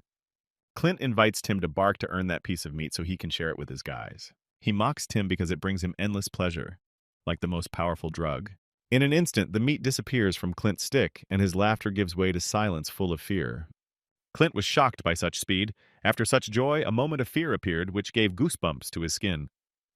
John grabbed the meat thief by the neck as if he was trying to attack him, and John masterfully defended himself as if he had swatted a mosquito. This madman turned out to be one of Tim's gang. He was already mad with hunger and had completely become another dead man who thirsts for meat and only meat. Clint is still in shock. He has no choice but to stand and silently watch everything that is happening. John grabbed the madman's neck tightly with his hand, and in response he only growled something incomprehensible and continued to bite the piece of meat. The capillaries inflated in front of the eyes, saliva flowed, and the fangs were revealed. In addition, the skin darkened, all the symptoms of a dead man. His death was inevitable. Tim and the whole gang are shocked by all this. From Tim's eyes, you can understand that he did not want this outcome. He wanted to achieve this outcome, but the risks were not justified. John is reasonable, and yet before killing, asks Leo if this man can still be saved, but his face makes it clear that the only salvation for this guy will be death. Everything turned out to be true. No one will help him, only to wander in the boat of the guide of the eternal guide of souls to the underworld. No matter how difficult it is to make such a decision, John should make it in cold blood, since it is no longer possible to help the man, which means it is better to deprive him of his suffering. John grabs him even tighter, squeezing his throat tighter and tighter. Only he can decide death or life in a mindless body. Tim is worried about his subordinate and does not want to let some John kill him, under no circumstances. Tim is already starting to yell at him in an attempt to stop him, but everyone understands that there is no way to save him. The shaved man is very excited, because it is never, as if his body is hanging in John's hands, that he can even take a breath of air.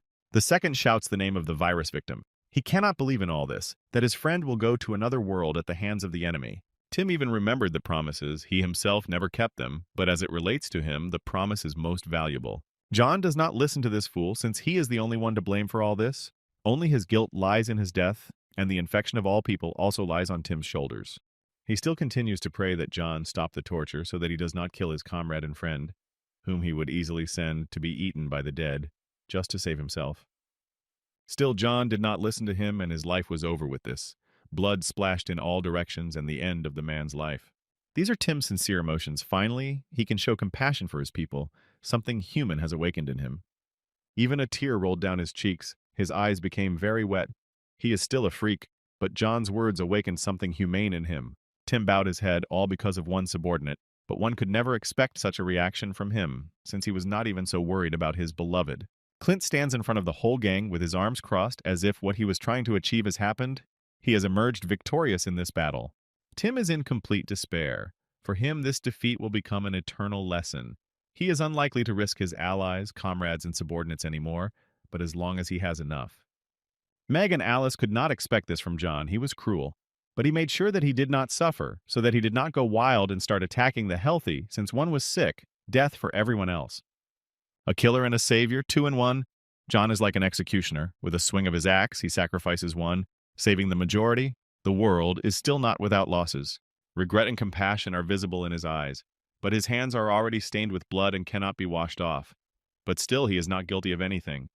All the blame lies on Tim's shoulders. John remembers the meat and asks Michael about its readiness, and he replies that it is ready. John is generous. Even after the murder, he is calm. He is ready to share his spoils with fools who only have on their minds how to eat and listen to their boss, who is putting their lives on the line. Clint was instantly indignant at how they were going to share the meat when it had been so hard to get it, when they were basking in the cave in complete safety. John thinks strategically. He understands that one mutated person can lead to a tragedy. If they don't help, death is here for everyone, and even significant people can be at risk. Our hero explains everything clearly to Clint, But in his eyes, there is a kind of self-interest that never happened before. Something was definitely wrong. He clenched his fists tightly, gathering all his fingers into a fist. Is it all because of John's decision? Is everything to our Clint's liking? Here is Clint's evil look. Everything was red in it. His intentions are not clear, but he doesn't like the fact that John makes such decisions. He put a mask on himself. Everything is clear with him. He most likely wants to throw this whole burden of responsibility far away. Everything in the cave is a burden for him. He only needs John. Clint wants to leave a difficult conversation and says that he will go eat sour berries while his people eat his meat. This nervousness is visible in Clint's movements. Sam tries to slow Clint down so that he eats more slowly, but his anger cannot allow anyone to hear. John perhaps understands what is happening to Clint. He silently looks at him because he wants to understand what is happening to him. But still his gaze is interrupted, and he throws it towards the people whom he saved with his generosity. Finally, they were able to escape, and it was all because of John, who showed mercy, solved Tim's problem, and generally saved many lives. From John's appearance, one can understand that everything is not as good as everyone thinks.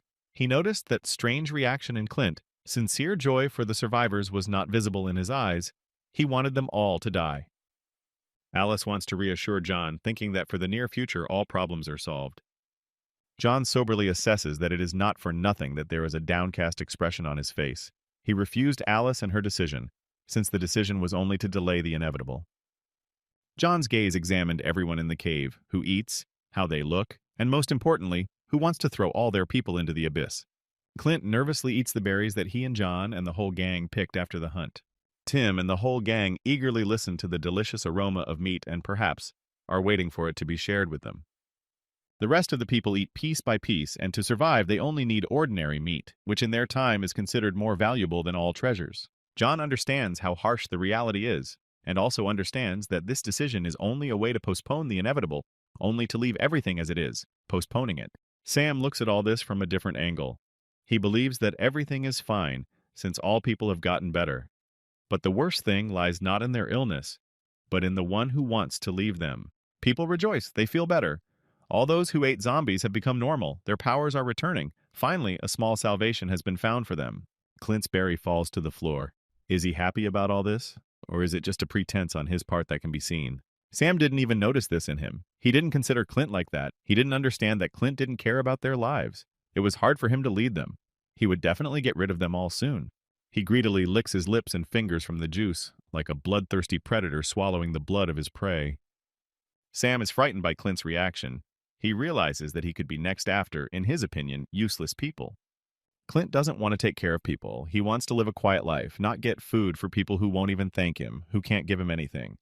It can't be! Another patient showed up, again the symptoms of someone who ate zombies, again problems. New patients began to appear among Tim's gang. As if one was already on the verge, Tim would again have to beg for help from John and the others. One of the gang is trying to wake up his comrade, but it is already clear that only the Almighty can help him.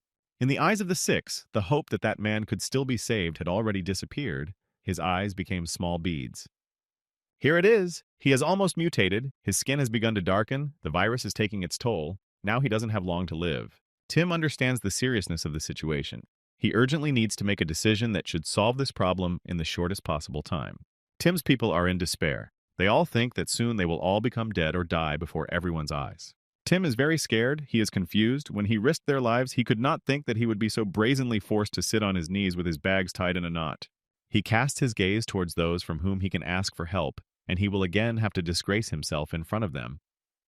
Incredibly, Tim decided to turn to Jonah, to his old enemy, to the one whom he had despised all his life, this desire to solve all his mistakes. John remained silent because he did not expect such determination from Tim. Or rather, he could not at all expect that he would understand his mistakes and try to solve them. He tries to make a deal again, only this time with John, since it was not possible to find a common language with Clint. Now he has come running to John. Tim offers in return for the meat whatever John asks for, whatever John would want from him. Again, this loudmouth interjects in the middle of the conversation. Again, he is itching. He doesn't seem to solve anything, but points out that John has no right to share meat with Tim. He believes that their people have not eaten at all, and they need to share with Tim's gang, who did not consider them valuable, but now wanted to atone for their sins. He accuses Tim of forcing them to eat zombies. It's all his fault, but they themselves happily stuffed their cheeks piece by piece. Tim is also furious. He is not happy to hear this, but he is also guilty, and even more guilty than anyone else for everything he has done. To the side, you can hear the cries of those people that the whole gang should die, every single one. And Tim continues to talk about the deal. Now he began to speak not with requests, but with threats that it would be better for John to give meat to people for the sake of their lives. Earlier, John was told that Tim is the son of the ruler of City B, and it would be better for him to give some meat. Otherwise, they will not get into the city, even through battle. John nevertheless started a dialogue. Now Tim definitely won't have the words to continue the conversation. He stood in front of him so that he would not look down on him, in order to be taller than him and put pressure on him with his charisma. Tim fell silent, yet he was overwhelmed by his strength of spirit.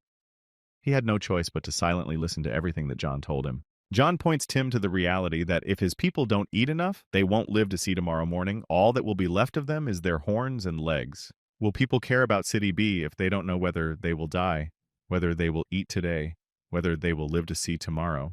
John says that there is no need to remember this. Their priority is that they and their families live until tomorrow so that their bellies remain full and do not need food. John leaves Tim without taking his eyes off him, showing him his strength and capabilities. Tim silently looks at John's back since nothing he says will matter. Is John going to negotiate with his captain so that they share the meat with them? Will he really show mercy even for him? Tim continues to look after John, thinking that he will give them some of the rarest medicine, meat that will save the lives of many in the whole gang. Shaved is very worried about his elder, because last time everything went badly, and he cannot guarantee that everything will go well this time. Tim peers at him and understands the reason for his worries, since he himself is in this situation, and he once easily controlled them. John, for an unknown reason, asks Clint for his dagger, but Clint assumed that John needed it in order to kill the impudent Tim, who had the courage to even threaten him. John orders them to prepare for the fact that after everyone is eaten, he will wait for them in the car, since they will soon be moving out. People agree with their leader, and even the majority have already reinforced themselves. However, almost everyone is ready to move forward. John decided to continue the conversation with Tim, and it was not without reason that he asked Clint for a knife. Something crept into his head, but he definitely does not intend to kill him, since he made a promise, and he keeps them. Tim tensed up a lot. He was frightened by John's strange decisions, why he needed the dagger, who it was for. All these thoughts visited his head, and that was what scared him.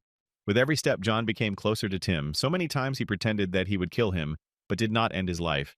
Now would he be so merciful? The knife is already in John's hands. He definitely intends to be serious.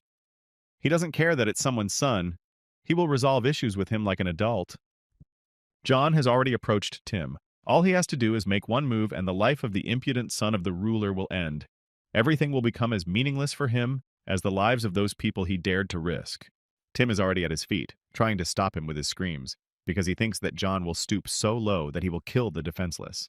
John still does not betray himself.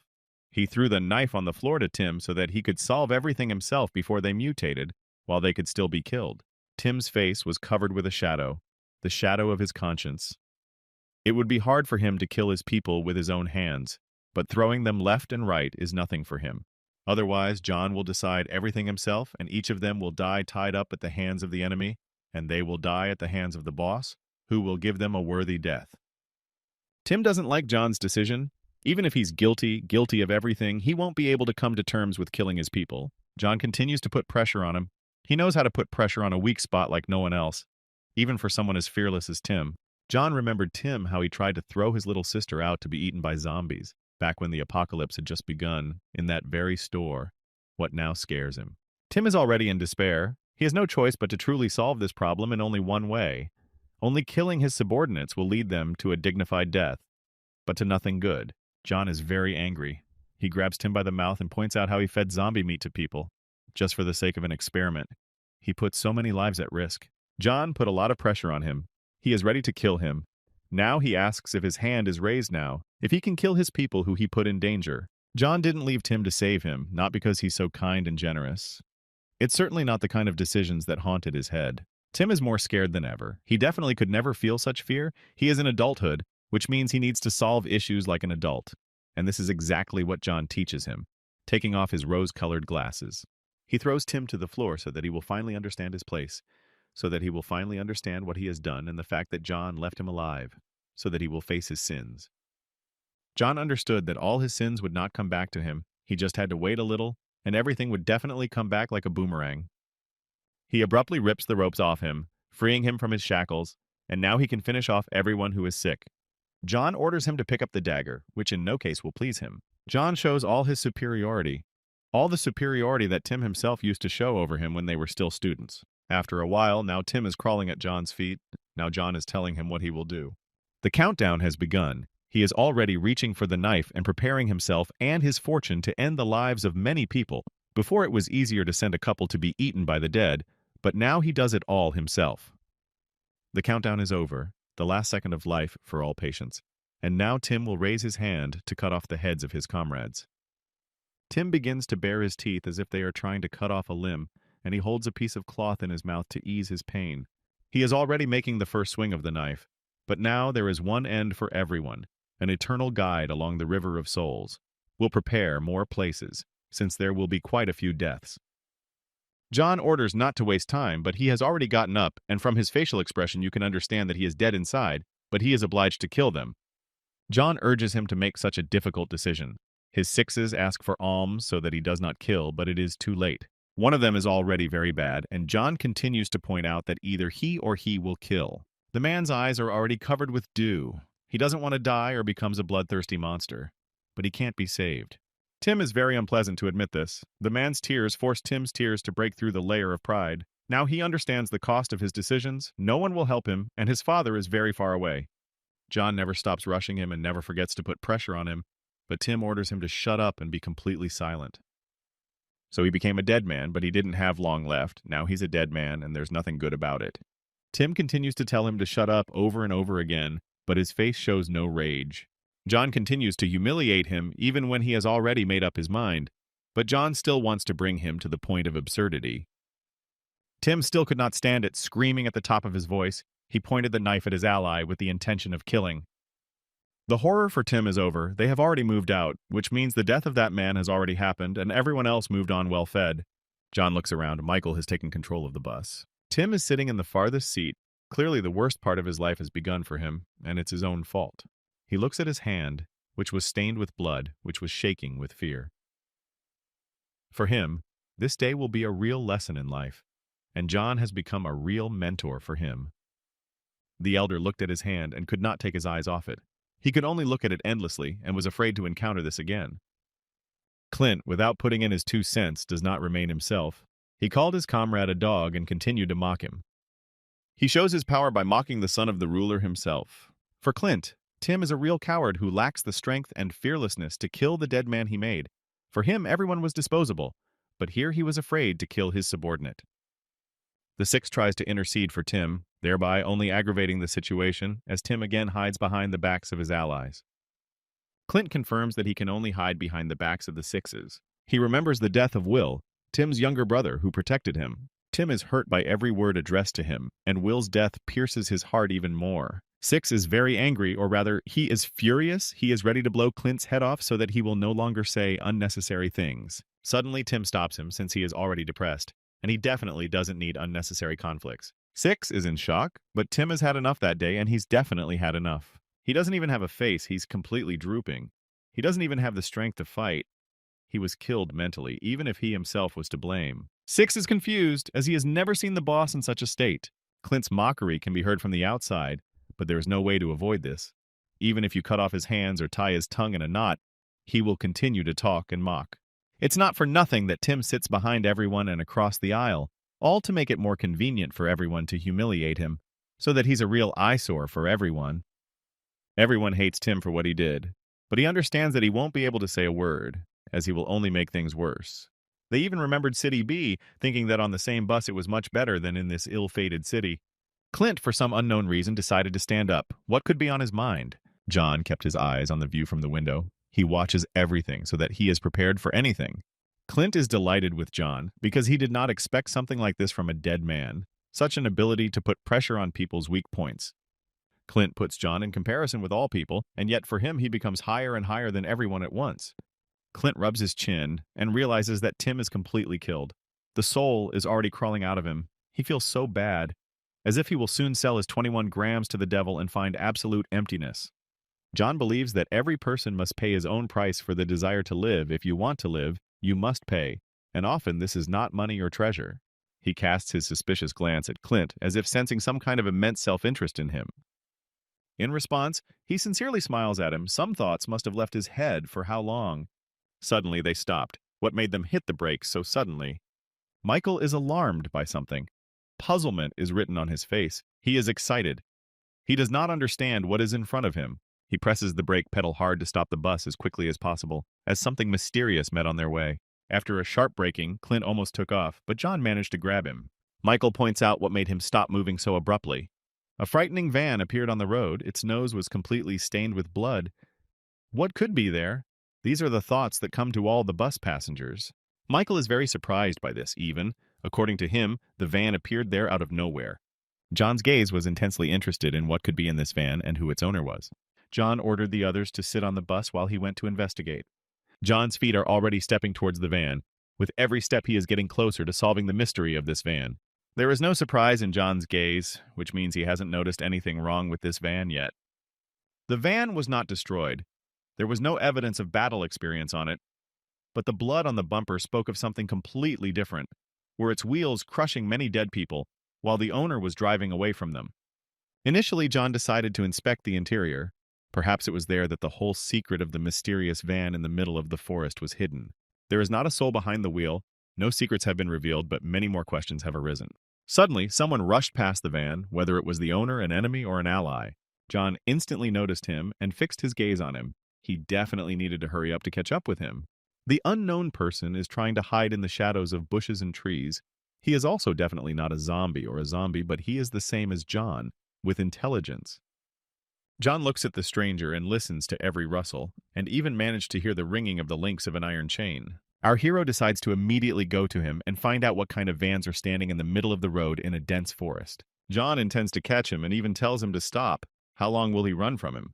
The stranger does not have time to leave the horizon for John, yet he is not such a weakling. He is trying at full speed to catch up with the stranger in order to find out from him who he is, why he is running away, and what kind of van he is. The stranger is not a weakling, and is not going to yield to John in speed, which is very strange, since previously John could catch up with everyone, even a bus, at full speed. John is hot on his heels, and his target's heels sparkle from his speed. Even John recognized his speed. He could never meet such a fast person. Who is he? Only one thing is clear, that he is definitely not a weakling. The speed of our stranger causes leaves to fall from the treetops directly onto him and John. It's incredible who he is, a monster, a man, or something in common. Why is he wrapped in bandages and running with such force? What are the chains on his neck? All these thoughts come to John. After laughing for a short time, he stopped abruptly. Does this mean that he is going to attack our hero? John was puzzled. You can see in his eyes that he really wants to ask him a lot of questions. He stopped for a break. He probably ran out of strength to run away from John, since John did not allow him to run even a meter. Will John really catch up with the fugitive? But not only this worries him, but he worries about the chains in which his hands are chained. John hopes that he has finally caught up with him and no longer needs to chase him to reveal a couple of secrets. He jumped up as if on springs, heading towards him. He grabbed the tree branch tightly so that, like a monkey jumping on vines, he could quickly get to his prey. John quickly wants to get to know this guy better, who he is if he is so fast that he is hiding that van. He examines a potential enemy in detail in order to counterattack him in a weak spot during an attack. The sudden stop of that stranger seemed very strange to John, because this is only done when preparing an insidious attack for the enemy. John attacks first and tells him to show his true face, which he hides under the hood. He pays attention to him. Finally, his face appears to the eyes that is hiding under the hood. It won't be possible to see the whole face because of the bandages, but the outlines will be known. At least it will be possible to find out what gender he is. His entire face is hidden behind a mask of bandages and hair. Only emerald eyes and malachite-colored hair are visible. John was shocked. Even after removing the hood, there were no fewer questions. His eyes were not just scared, but puzzled by who was hiding behind all this. Suddenly, the stranger dared to grab John's strong hand. He would not tolerate such impudence. His entire body is covered with bandages and chains. He is a prisoner or an unfortunate experiment. Having such wounds, he has such powers. John couldn't expect such strength and grip from him. He couldn't move. The stranger found John interesting. Something about him captured him and inspired him. Still, our emerald is human, which can be said by the color of his skin. But his strength is shocking, since John has never lost to anyone before. He traps John in a lock, preventing him from moving. The stranger is so strong that he can easily move John himself, who is moving a bus on his shoulders. He is stronger than all the enemies John has previously encountered. He has never been able to meet such a force that could move him at such a speed. This is already the second opponent driving John into a tree, but the first time a giant zombie boar was chasing him at full speed, now it's an ordinary person who pushed him into the tree without gaining speed. John has already put in all his strength, but still he cannot move from his spot since he's very strong. The stranger began to put pressure on him by saying that he himself recognized his strength, but was not going to concede even a little in strength. John had already begun to exert excess force to at least push his opponent aside. Unheard of impudence, he grabs John by the hair, but only let John free himself, and this impudent man will not live. But John still needs to free himself from the scoundrel's hands, but he can only stand pressed against the wall and clench his teeth. The stranger does not even forget to mock, yet he was not taught manners where he came from. He pressed him to the wall for a reason, but this is what crept into our stranger's skull. He decided to explore John to the fullest, even to sniff out everything that was hidden behind the pile of muscles. He needs to look at John fully, what exactly he wants to learn from him and his body. The insolent man's hand even got into John's mouth. Even his mouth did not remain untouched by the insolent man's hands. Looking at the teeth, the impudent man decided to try the fangs, which were razor sharp. The stranger considered John's teeth to be very healthy, which in his opinion was strange, like for a zombie. Finally, he took his playful fingers out of his mouth, which had already been lying in his mouth for quite a long time. John reacted instantly and clenched his teeth like a bear trap. The stranger was greatly surprised by his speed and even called him cruel to ridicule him. John is very angry with his opponent, and he is even more angry because he constantly puts his hands where they shouldn't. He thinks John is a weakling because he isn't that strong to him. Even if that's true, he shouldn't have said that about him. Suddenly, an arrow flies from the side, trying to pierce our heroes, who are pressed against the tree like a sweet couple. The stranger is no weakling, and easily catches the arrow in mid-flight exactly as John did earlier, suggesting that his reaction is the same as John's, or even better. For our emerald, everything around seems interesting. Everything around awakens delight in it. John's entire team came running to save him, but it is unlikely that they will be able to help him in any way. Clint orders the stranger to let John go, holding him at crossbow point. The others are very worried, since no one has ever been able to corner John, and some person took him hostage with such ease. The stranger is surprised that John has friends, and for him they are not even food or a snack, but comrades who will come to his aid. It seems to him that this is very bad, and that it will be very difficult with John, even for such a strong guy. He squeezed the arrow until his hands bled, and it occurred to him what his insidious plan was.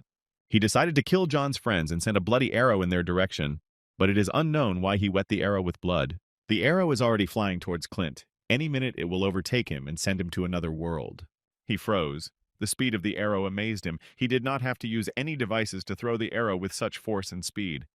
John immediately freed himself from the enemy's grasp and rushed towards Clint to save him. Everyone nearby screamed his name, fearing that he would no longer be able to escape. He remained standing and watching all this, as if he had done all this just to see John's reaction, whether he would try to save his friend. Still, John manages to save Clint, grabs his head and takes the entire blow upon himself. Clint can only say his name as the arrow pierces him and seems to be touching him with its tip. It really hurts him. Even the most severe zombie bites, the blows of a giant boar were a tickle for him, and now one arrow made him clench his teeth until he cracked. What would have happened to Clint if he had not been saved by John? The arrow would have pierced him through and others would have suffered. Everyone is surprised by John's speed, since even here he managed to catch the arrow with his whole body but saved Clint. The stranger silently watches how a dead man saves a man. For him, this is the most amazing experience of his life. Still, he considers John problematic since he has a conscience or his friends turned out to be very important to him. A certain rumble from the side caught the attention of our impudent man, and he even turned his gaze towards the noise. The roar spread throughout the forest, as if something more terrible was heading their way. It can't be that same van. It's from it that the rumble comes and is so strong that it spreads to the entire forest in a matter of seconds. The rumble still did not stop. Everything about that van was strange. And the fact that it had never been beaten, but there were many bloodstains on its white paint, filled with horror those who saw it on the horizon. Something was trying to get out of the van. Something was hitting the doors of the van, and blood was gushing out through them in different directions. This creature forced the stranger to leave them and go deal with him. The last phrase aggravated the situation. He said that they would definitely meet, since they still had an eternity ahead of them, and now he had to go. Clint is still scared, and John is trying to get up from his knees and continue interrogating our stranger. The enemy whistles at someone as if calling his puppy or his ally, whom John and the whole team would definitely not be able to defeat. It got out and right next to the bus with passengers. What is it that follows the whistle of our impudent person? What a pile of blood, flesh, and rot. From inside the van, heaps of stains of bloody hands are visible, as if this van is a Pandora's box, in which there was something very terrifying. The giant creature crawled towards our heroes and left a bloody trail behind it. A stranger is waiting for his dog, a rather strange pet, but they are similar to each other, two oddities in the middle of the forest. The monster is as fast as its owner. It covered this entire distance in a couple of seconds. He is very dangerous. It is rare to see such a strong enemy in the middle of the forest, who also has such a strong pet. He points out that John may still enjoy his life, but he will definitely return later. He glances their way, making sure that their connection is sincere. They and the creature leave and leave them completely alone. John's blood dripped from the wound that the wanderer left him. That arrow seriously wounded him. John easily pulled the arrows out of his back, which was bleeding heavily even under John's strong regeneration. Everyone was very scared when John was pierced by that arrow and even thought that he would never pull it out again. John gets up with heaviness after such a battle, yet the strength of the new enemy is too great for the current John. Clint worries about John the most, since it was his fault that he got hit. It's hard for John to even breathe. This is the strength of the enemy he will meet in the near future. He's still okay. He's all beat up and badly injured, but he gives everyone hope that he's okay. John even now assesses the situation sensibly and remembers the people and the bus, since it was from there that terrible creature came running. John hurries towards the bus, as if he absolutely does not care about that arrow wound. Clint will not forget about this and will remind John that he should take a break and treat the wound. Suddenly someone stops Clint, grabbing his hand, realizing that it's better not to stop John now. He paid attention to the one who stopped him and was surprised by the reaction, since it turned out to be his beloved, who should care for him most of all. Something told Alice that she shouldn't stop John now and let him go in their direction. John is furious. His wound is bleeding, but something haunts him. What is the catch in that attack? Why did that guy wet the arrowhead with his blood? What brought him discomfort was the wound, which was so serious that it was through and through, and the wind could blow through it. Finally, they returned. Everything was fine. Everyone was alive and the bus was not damaged, since everything could be expected from such a pet and its owner. The passengers are rejoicing. They have returned and everyone is happy about it. Well, not without reason, since without them, they will not survive even a week in this harsh world. John glanced to the side, as if something very important had prompted such attention in him. Still, this is something much more important than a squirrel running past, which is what aroused such attention from John. As a result, everyone was in shock, something incredibly dangerous or a new enemy. They were just getting out of the thicket of the forest and out onto the road along which they were driving and ran into a strange van. Here it is. They were frightened by a giant trail of blood that came from the same van that was smeared with the blood of that creature. The footprints were similar to human handprints, and the campaign recognized that they were truly similar to human footprints. Leo stops them and asks them not to touch the trail of that creature for now. The doctor orders everyone to get on the bus so that everyone is on it at the same second. From the moment the Wanderer called that creature, everyone who had once eaten zombie meat began to behave strangely. Everyone showed some symptoms. The boy they cured was sobbing and screaming at the top of his voice in pain. What could happen to them? What was the strength of that Wanderer? The veins in the boy's neck bulged greatly, and his mother tried to calm him down, but she didn't understand a damn thing what was happening to him. John immediately tries to find out the reason, and whether the boy will become a zombie. Leo points out that there is no way that boy will become a zombie. This is just a temporary symptom. Everyone who ate zombie meat had the same symptoms as my son. The situation is utter horror, and they, like no one else, understand this better than anyone else. And that van that from the inside is full of blood and all the most terrible things. John remembered that some kind of creature got out of that strange car, what it was and what it looked like. Such questions appeared in his head. Leo is confused. That creature has disappeared from sight, but he believes that that creature could not be human. Someone nevertheless shouted out and opinions were divided. He said that the monster was a man. John and Leo instantly glance in his direction. Our Tim turned out to be the screamer. He, grabbing his stomach with his hand, indicates that something was a person. Tim did not consider him not a monster or a mutant, but still he was scared to the point of trembling all over his skin. And this is typical, since the creature, like a shadow, is gloomy and like a terrible nightmare. His eyes narrowed to quanta to see his pupils. You need to look at them under a multi-million-dollar magnification. That creature also had a terrible smell, which blocked the nose with barricades and killed from the inside. Clint is not even going to mock Tim after he almost let a stream flow under him. John has received the necessary information and goes to investigate the van, and Leo says that Tim's fear is inherent, and they could suffer the same fate. Clint followed John, asking if he had found anything that might reveal a secret or two. John examined the van in detail from the inside and apparently noticed something. Contrary to Leo's orders, John still touched the substance, which was a mixture of rot, flesh, and blood in general, everything that was deposited from that creature. John understood that that creature was decomposing and bleeding, but how could it be human and not die with such problems? Everything contradicted each other. It decomposed, bled, but did not have human strength and speed. This gave Clint good food for thought, which makes him think well about how to defeat that creature and that wanderer. Clint could not even think that, except for John, there were no people left in the world who survived a zombie bite. Blood flowed from the van in streams, and the darkness inside made it clear in what conditions the creature was kept. Clint realizes that the situation has worsened and points out that John himself understands this. John's gaze was blank, realizing the seriousness of the situation. He was not given an easy choice. Clint persistently explains the power of that wanderer who pinned him in a corner and sniffed him out, reaching into his mouth with his hands as if he had seen a strange animal.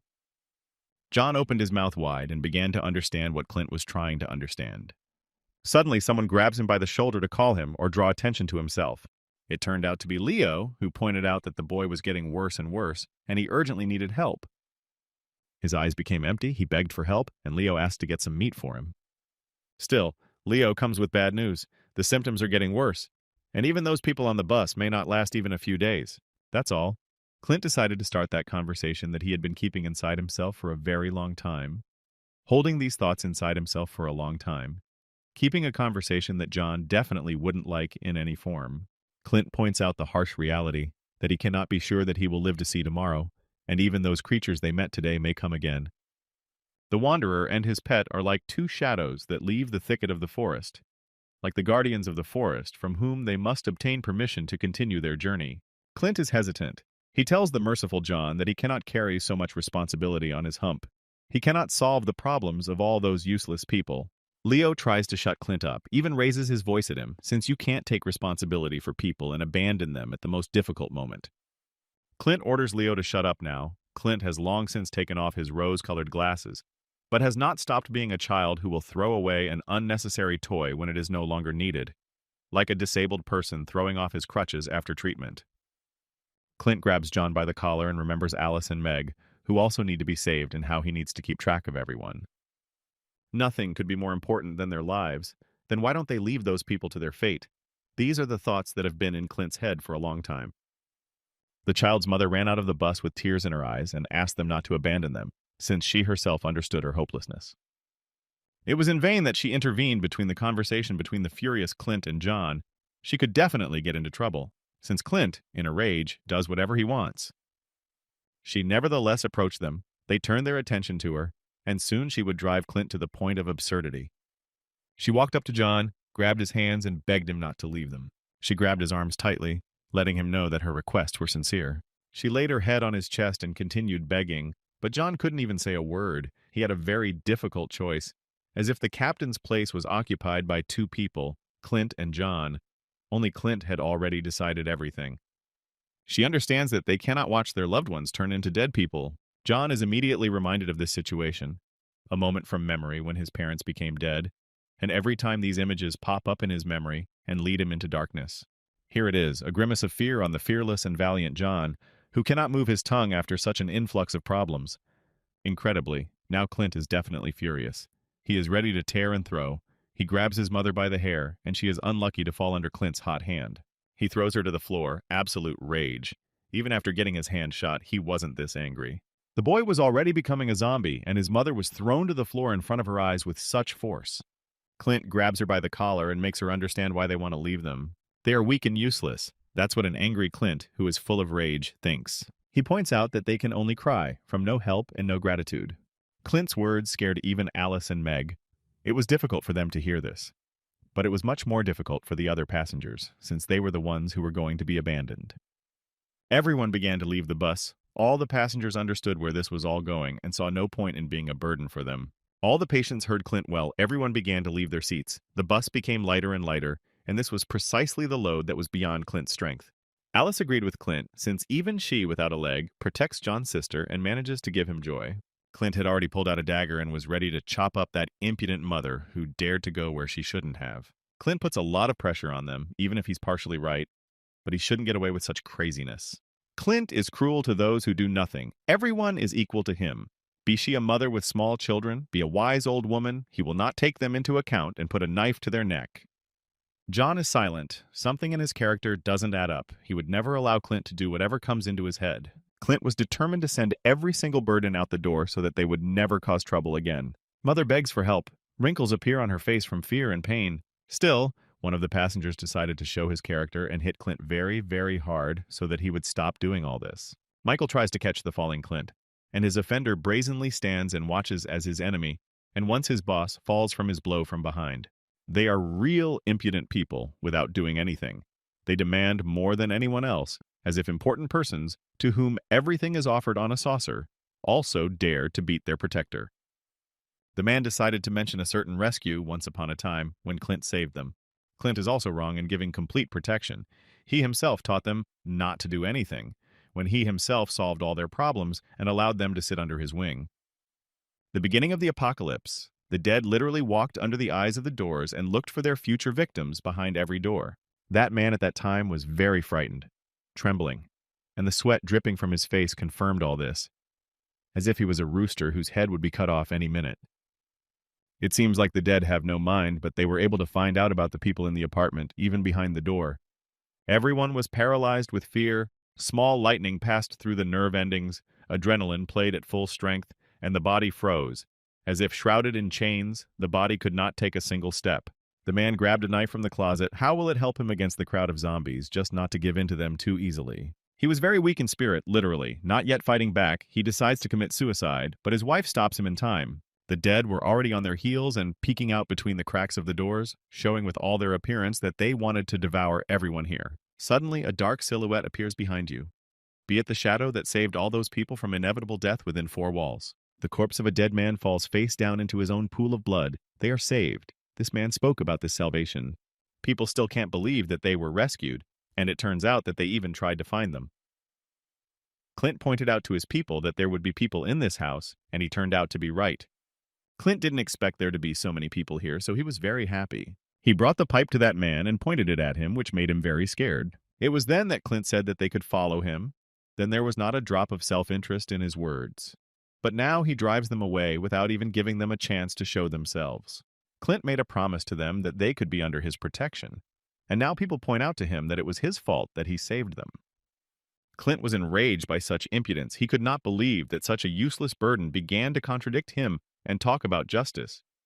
Everything is obvious, Clint slowly said the man's name, which means that something big is planned, lest the man lose his life after such words. Clint says that he is too good, but he sees such insolent people first, who blame their breadwinner without doing anything for him.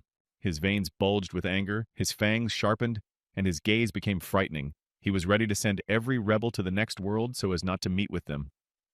Clint is not involved in charity work. You want a roof over your head and food on your plate, be prepared to give at least some benefit to the boss. He throws this insolent one and points to his place, from which moment Clint began to have the responsibility to cater to their every whim. The following impudent people are not far from the man. Everyone wants their share, and they are ready to kill Clint, considering him their equal. They pulled out their knives and quickly rushed towards Clint. Michael and Sam take the brunt of it, and overall the entire fight rests on their shoulders. Sam has already been grabbed by the face. The battle is both ridiculous and serious. Michael is surrounded on all sides. The battle is quite tense for both of them, especially when the fight is not equal. They were not weaklings, and even showed themselves well, since even Sam had probably already lost a couple of teeth. Sam flies off to the onlookers after taking a strong blow to himself, but everyone around is surprised at the fight in which both sides are in the wrong. Meg is very frightened and holds on tightly to Alice. Everyone could not expect such a brawl in the middle of the day. The mother of a sick baby asks that they not fight. She is afraid of the consequences. She dares to beg for help, but is afraid of fights. In her place, she should hide in a secluded place and not stick her head out for a while. Suddenly, her doll-like gaze turned her attention to something else. She does not lose hope that John will help her and calls him again and again, asking for help. She addresses him without saying his name, as if she never cared what his name was, even after what he did. Still, Clint will not leave her alone. She will always get what she deserves for every impudence she has. That sparkle instantly disappeared from her eyes. All her hope disappeared the second Clint grabbed her hand. Whether everything was lost for her, it all depended on his mercy. From Clint's face, one can understand that nothing good is in store for her, only more pain, fear, and horror. Clint explains to John that these people don't give a damn about him when they don't need him, and when they do need him, they will always ask for help. He believes that they do not value anything that is given to them on a plate. All they need is constant protection and food right on their plate. Clint tries to reach out to John, but in response he receives unanswered silence. Something is definitely wrong with John. The words of that mother were too painful for him. He continued to remain silent, as if the whole outside world did not matter to him.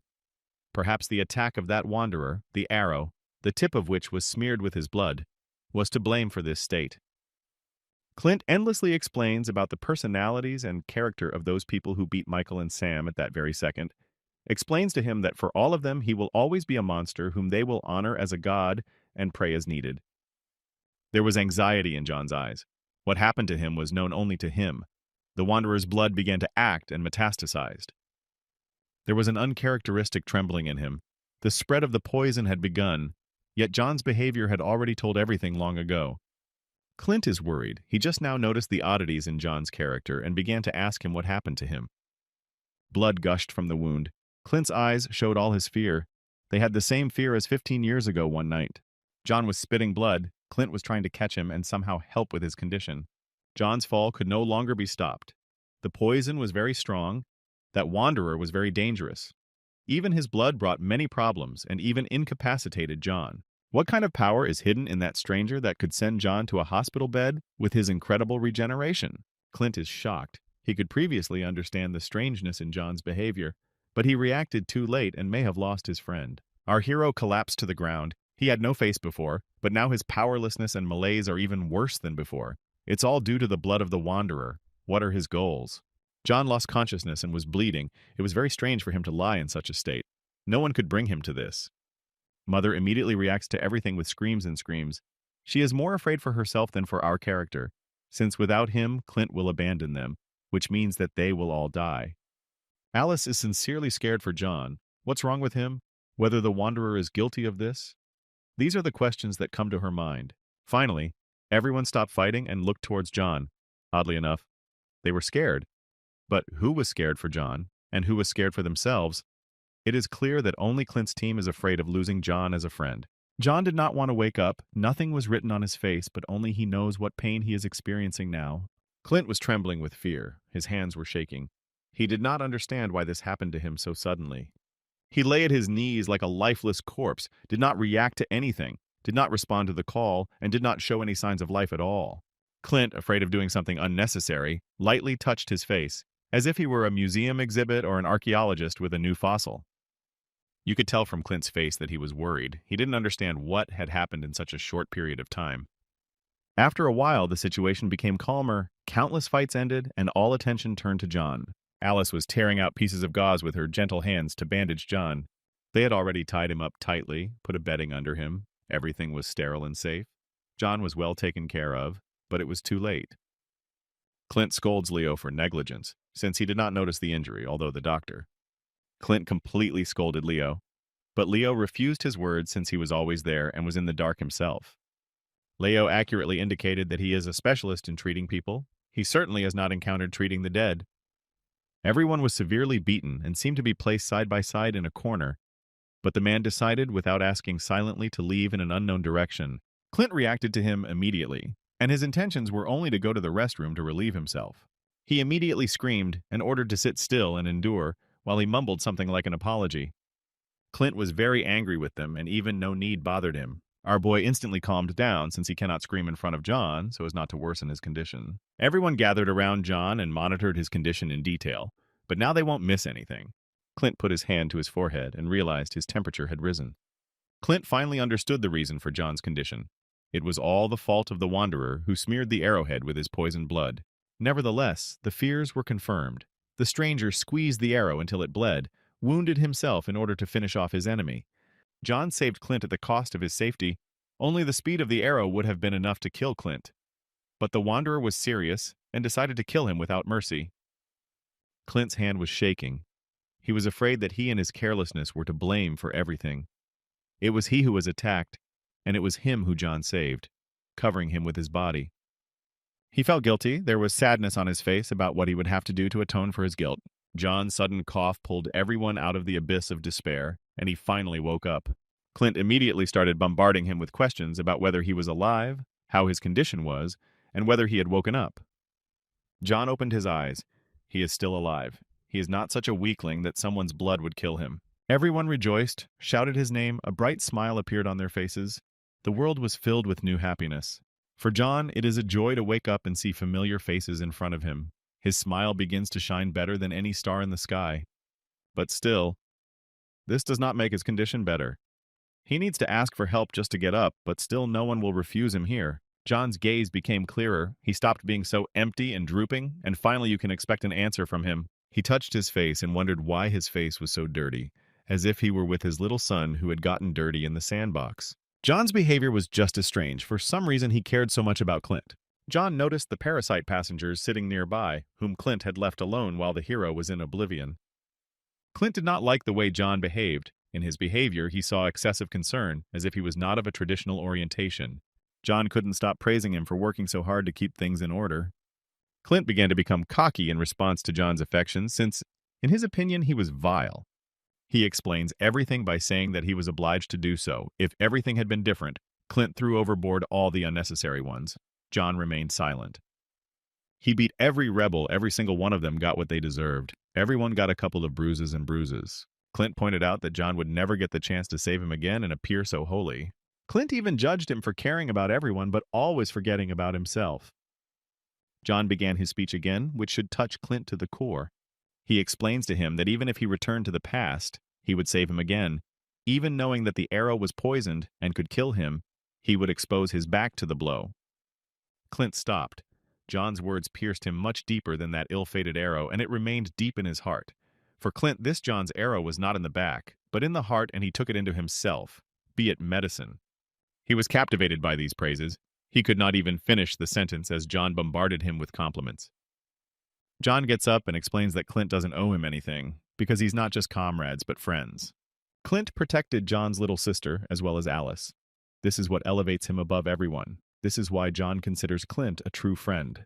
Even when that wanderer attacked him, Clint did not leave his friend in danger. He went into battle with a stronger enemy and threatened him with an ordinary crossbow. Then Clint was the only one who came forward to help John. Clint was touched by John's words. Joy was visible in his eyes that he was praising him so much, praising his virtues.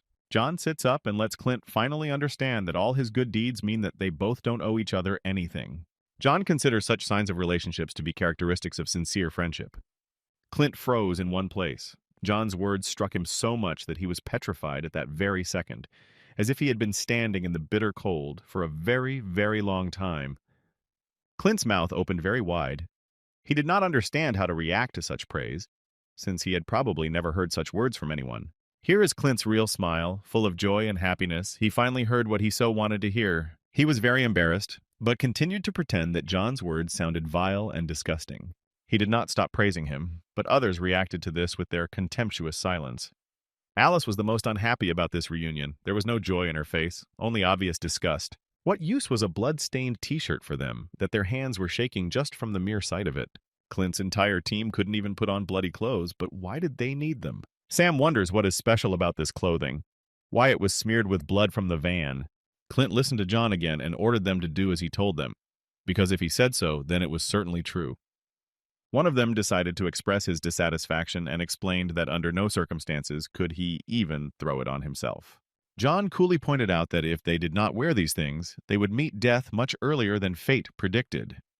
They immediately became worried because death is a bad joke and John is even worse. John's decision is driven by the fact that the slime on his clothes will delay the transformation of those who ate the flesh of the dead earlier. John found a use for even this useless slime and rot that would save many lives. Michael and Sam looked at their clothes, realizing that it was pointless for John to deceive them, and they could trust him, but putting on such horror was beyond their strength.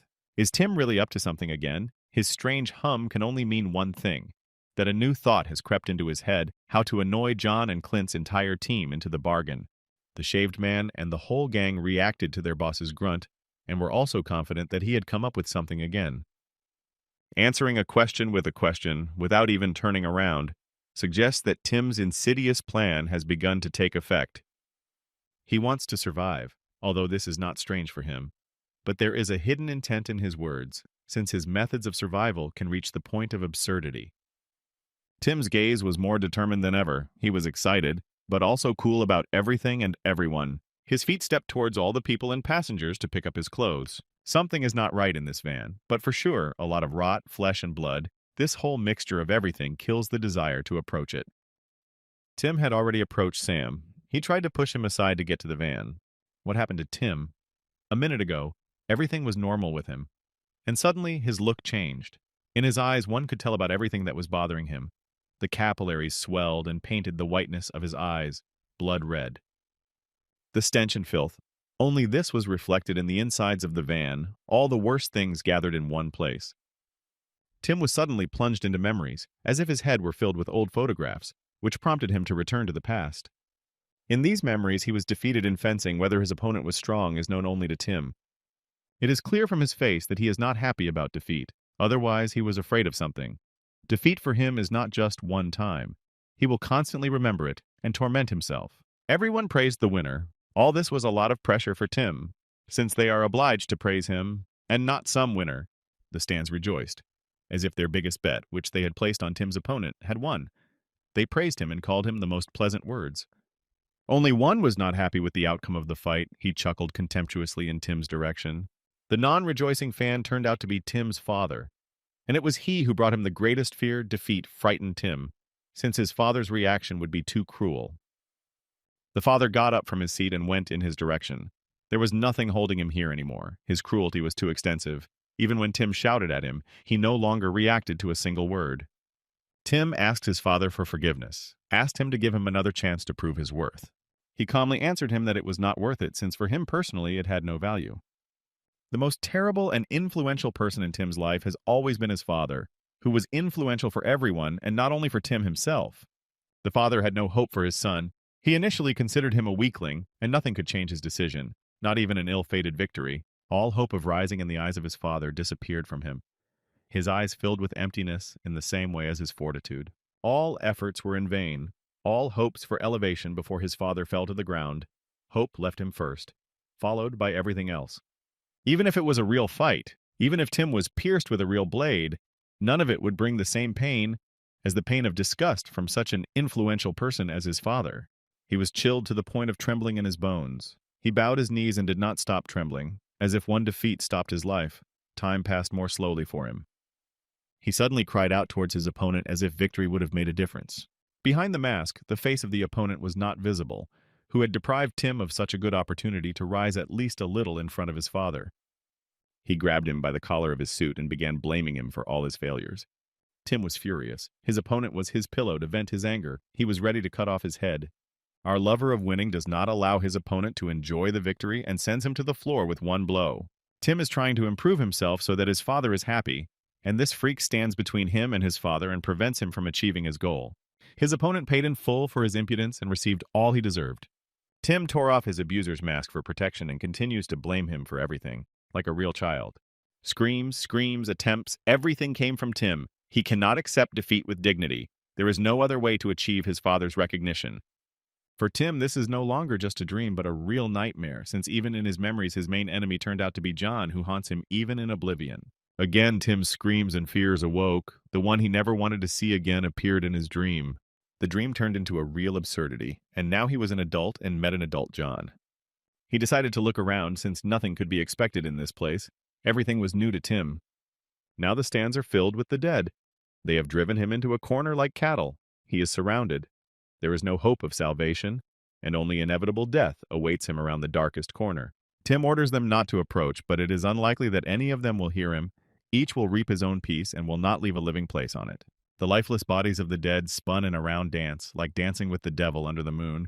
By selling your soul weight, you get temporary bliss. A shudder ran through Tim. Fear permeated him completely. What he saw plunged him into horror. In the dream, John considered Tim only as food. He saw only food in front of him. Pinch Tim already, free him from this nightmare, show him the way out, since more than one person cannot withstand such pressure. Tim tried to push everyone and everything away, but it was unlikely that the mindless dead would listen to him, who violently attack and do not see obstacles in front of them. While the boss was sleeping, night had already fallen, and his nightmare caused him to shout to the entire bus, which disturbed all the passengers in the middle of the night. He woke up in a cold sweat as if he had been doused with ice water, which pulled him out of the abyss of that nightmare. Everyone was surprised. No one could have expected Tim to wake up so suddenly. Clint and John are next to each other again, and they also decided to show their attention to Tim, who is having nightmares and will soon start cutting his teeth. The sixes ran up to their eldest and began to explain everything that happened to him while he was unconscious.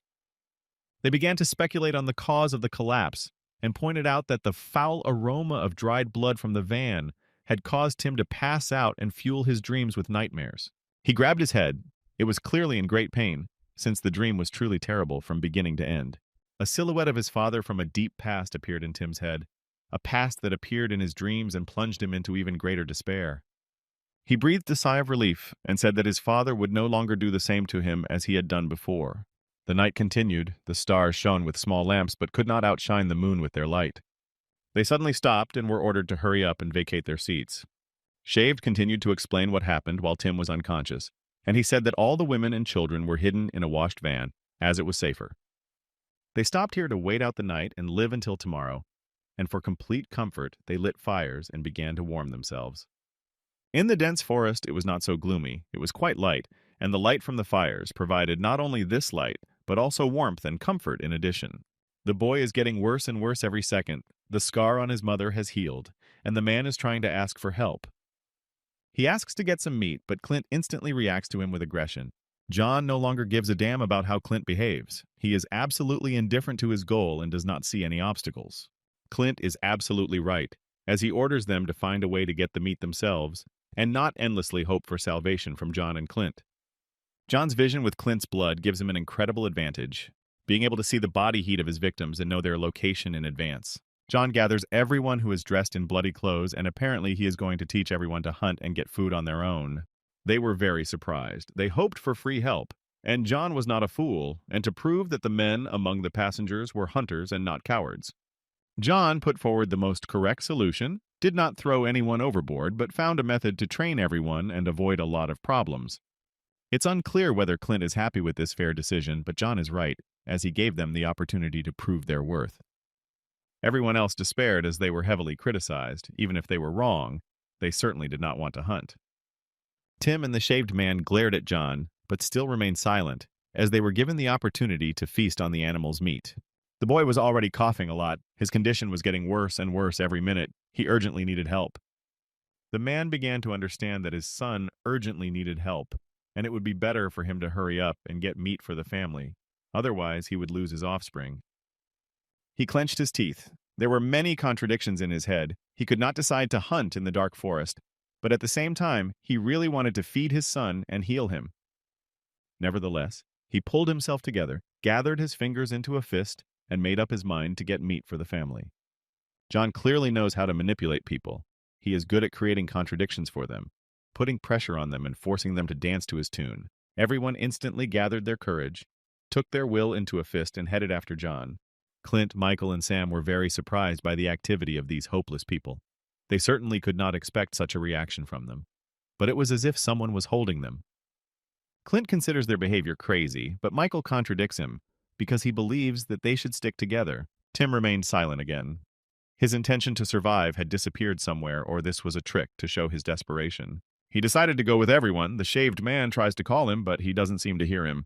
Those who participated in the hunt will receive the meat, and Tim's six understand this well and also decide to go after the boss. One of the survivors noticed something strange on his clothes. Something vaguely similar to a sticker or photograph was stuck to it. That picture caught Tim's attention. It reminded him of something familiar, as if he had seen it before. He decided to take her with him and check whether she really was familiar to him or just imagined it.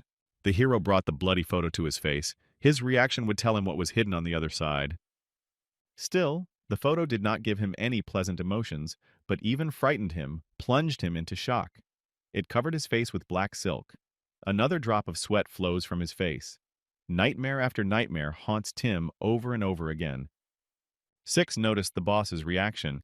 He decided to find out what happened to him and what kind of image in the photograph changed Tim's face so much. This photo is from Tim's childhood. It completely reflected the horror of his entire youth. Incredibly, the photo shows the ruler of City B, Tim's father, and the pervert, because of whom that terrible night in Clint's life happened. when because of him, Clint was crippled both mentally and physically. Clint suspected something, but not in vain since they were talking very strangely and were definitely up to something. He snatched the photo from Tim's hands, which he didn't expect at all, whether Clint would be glad to see his hater. It is not for nothing that the photograph is stained with blood, since it reflects all the pain of those who have ever contacted that person in the photo. Still, it haunts me that the photograph was in the van in which the frightening creature was hiding, and how it and the Wanderer are connected with City B. Is it true that it is a trap, and how soon will they get there? Clint's reaction is similar to Tim's, but he was much more shocked because his childhood nightmare turned out to be the father of his enemy. At that very second, images and memories of those events that Clint so wants to forget flashed into his head. Tim wants the photo back, but Clint doesn't want anyone other than his family and John to know about it, and immediately removes his hand from Tim. Tim was already furious. He bared his teeth, and he also wanted to take the photo for himself. But his anger passed. Clint's reaction made him scared. Even his strength left him. When Clint realized that this pervert was his father, he changed. He became a completely different person. His aura became much more overwhelming than before. Tim suspected in his gaze that perhaps he had connections with his father, and from the reaction he understood that they were not friendly. Shaved wants to avoid conflict and pulls the elder out of the conversation, inventing a reason for this. Six thinks Clint is truly creepy since he still hasn't taken his eyes off the photo. Clint had already pulled away from the crowd. He had lost all the mood to kill animals. He wanted to hide in the most secluded corner. He was finally able to tear himself away from the photograph, lowered his hand, and prepared to leave on the way back. He simply silently went to the camp with everyone. That photograph opened his old wounds and returned him again to his unhappy past. The night continued. The stars were not going to leave the sky and were shining with all their appearance. Michael and Sam stayed with Alice and Meg to warm themselves by the fire and talk about various topics. Alice asked them why they didn't go with everyone in search of meat. Sam explained everything by saying that Brother Zombie told them to stay and look after the girls. Meg noticed that Alice had a new prosthesis and asked her if she was in pain and what she felt like. John did his best, so to speak. He gave her the leg that Tim took from her. She smiled sweetly in response and said something that was very convenient, and she was grateful to him with all her heart for it. Clint came back. His hunt was over. He found something he didn't want to find. Alice turned her attention to him and decided to call him, since it was strange that he distanced himself from John and the entire squad. Michael also asked him why he was not hunting, what made him leave there. It was clear to everyone that Clint was not telling something, what kind of excitement he was talking about, what had happened to him. All these questions visited his head over and over again. Now he turned to Alice. What did he need from her? Since before he had never been able to exchange words with her, even greet her, which was hard for him. Clint started with a difficult topic for her, as if he knew all her motives in advance and that she never wanted to end up in B-Town. She was excited after all. Clint hit the bull's eye when he asked such a tricky question. Clint understood the sad truth that John had to get along with people through desperation. In addition, Alice herself understands that when they reach the city, they will have to part, and this can only be avoided if they turn off the path. Clint knows how to apply pressure to get the truth out of a person, but it feels like he already knew everything. He feigned a smile at her and pointed out to her that it would be better for them to stick together, but she already knew the solution to this problem. He spoke in riddles that only Alice could understand, because even if all the problems were solved, John would not stop helping all these people. Clint said everything that was stored in her head. It was not without reason that she agreed with Clint when he began to point out to all the passengers that they were a worthless burden. We returned to the forest at the very height of the hunt, and fortunately, everything around was already brighter. All the conditions for a successful hunt. Tim's gang was chasing a deer with doll eyes, but they don't care about any eyes. They want meat and only meat. Tim is not a fool and is already holding the tip of a stick and preparing it for an attack, just like I did in ancient times, when people hunted with spears and bladed weapons. His strength is incredible, whether he trains and throws a spear so that he can always be ready for this moment. It is not the smartest or the strongest who survive, but the fittest.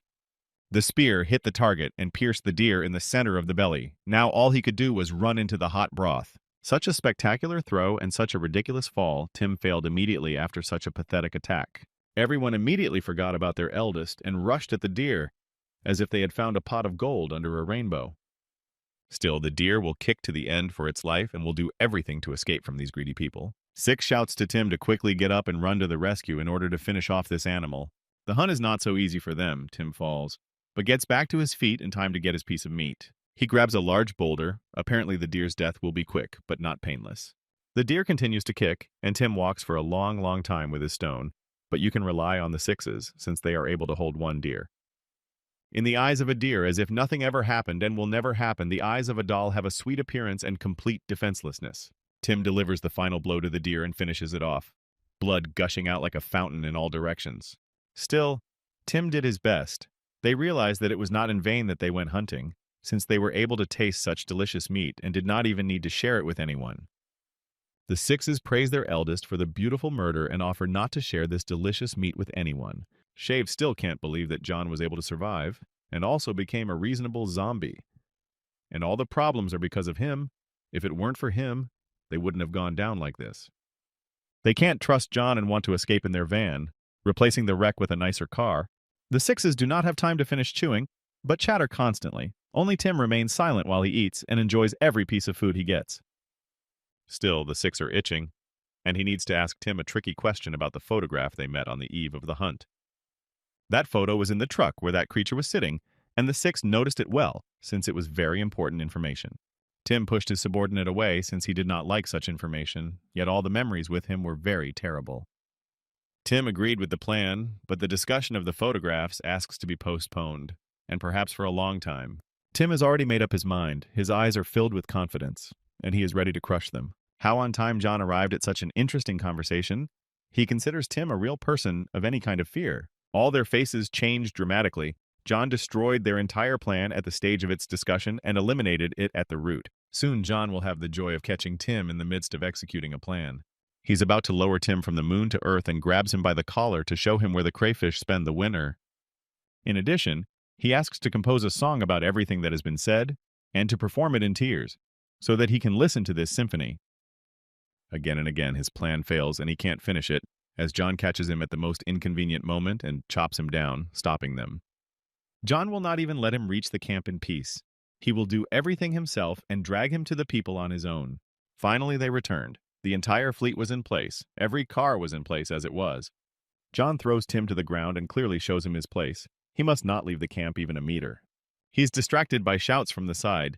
People are worried and someone is trying to calm them down. What happened during the absence of John and the gang? Why is everyone so scared? They clutch their heads and shout that the city is occupied and there is no longer any salvation for them.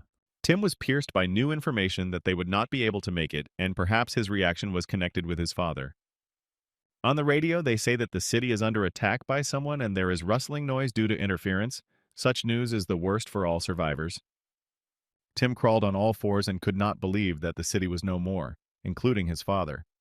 He was greatly shocked by this news, as if the sky had fallen right on him, as if he had fallen off a cliff into an endless abyss and fell endlessly, losing all hope even of death. In his mind, the city was burning, and his father and the city were like a log in the middle of the wood chips. He is very worried. He cannot believe that such an influential man as his father simply allowed his own city to be occupied. Tim is in complete denial that his father could be dead. Even if he died in his arms, he would constantly refuse to accept it. The image of his father popped up in his head more and more often, as if his father was next to him every day. Tim could not deny the power of his father, and his thoughts made it clear that the ruler could never allow his city to be occupied. People could not know about the power of that man and had completely lost hope of survival. Clint explains to everyone that it is too early to give up hope, and the problem is that the radio works with interference, and they do not know the full information. Because it all happened so quickly, almost instantly, that was all Clint could write down. It turns out that Clint was not the only one who heard this information, and remembered Alice as if this was all their plan to avoid getting into the city. Based on her reaction, everything is clear. It is definitely connected with Clint's plan, but is it true that the city was occupied? The sister had her say. She confirmed Clint's words. Her words should have made John forget about the decision to go to the city. There was no joy in her. She completely sank, as if such a sweet little girl had lost all hope. She jumped on John and told him to never think about going into the city again. John seemed to suspect something. Meg's reaction seemed strange to him, as if she was doing all this feignedly. The reactions of the people were sincere, since they were already completely confident that the city no longer existed, which means that the last salvation had left the horizon. There was even a crybaby among the people. Someone was deeply struck by despair, which plunged him into the abyss. Fate hurts Tim from time to time, whether it punishes him for what he has done all the time, or whether unfortunate events came together at the same time. He was incredibly angry at everything that was happening, the death of his father and the destruction of the city. He became John's hostage. All the worst things happened at the most inconvenient time, and he would not be able to find a solution to this anytime soon. By the same time, night had already fallen. It was time for everyone to go to bed, but the news did not allow us to relax for a second. People already easily obtained food, as if it was always at hand. They just had to open their eyes slightly. Still, the destruction of the city bore fruit. Such power gave Tim at least a chance to stay among the survivors. But now for them, he has become an outcast. The impudent people decided that the city no longer exists, which means that Tim is now an entry ticket that has expired and has no value. Even a small crumb is very difficult for Tim, but now he doesn't even have those connections. Now he's not even a nobody with a capital letter. He has completely exhausted all his strength, and they are also throwing him in different directions, like a ball on a football field. They decided to take even the last hair from Tim's hands, otherwise he would be sent to hell. The only ones who remained on his side were only his team and subordinates. Only they were always faithful to him. Only they were from the very beginning and will be until the very end. They despair but do not give up. This is not the first time for them to lose meat and give it to those insolent people. They understood the reason for this attitude since the city was occupied, which meant Tim lost his last trump card, and besides, the entire conversation was heard by Clint, who was standing nearby. John, as always, is there, and more than ever on time. He caught Clint spying on Tim, and it was not without reason that he thought it strange. Clint doesn't know how to lie and points out that John is a real spy as he approached without making a single sound. Blonde understands that the situation is the worst. People are desperate, the city is destroyed, and the desire to look for food is getting weaker and weaker each time. John still insists on continuing towards the city, even if there is no hope at all. John explains everything by saying that with every kilometer traveled, there are more zombies and less food. John's words are confirmed by the fact that children and adults were starving and hoping that today they would be able to taste a piece of meat. The city is quite large, and you should not lose the chance to visit it since they have already come a long way, and it would be a mistake to stop there. Clint is clearly not happy with his decision. His plan is not working.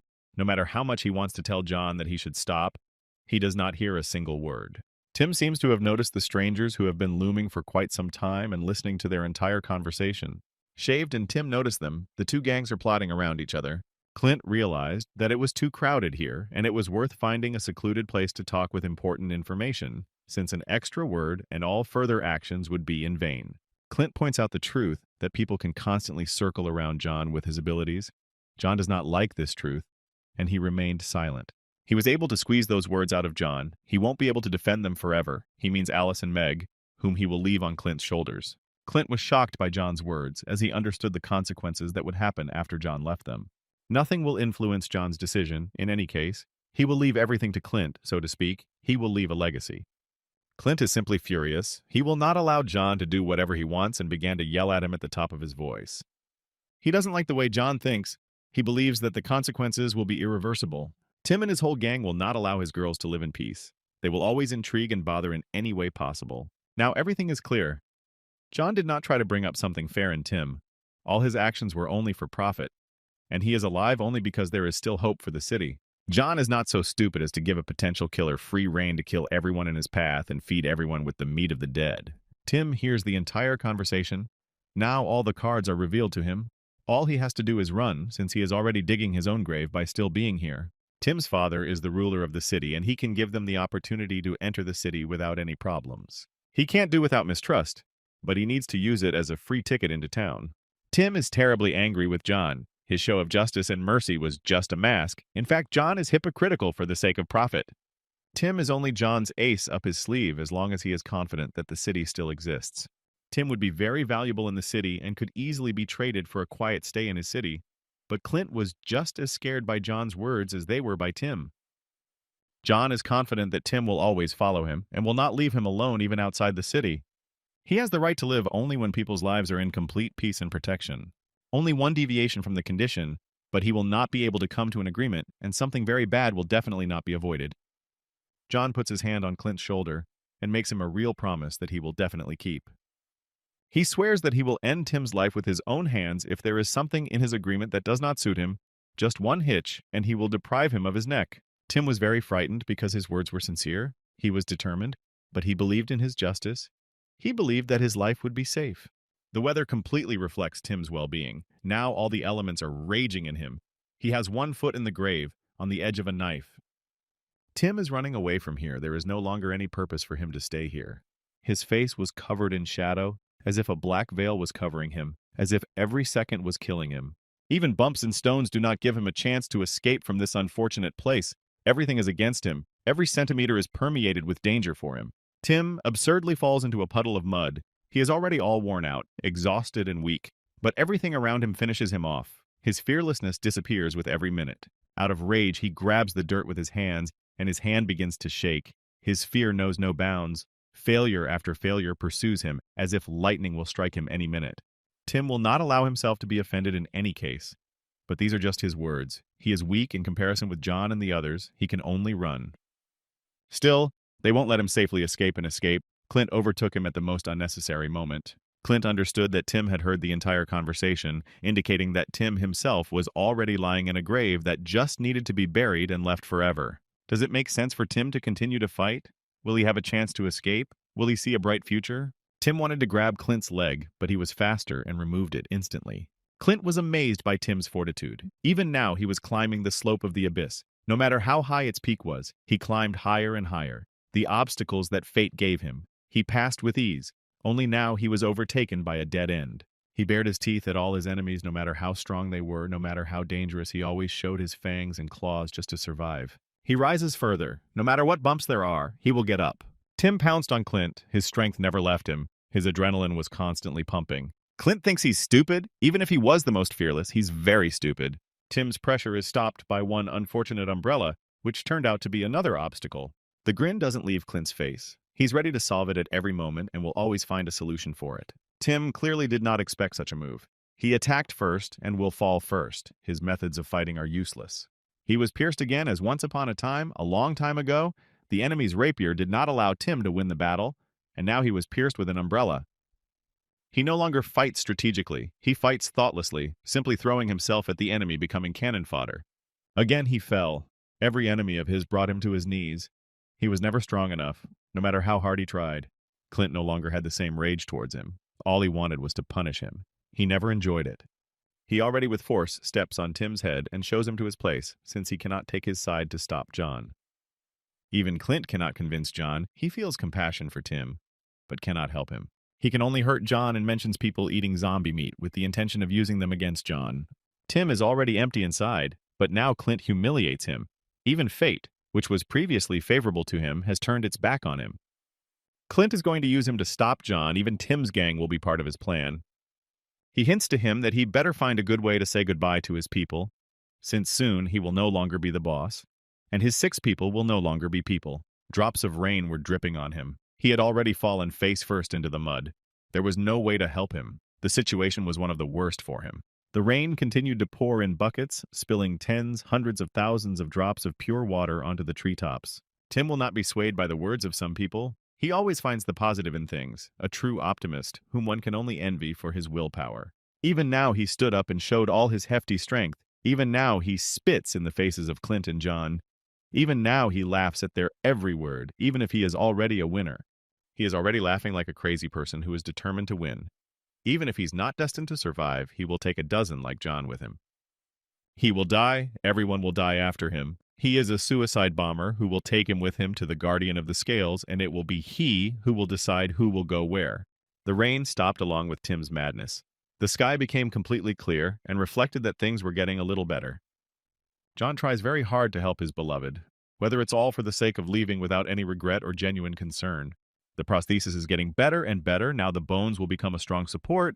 The prosthesis has become like a full-fledged leg. Clint pokes him with his umbrella and points out that he is as interested in the prosthesis as a child is with a toy and spends the whole day with it. He asks him to fix the umbrella, since it has been broken for a long time, and he is just doing other things. Clint opened the umbrella and showed its condition. Now it is like a sieve and allows moisture to pass through much better than before. The umbrella has become truly useless. You can see everything through it, no need. John came up with something brilliant at that very second. He would not restore its previous properties. He would add new ones. So simple and ingenious, he took a certain bone and placed it at the tip of the umbrella. Now Clint is a warrior with an umbrella. He really liked his work. A new weapon in their times was an irreplaceable gift. John interrupted him and grabbed his hand, as his stupidity could lead to bad consequences. He instructs him to never allow himself to get hurt on this bone, since it could become his last weapon. Still, Clint was distracted by shouts from the side. Someone was very indignant at the expense of someone. A kind grandmother was sharing food with a young boy, and a man behind was yelling at her as she was handing out food. Clint finally realized that these people are also capable of helping a friend and comrade. John points out that people tend to express their feelings more strongly when they're having a hard time when they should have been given a chance. He is very glad that they are still human, and their humanity makes them much stronger than all the dead. Even Clint was curious about where all this would lead. John did a good experiment and showed Clint what kind of people all these survivors could become. When Clint becomes interested, he twirls his white, silky hair and begins to wonder if sometimes he really is wrong. The eyes are filled with interest, as if every burden began to disappear and useful people came to replace them, capable of at least something. But the thought of what Tim would do did not give him peace of mind about how far this could all go. It's a clear, sunny morning, birds are soaring into the sky, but looking at the sky, you can never say that the walking dead are roaming the paths. The rain left a heap of dew on the grass, the ground was damp and there were small puddles on it, which were seas and oceans for the small inhabitants. And suddenly, a zombie attack in the middle of the forest. Someone can no longer save his hand. The dead man has already sunk his sharp fangs under the skin. The shaved man turned out to be the victim of another dead man, and someone is ready to come to the rescue and cut off his hand before it's too late. The shovel pierced the skin, flesh, and bones. Part of the arm ended up on the other side. They did not leave the dead man unattended and hit him on the head with a large stone so that he would not get up for the second time. His head fell to the ground and created a large puddle of scarlet blood. Finally, he was completely dead. Shaven is grateful to his comrades for being able to save him and cutting off his hand in time. Six turned back with a kind of questioning look, as if someone was walking behind him. That stranger became their eldest. Tim returned to them, and everything around them began to shine. Tim was glad to see them, since they are the only bros he has to whom he can always say whatever he wants. They are always ready to come up with a new plan to escape. They are definitely positive. Tim grabs the fat man by the cheeks and asks his bros to calm down since his plan will not lead them to survival, but will take all the offenders with him. After arriving, they would no longer be afraid of John. He was completely confident in his words. What gave him such confidence? His plans include becoming hundreds of times stronger than that rotten creature that is capable of fighting irrationally. For Tim, John is just a toy that they will chop off his head at any opportunity. The others did not understand Tim's intentions. He seemed to have gone mad, and this alarmed them. He laughed terribly, like a real villain before contemplating a new evil plan. At the same time, John eats delicious meat, which is very surprising for him. Clint, who caught him doing this, was also surprised, whether he was happy or disappointed, but he was definitely stunned. He enjoyed his food, licking his fingers as if he were eating some delicacy. Even if there is little food, they will continue on their way as soon as everyone is gathered and ready to move out. Michael shouts to everyone that someone is returning. Apparently, John had already warned him and forced him to watch for everyone to come. Silhouettes, like shadows, made their way through the thicket of the forest, and apparently everything was assembled. We could go. They were dragging raw meat, which would soon be eaten, since many of the survivors were hungry. Tim and the whole gang were the last to return to camp and delayed everyone greatly. Nobody was happy with them, since they hoped more that they had long since died and left this world. That same impudent man again shows his greedy nature. Even now he wants to take the last piece of meat. But will he be very surprised to find out whose meat it is? Everyone decided to support the man and insisted that they give up the meat and, out of quiet sadness, go into another world, since there was nothing to eat anyway. Tim didn't care what these people said. His goal was to end it all, even at the cost of his life. Tim's indifference seemed impudent to the man, and he immediately rushed into battle for a piece of the dead man's meat. Tim grabbed him by the collar and made it clear to him to get out before it was too late. There was not a drop of fear in him, only an insane thirst to kill everyone here, take everyone's life and gnaw their bones. The man immediately learned his lesson, like the smartest student, and stopped being insolent to just anyone. John noticed this and instantly decided to stop him, but Clint was faster and stopped John. Clint pointed out to him a more important problem, which was lurking in that part of the forest, and it was there that there was a lot of zombie activity, which could become an even bigger problem. Still, that's where we'll have to go, and it would be better to solve this problem. But in the meantime, Tim and the whole gang made their way into the van with zombie meat, and their plan began to take effect. Tim looked around and probably suspected something in Clint's behavior. He clearly pointed out the problem and instructed him to use his eye. John refused such help and decided to go on his own and explore everything. Afterwards, John ordered to be here until he returns, and then they will go to the city. Clint thought with some confusion that his eye began to see worse. What did he mean? Everyone was already getting ready and taking their places, and John went to explore the forest and solve the problem. The rest were already returning to the camp, and from their running, it was clear that they had brought a lot of booty. They brought a lot of meat to the camp, and for Clint, this means only one thing, that he can begin his plan. Those who returned said that something was wrong with their condition and they should hurry to their seats on the bus. The voices of the sixes could be heard from the van, and this gave them away. Tim looked through the crack of the doors and was on guard so that no one would come in or see what they were doing. Six touched Tim's shoulder, and apparently they had already come to terms with what they would have to do for the sake of their boss. They no longer wanted to suffer and came to only one way out of this situation. They decided to eat raw zombie meat in order to help Tim take revenge with their sacrifice and take a couple of lives of the offenders themselves. Tim could not even think that his comrades would so decisively go to death for his sake. He did not even dare to mention such a thing. Such devotion could even make him feel, and he was able to say that they were not obliged to eat this meat for his sake. Shaved was already more determined than ever. Nothing would stop him. He grabbed his boss's shoulder and gave him the opportunity to trust. Everything was great for him. This is exactly how he wanted to die for his boss, for his elder. Even if from the outside they look like a gang of student hooligans, their members are the most loyal and honest with each other. He clenched his fist so tightly that his whole hand began to shake, because every word from his mouth was the truth, a dogma that you just had to believe in. They understood why Tim became such a cruel and evil person. The tears of the shaved man broke through Tim. He was in shock, because he did not expect such fortitude from all of them. Tim became so angry because he wanted to save them, to save his reliable people, and he did not dare to lose them, since no best family could even replace their devotion. Everyone in the car began to cry like children, but everyone made an adult male decision, which they came to the very second they came to thinking. Suddenly, even now, Tim was plunged into memories of winter, of a cold white blanket, of strong storms, and the terrible beginning of the apocalypse. To get food in such cold weather, one had to try very hard and even climb the slopes for the sake of one berry. Back then, Tim wasn't so long-haired. He shivered from the cold and obtained food with blood and sweat. Still, one wrong movement and all the efforts were in vain, as if he had lost more strength than he had gained. That same scar appeared all over his face after such an unexpected blow on an icy slope. He put himself in mortal danger just to get some provisions and enable himself and others to survive. He fell again into the cold snow. The attempt was in vain. The hope of survival smoldered like the last cigarette for a smoker. He had no choice but to die among the ice and become an ice statue. They were so hungry that they couldn't even make a move. Only Tim didn't give up and fought with fate equally. Even now, he did not allow others to give up, but hunger drowned them out completely, and the eternal frost left no chance to rise and warm up. He could not believe that they were able to escape from the crowds of the dead, and now they would die from ill-fated hunger. His voice was very pained, but his only desire was to save his brothers. He was at a dead end. There was no food nearby. There was severe frost everywhere, and crowds of zombies were roaming. There was no mercy from this world. Even the fat man lost weight, but he really wanted meat. Any meat, he would taste even the most disgusting meat. They wanted meat, even if it was impossible to get. Tim always tried to find a loophole. He rummaged everywhere, but there were only fresh zombie corpses around. But he never stopped trying for the sake of his people.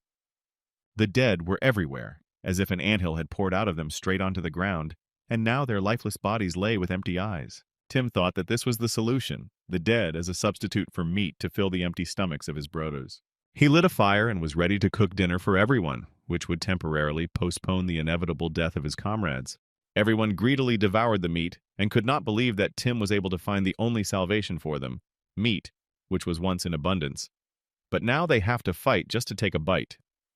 Shaved with disbelief decided to ask Tim about the meat, which he had not even tasted. Tim understood his guilt, but he simply could not do otherwise because he would have lost his comrades on the same day. Now the most important thing is survival, and then we can discuss this meat. They cried like children, but they proved their devotion, and they are Tim's true and only friends. Warm feelings awakened in Tim. He was touched to the very depths, as if a ray of sunshine broke through in the deepest cavity. They freed Tim and decided not to bother him with eating the meat. After all, at that time he breathed life into them and made them see even more bright moments. The first bite of fresh dead meat will entail a lot of problems. Now nothing can be brought back. Everyone thanked Tim at once and began to greedily eat the meat, since it was the last thing they would eat before the transformation. He felt enormous guilt for everything he had done. He did not know how to atone for it all. Even his death would not cost as much as he owed.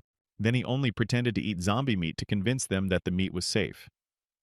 He obviously wanted to say something. It was on the tip of his tongue, but the lump in his throat did not allow him to say a word. Then he could not tell them about that meat, since they would have died of hunger and would not even have lived to see these days. He is a complete liar, he lied to them constantly, and they were always sincere with him.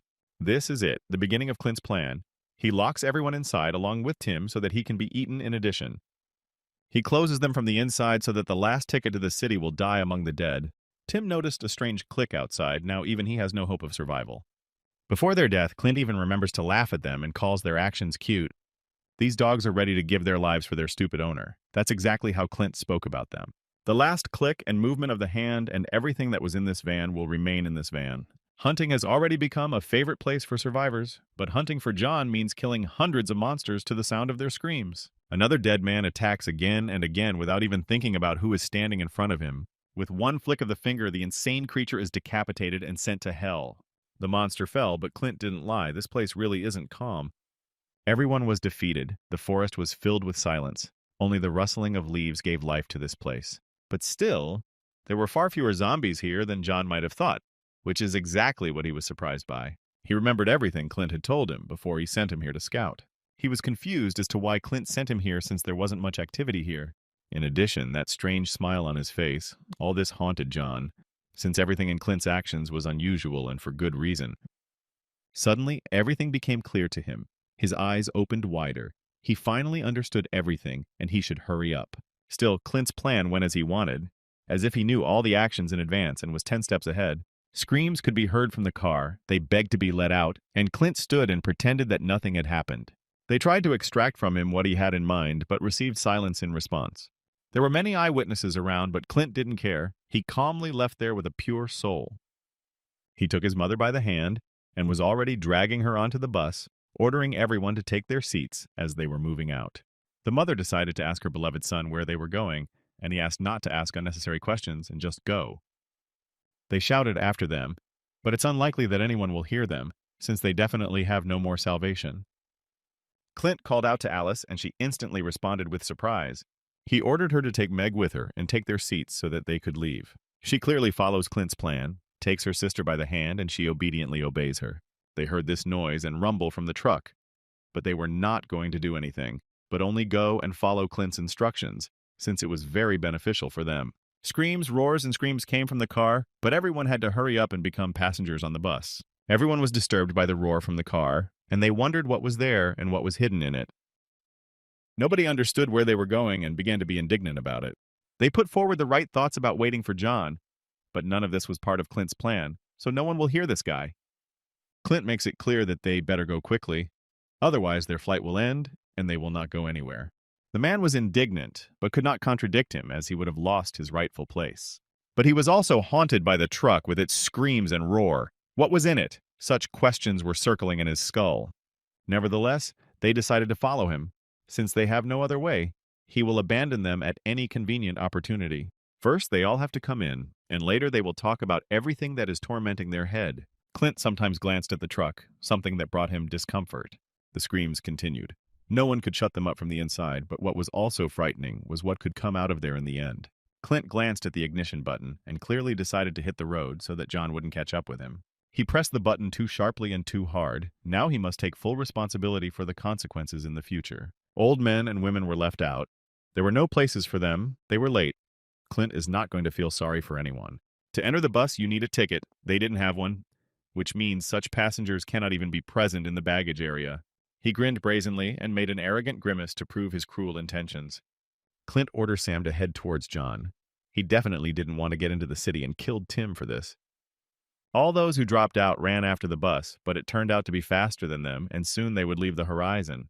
They fell, screamed, and asked to come back, but Clint in the driver's seat didn't hear a damn thing, of course, on purpose. The last hope fled and left behind a cloud of dust. Clint is too cruel a ruler to be merciful. The truck was too dangerous for them, since it contained the biggest danger for them.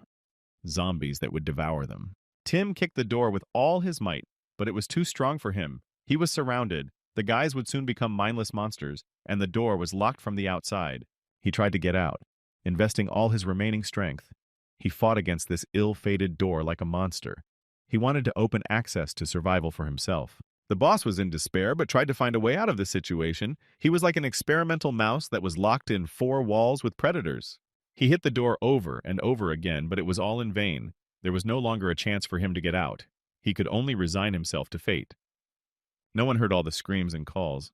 No one cared that there was still a person among the dead who would eat him or, even worse, infect him. Although he could be heard, no one would save him in such a hopeless situation. He is only one among the brothers. Whether everything is over for him, only his determination can help him, since only it will give him the strength and energy to fight again. Tim was trembling with fear, but he knew that he could not die and he would definitely prove it. At the same time, the guys had already transformed. Their eyes shone like candles in a temple with a grin like the devil. They were already ready to kill Tim. Fear filled Tim with adrenaline, but chilled his body, as incredibly dangerous creatures stood behind him, from whom nothing could be expected. But he couldn't die today. He had to take revenge and grab the handle of the knife to finish off his boys. They had already become brutal. All that remained was to kill them, since it was either him or him. That's how natural selection was. But Tim should not face death yet. He still needs to take revenge on many people, and now it is too early for him to die. Someone was quickly rushing past tree trunks and creating a whistle from their speed. It turns out that John was already rushing towards the camp because he was sure that Clint was up to something, and he turned out to be absolutely right. He fought his way through trees and bushes, knocking down everything in his path to stop Clint, since he had been acting strange lately. He was eager to find out what his friend Clint was up to, who decided to distract him and go in his direction. The bus was racing at full speed. At such a speed, it would be difficult to catch up with it if it was also constantly on the move. Alice grabbed Clint's hand and wanted to force him to return in order to take those people before it was too late, since he could not do this to them. This plan was very difficult for Clint, and there was no way he could sacrifice it for the sake of some people. She believes that Clint takes on too much, since he had to distract John in order to get rid of them. He was definitely furious after her words. If she hadn't been John's beloved, she would definitely have been in trouble. He was very tired of listening to nonsense from John. This John constantly pokes his long nose at him and teaches him morals, as if he were a small child. He threw her on the seat, and this greatly agitated Meg, as she was very frightened for Alice. He doesn't understand that John wants him to become the most generous and fair. It really infuriated him. The passengers are perplexed by everything that is happening, but they will sit silently and look at everything with empty eyes until the end. Clint was very angry. He grabbed his head and clenched his teeth, as if he really felt guilty. He had been alone all his life, and suddenly this John came out of nowhere and started teaching him everything. It was both good and bad for Clint. Obvious bruises appeared under his eyes. He often experienced mental pain and his eyes swelled from tears. John was the first person Clint couldn't contradict, even if he didn't agree with him. Time after time, he took on everything and shared it with everyone, and even then Clint agreed with him. He always wanted to avoid conflict with him, and this is what his silence led to. But all this does not mean that he always agrees with him and is completely on his side. He is the same person and has his own opinion, even though it is sometimes not correct. Clint does all this in order to correct John's mistakes, since they are the only ones who have each other, which is just wrong. Every mistake will be corrected by Clint, and in the end it will be just the two of them. That's what Clint wants. That's what he wants. Still, Alice told him the truth. John is not alone at all. Besides him, there is Meg and herself. Clint did not like such impudence on her part, and he silently looked at her, as if any minute his hand would grab her neck and make her beg for mercy. John also has human feelings, and besides, he must not only give them, but also receive them. Clint was already on the edge. She was completely right. But he couldn't give her John, since he was the only one who could warm up to him. He grabbed her by the collar and began to explain to her that she could not possibly be a comrade. She was a burden, and only a burden. She was calm. There was not even fear in her. She was truly strong. This is what a comrade in arms should be like. Suddenly, the same truck crashed into the bus, yet Clint could not think through every step. At the most unexpected moment, his plan began to collapse. The whole bus shook, and everyone flew out of their seats as if an earthquake had started in the middle of a calm day. Clint was confused. His surprise knew no bounds, since anyone could have come for him. Behind the bus came a truck containing Tim and his gang, who were supposed to eat him, but something did not go according to plan. It was Tim who was driving. It's incredible that he was able to survive, escape, and get to everyone in such a short time. Tim had already caught up with them and was very angry, all wounded and wondering how he could survive after such a thrashing. The bros were lying in the back compartment of the van and apparently were killed by Tim. That's the man's fortitude. He escaped through broken glass, as evidenced by a piece of cloth from his clothing and a lot of spilled blood. He himself almost became a dead man. His breathing was heavy. He was ready to take revenge. Tim bared his teeth and promised that Clint would go to hell after everything he had done, and he himself would take him there. He leaves them no chance to escape as he steps on their heels again and again. Clint's plan began to collapse before his eyes, but he did not take into account only one point, and everything began to collapse like a house of cards. Tim can no longer be stopped. He makes a firm decision that Clint, John, and the others will go with him to the afterlife. Another violent collision with a bus. This is a life and death battle. Again, the whole bus is shaking. All the passengers are holding onto the handrails with difficulty, and there is general panic all around. Clint orders Sam to get behind the wheel and continue the escape, but everything is pointless, according to Sam. Clint doesn't like this turn of events. He has no choice but to swear and bare his teeth. Suddenly, Tim's hand breaks the glass. Now Clint is cornered. Now Tim is on a horse and will trample Clint to the ground over and over again. Everything is bad for him. Everything he did turned against him. All the mistakes that he wanted to correct became large-scale problems against their background.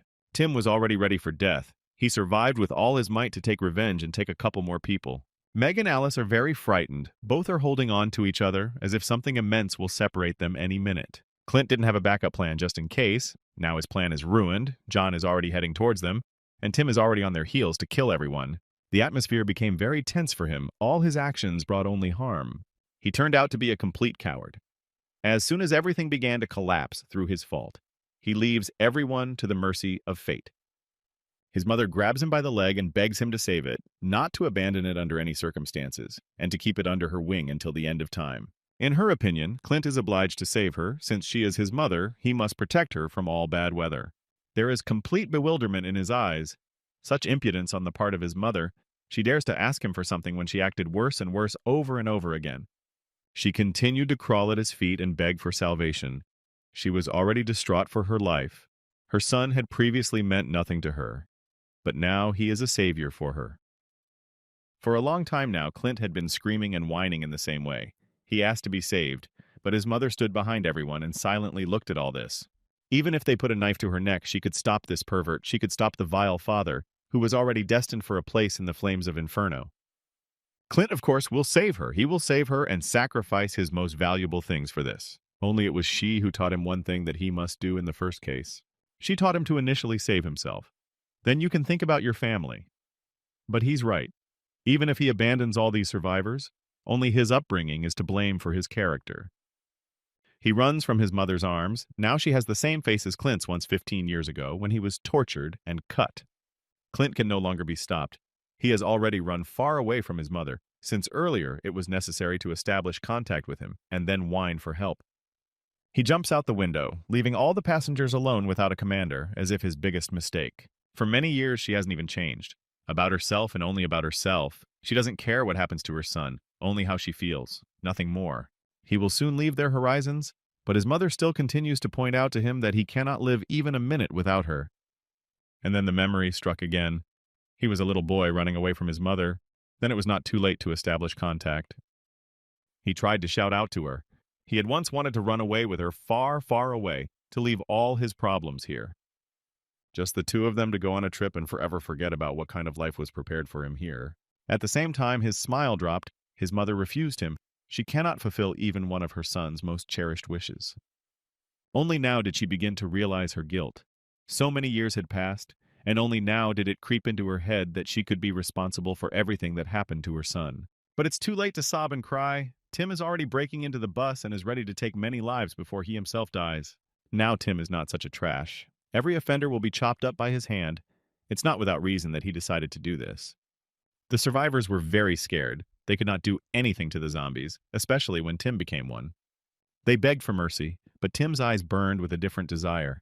They burned like candles in a temple. His smile scared everyone around like the devil. He was definitely ready to leave everyone's hopes on his sharp claws.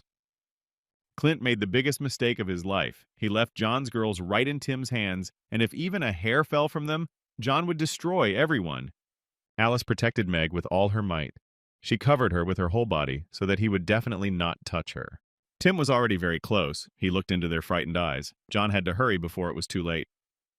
She broke out in a cold sweat. Her fear knew no bounds. No one could have expected what would come into Tim's head. Tim finally turned out to be happy for a long time. Even when he knows about his death, he is happy to take revenge on everyone who has annoyed him in his life. Clint was already running as fast as he could. He had no thoughts of where to run or how far. He ran wherever his legs took him. But suddenly he is stopped by someone's dead hand, whose it may no longer be important. Everyone with that skin color wants to kill Clint. It turned out to be John. If he finds out about everything that happened during this time, Clint will be in great trouble. He was very angry with him.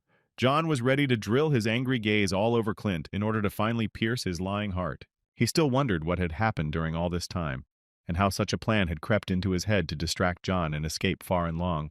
Tim didn't care anymore. The blows on him were pointless.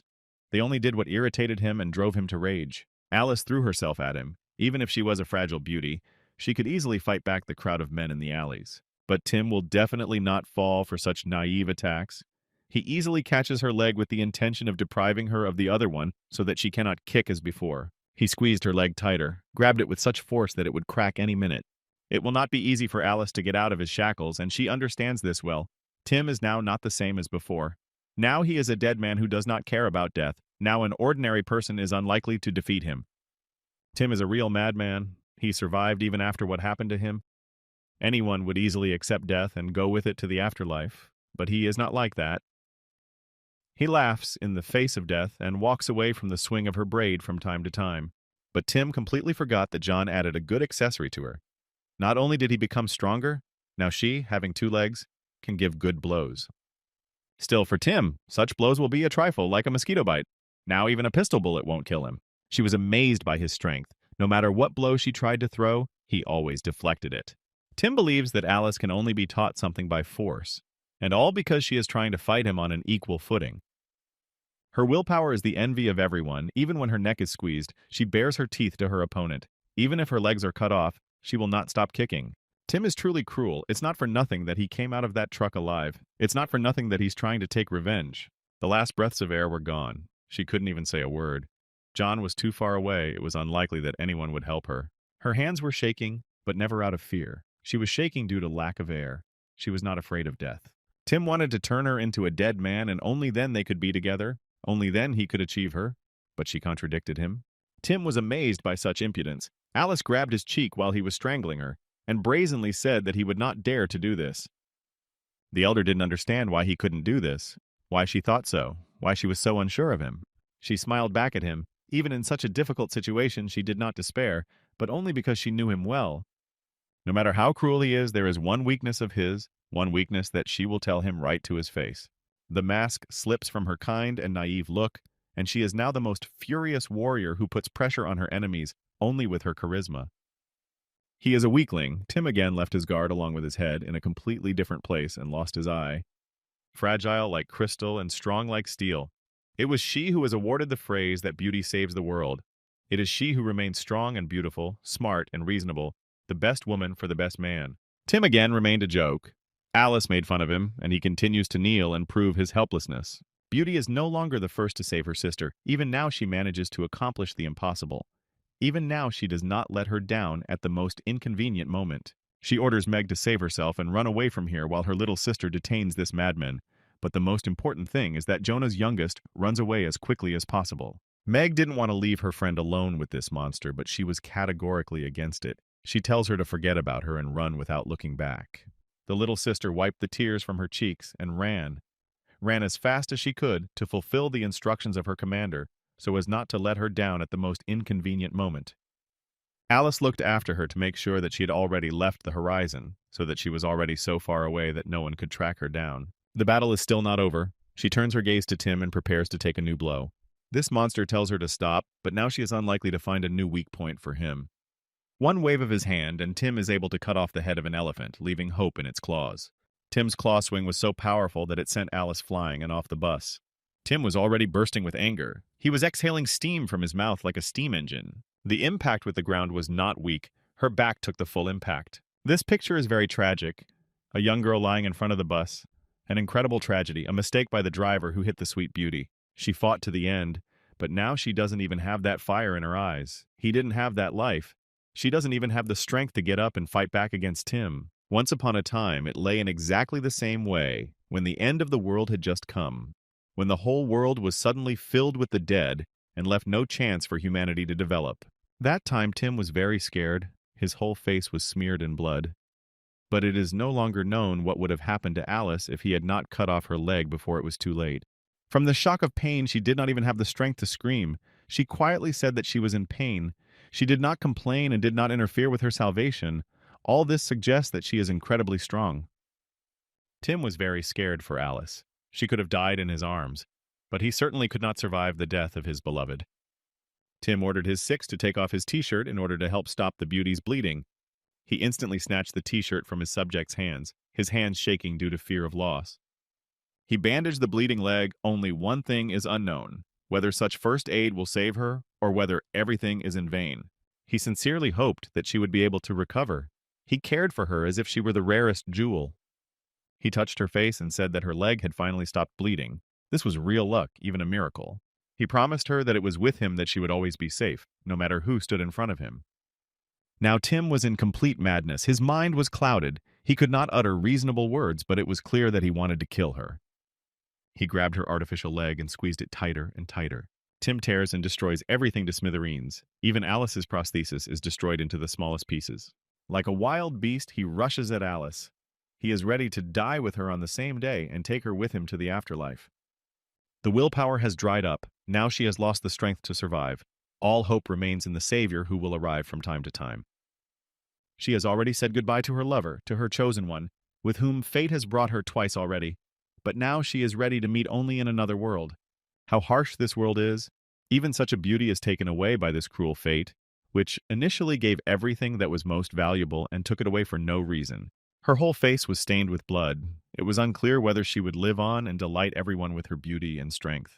Incredibly, she opened her eyes. She survived, yet fate was kind to her. John, as always, is on time. Always comes when the situation is already on the brink, when hope disappears. But his silhouette calls her back to him. It pierced right through Tim's belly. He was bleeding, but did not scream in pain like crazy. Tim, even becoming a zombie, did not become immortal. He is mortal. As before, only the power to fight, like a warrior with several lives, intoxicates his mind, and he does not see the danger in front of him. Seeing a target, he goes to kill it. John now doesn't care who he is. It doesn't matter to him that he is the son of a ruler. John can deal with him as he pleases. Tim can no longer escape from the angry John. Since he is more angry than ever, his intentions no longer have mercy, only the murder of his longtime offender. The long-haired man wants to say the name of his enemy. He wants to whine him. But the virus that has already enslaved his mind has filled his head with fog, and his tongue is tangled over and over again. Everyone was already gathered. They stood behind John and watched Tim's execution. Clint was with everyone, and it was unclear what John would do to him for his initiative.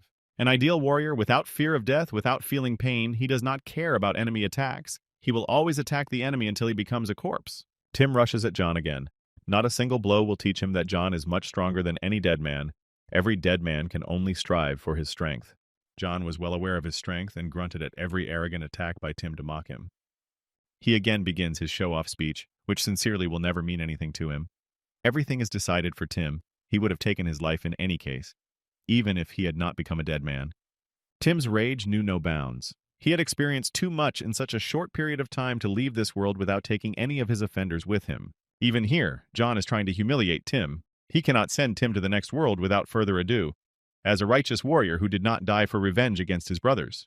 John's words again plunged Tim into memories. Again, he sees the old silhouette of his main enemy. Then for Tim, it was golden time. He could do whatever he wanted with John. Tim did all this to prove his superiority. He beat John in order to show his power and strength, as if everything was under his control. If he said so, it would be done in the near future. John fell over and over again, but got up and continued to mock Tim's strength, since he understood what motivates Tim when he does such things. Whether Tim was angry, he beat John. Whether he was cheerful and joyful, he beat John. He was not in a certain mood. The main thing is that John's face was ready to take a few more blows. All this so that John would independently recognize his strength in order to assert himself in front of others and rise above John. But John is not a simpleton. He grabs his impudent hand and squeezes it rather weakly, but his intentions to break it were too strong. He called Tim a weakling, and the scoundrel's face immediately changed. He literally froze from such impudence, since hardly anyone had dared to say such a thing to him before. The hero recognized his strength. He believed that Tim was strong and his health was excellent, but only one nuance did not give him unlimited power. The nuance is his cowardice, which he wants to compensate by humiliating the weaker. Even if John has the same health, he can become hundreds of times stronger than Tim, and this amazed the bully. He was shocked that his willpower was so strong. Tim was already tired of listening to his every impudent word. He wanted to squeeze it between his teeth and crush it. John's self-confidence infuriated Tim. He prepared his fist for another, but more powerful blow. Since that time, both have changed a lot. As John said, he became hundreds of times stronger than Tim.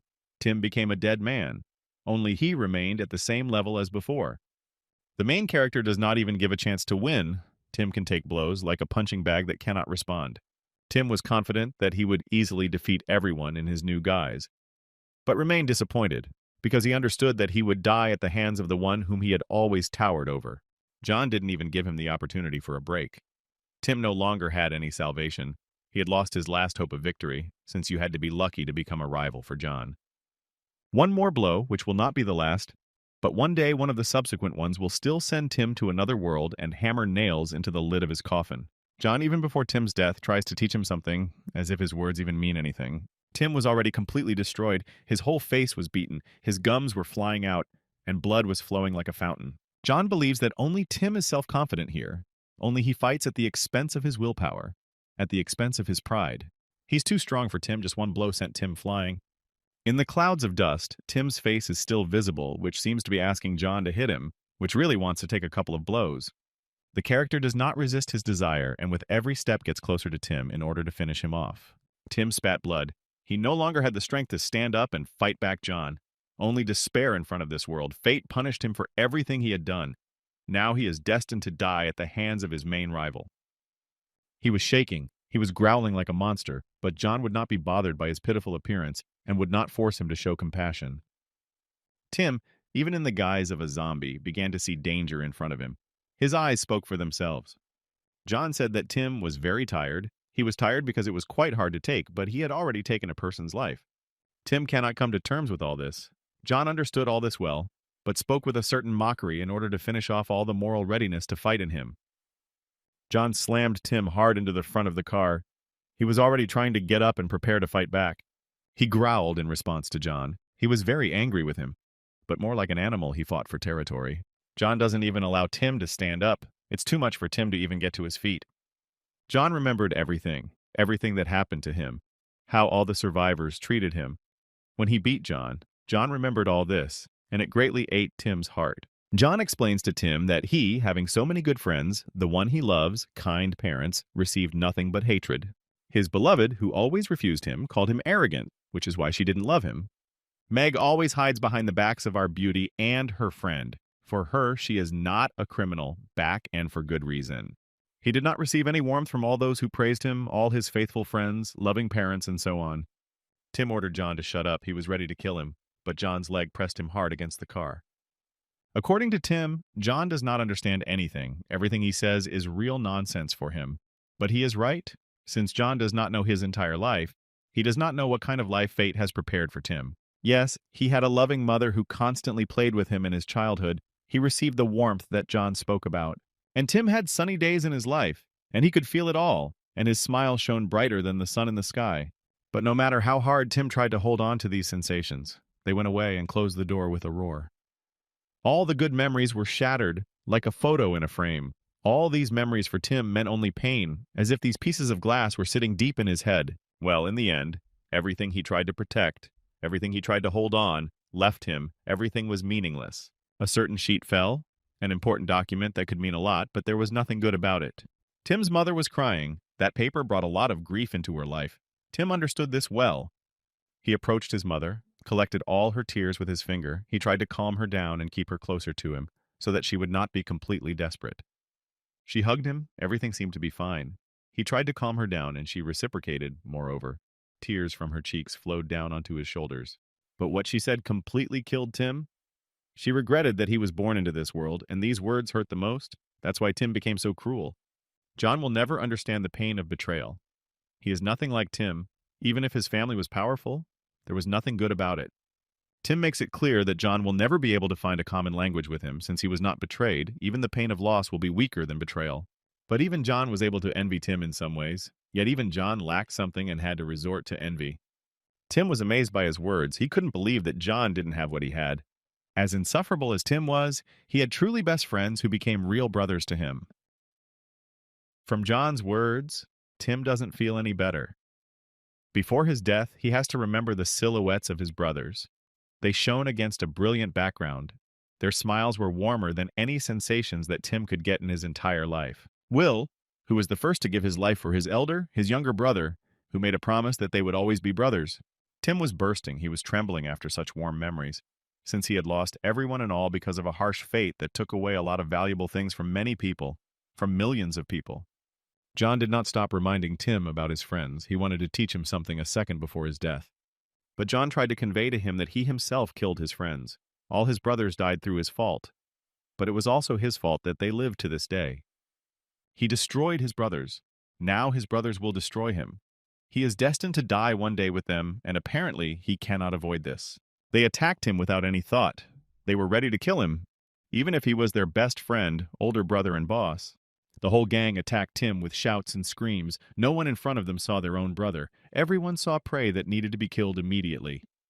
Tim tried to push them away, but the three of them would easily prevail over one exhausted dead man. He is again sent back to memories of warm days, of carefree times when they could create anything until their youth ended. One of the sixes did not progress and received friendly ridicule from friends.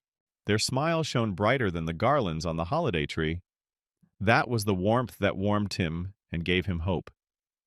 They always smiled at him, were always happy to see him, and even when he was angry with them, the bros tried to please him. But Tim didn't hesitate to smile and was happy to smile back at his gang of hooligans. They promised each other that they would become stronger in their hobby. But Tim was worried about one thing. He thought that they hated him. Each of them made smiles that even then showed fangs. There was also a lot of unhappiness around Tim. Even the rich and wealthy can be unhappy. That's how harsh this world is. Tim's mother was sobbing and bowing to something. She complained that only the poor and weak could be unhappy, but everything turned out to be completely different. While she bowed to the majestic statue, Tim silently looked at it all. Everything around him betrayed Tim. His devoted friends are now devouring him. He was constantly hiding behind their backs, and now they are devouring him from behind. Pain enveloped Tim's eyes. He could not do anything with his emotions, nothing. Everyone around him left him alone, no matter how hard he tried to protect him. The girl he loved, whom he compared to a spring field, the beauty to whom he was drawn, also turned away from him. His eyes closed, but from Alice he only received coldness. Even the frosty winter did not bring him such frosty burns. Tim admired her. He always tried to get her attention. Even in a joint hobby, he craved her response. He stretched out his hands to her to ask for help to get to his feet, and she still offered her hand. He clearly lost more than once. She remembered this with an attempt to humiliate him and say that she would no longer train with him. In order to spend more time with her, he wanted a rematch, as he wanted to defeat her and prove that he was capable of something. He was very worried about such a conversation, since she is the true love of his life. He named it after the cherry tree, which meant its endless beauty, which must be preserved forever. Tim asked Alice to become his friend until he defeated her, and all only because he was given to his beloved with all his heart. His heart was captivated by her beauty, but besides, her thorns did not allow him to approach her. Alice was outraged. She didn't like Tim's proposal, and she definitely didn't agree with him. Tim was very embarrassed. He expected responsiveness from her, but he clearly had very, very little chance. As expected from a non-criminal beauty, she asked him to be smarter and not ask such stupid questions anymore. He was afraid of being rejected, but time after time he tried to find a way to get close to her, but everything was in vain for him. But she was too cruel with him. Her gaze cut deep holes in him, which was imprinted on his soul. Her next refusal hit him right in the heart, as if lightning had touched him and sent millions of volts through him. Alice left him and didn't even say goodbye. That's how harsh love can be, since a loved one can heal any wound, but also make it open even more. She looked at how Tim was being devoured. It is unknown whether she felt guilty for those actions. Her gaze was empty. She may have been struck by the cruelty with which they ate him, but she could not come up and help. Tim's pain knew no bounds. His mother betrayed him, his friends ate him, and his beloved did not even give him a chance to show himself.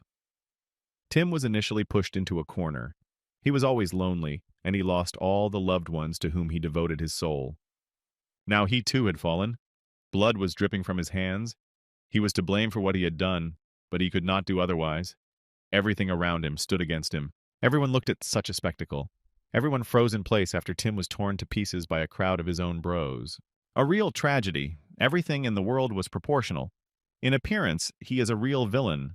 But what led him to this, whether he wanted it or fate, was so cruel that it did this to him. John grabbed Alice. He wanted to calm her down as he probably felt anxiety on her part. He suggested that she get out of here and get ready to leave this damn place. She had no face, as if she was hiding something, and besides, she simply nodded her head with an air of agreement. Clint was about to climb inside the bus, but decided to turn his gaze in their direction. While he was glaring at them, someone growled from the entrance, which couldn't mean anything good. Clint turned towards the source of the sound. Something really bothered him. Had some of the passengers already transformed? The fears were confirmed. The same boy who suffered from the virus the most had already turned into a zombie and was ready to eat his first victim. Clint began to understand that the situation was very bad for him, and no one knew whether anyone could save him. John immediately cast his gaze in their direction, whether he was ready to help Clint after everything he had done, or whether there was no mercy for him. Another couple of centimeters, and Clint is destined for death in the guise of a zombie. The baby monster is already flying at Clint, and he can only fall down. His gaze reflected nothing but fear, sweat dripping from his face, and a terrifying atmosphere of hopelessness that surrounded Clint. Incredibly, the mother still decides to help her son after so much time. The maternal instinct and conscience awoke in her. She grabs the child by the t-shirt, and his short flight towards Clint ended unsuccessfully. Clint fell down. His mother managed to save him. At least once she somehow helped her son, pulled him out of trouble, and put herself in danger of death. A trembling ran through him, opening his eyes with heaviness. He turned his attention to the mother who first saved his life. Clint was greatly struck by the fact that no one except his mother rushed to his aid. Even John, who took the arrow upon himself, stood aside. Mother held this little demon with all her might. It is unknown what could have happened to Clint if his mother had not. Even the boy was amazed that someone could stop him. He opened his mouth wide and drooled while his mind grew cloudy. A real nightmare in the body of a child, he turned his head in the opposite direction, and with his smile instilled horror in his mother. His eyes burned with the flames of death and nightmare. This is no longer the baby as before. Now he is an insane machine for killing and spreading the virus. There was no longer any humanity left in him. Finally, it dawned on her. She saved him at the cost of her life. She was able to prove her love for her son. She tried to reach him with her bloody hand in order to get approval from him. She said Clint's name. Her hand reached out to him, but the shock enslaved Clint and could not release him from the bonds and leave him alone. Contradictions began to play in his head. He could not believe that his mother could save him, but before his eyes everything was completely different. Mother was reaching out to him, but the boy hanging around her neck prevented her and Clint from getting close to each other. Blood flew in different directions. John tore the child from her neck, but it was unlikely that she could be saved. She fell straight onto the cold ground, and she didn't even have time to say goodbye to her son and apologize for everything she didn't have time to do. John grabbed the child's neck tightly. He whined and floundered, but nothing would stand against him. John began to push harder to stop this little monster from infecting even bigger people. Clint helped his mother, but it's unlikely that anyone will help her. Only seeing her off to the next world with all honors will be real help. She tried to say something to Clint, but he couldn't understand a word, and silently stood opposite the future corpse of his mother, and now he was very afraid for her death. Mother apologized to him. It took her a lot of time to prove her love and care. It was not easy for her when her son was wounded before her eyes, when they tried to cut out his dignity. Clint wasn't cold or scared, but his trembling, it was due to a misunderstanding how his mother saved him. When she became so kind, all these questions made his head spin. Clint made the biggest mistake, but he wanted to correct John's mistakes. But now he has to keep the burden of guilt on his irresponsible shoulders until the end of time. His hands were shaking, but he still tried to close the bleeding wound, yet he couldn't help her. All his hopes were in vain. He puts a lot of pressure on the wound. Will this help her? Of course not. The virus will soon spread throughout the body and enslave it. Otherwise, she will die the death of a mother who was able to atone for her debt, was able to protect her son from inevitable death.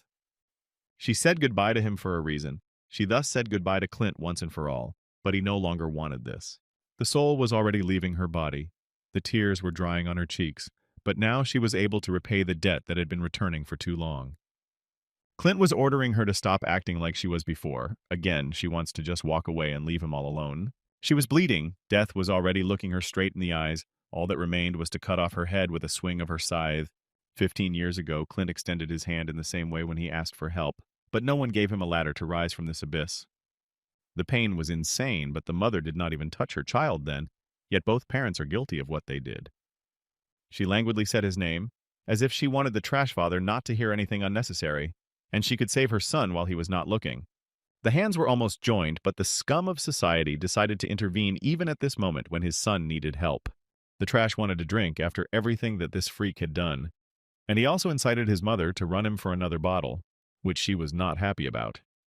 He is a real psycho, because even now he accuses the innocent Clint of nothing, who became a victim of the unfortunate torture of the perverted ruler. The mother did not have her say in this house.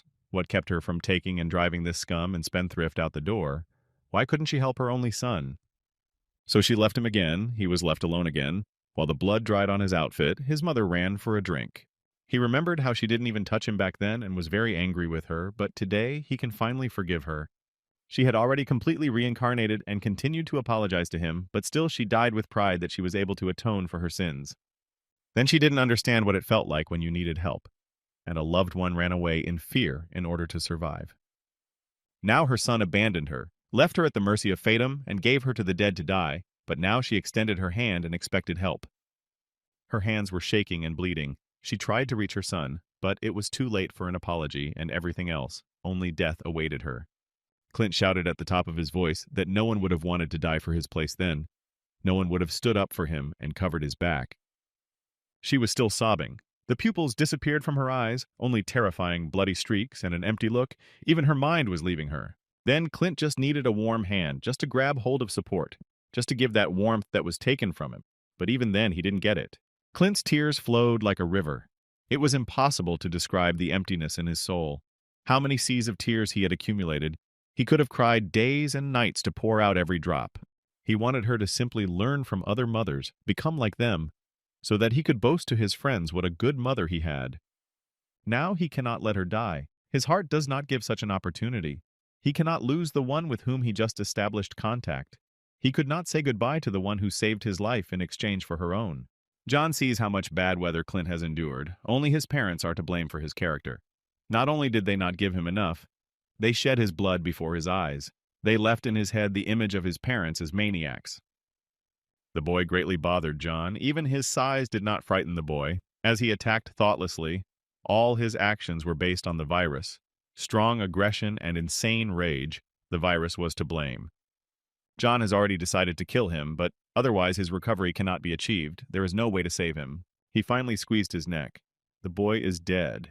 Now his soul can calmly go to the heavenly nursery. It can't be.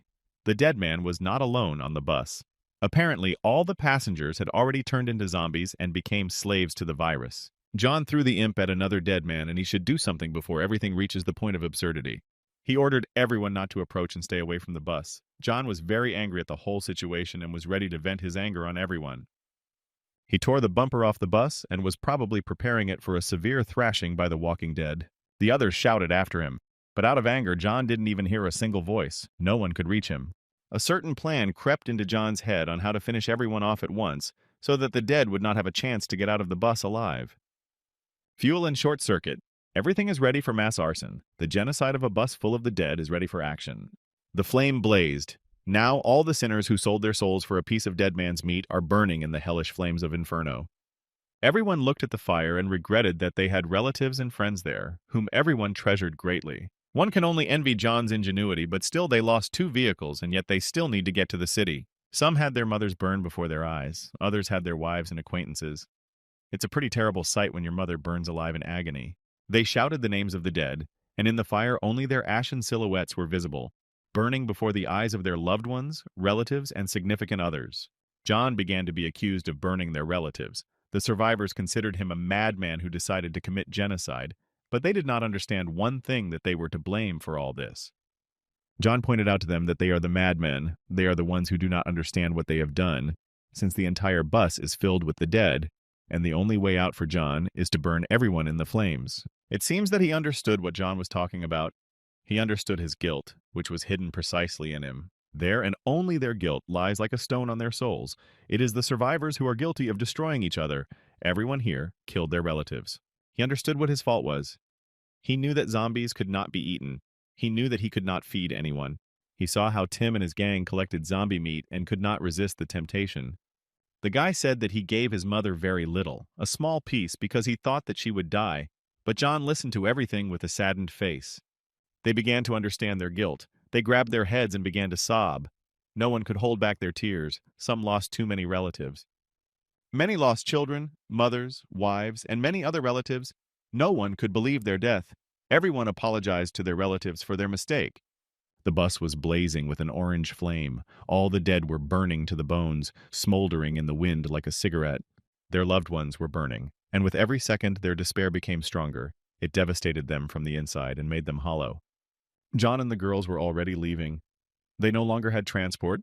They had nothing else. They only had each other. John approached Clint. He was killed in all plans. He made a bunch of mistakes, although with the desire to correct them, he took the lives of half the crew, killed his own mother in order to save his life. The zombie friend looked at Clint with pity. He was silent and watched as his mother choked on blood, and Clint shed one tear after another. He finished her off with an umbrella and sent her to another world where she would be destined to meet her beloved husband. Clint's gaze was indifferent to everything. There was nothing in his eyes. He understood that John could easily abandon him, leave him alone to fend for himself. But still he asked this question. Clint clearly wanted to stay with John. He asked him if John would continue to be with him, if they would continue their journey. John was very angry with Clint. His intention was not to kill him, but he definitely deserved punishment. John grabbed Clint by the collar, but was silent. He was silent for a long time. He had no words to describe his action, to explain to this fool what and how. Clint couldn't stand his silence. He stopped when John pushed him. All his actions were aimed only at getting an answer. Will he leave him, or will he take him and ask him for all the mistakes? All these questions were circling in his head. There was no limit to his desire. John remained silent, and Clint made the situation worse and worse with his annoying questions, but still tried to get answers out of him. John was already on the edge. His teeth were baring at him. He was ready to growl at him and swallow him so that there would be no sound from him, so that he could not create unnecessary problems with his childish head. Our zombie friend yelled at Clint so that he should finally stand up and stop acting like a child, so that he would stop considering himself so special that everyone should bow to him. Clint's stupidity continued as he cried and tried to force an answer out of John, refusing to follow him. Clint has already fallen too low. He cannot let John go. He begged and whined on his knees for him to forgive everything. He banged his head against John and poured out his endless reserves of tears. His prayers had no end, and all just for the sake of John taking him with him. Clint killed his mother. Even if he blamed himself, it doesn't change anything. Because of his fault, many people died. If he had not distracted John, if he had not gone so far, they could still have been saved. He blamed his entire behavior on his fear, the fear that made him run away from his mother, the fear that made him take the lives of those people. Someday John will get tired of all this. Someday he will send Clint far away, where he won't have to look after people and lead them. Meanwhile, the bus went out. Ashes and smoke rose into the sky along with the ashes of the victims who died the death of the Vikings. The terrifying silhouettes of some still looked out the windows and left a shiver on the skin, as if a nightmare had escaped into the real world. People stopped crying and sobbing. Their tears would not put out the fire, would not bring everything back, and at least these tears would not even reach their relatives.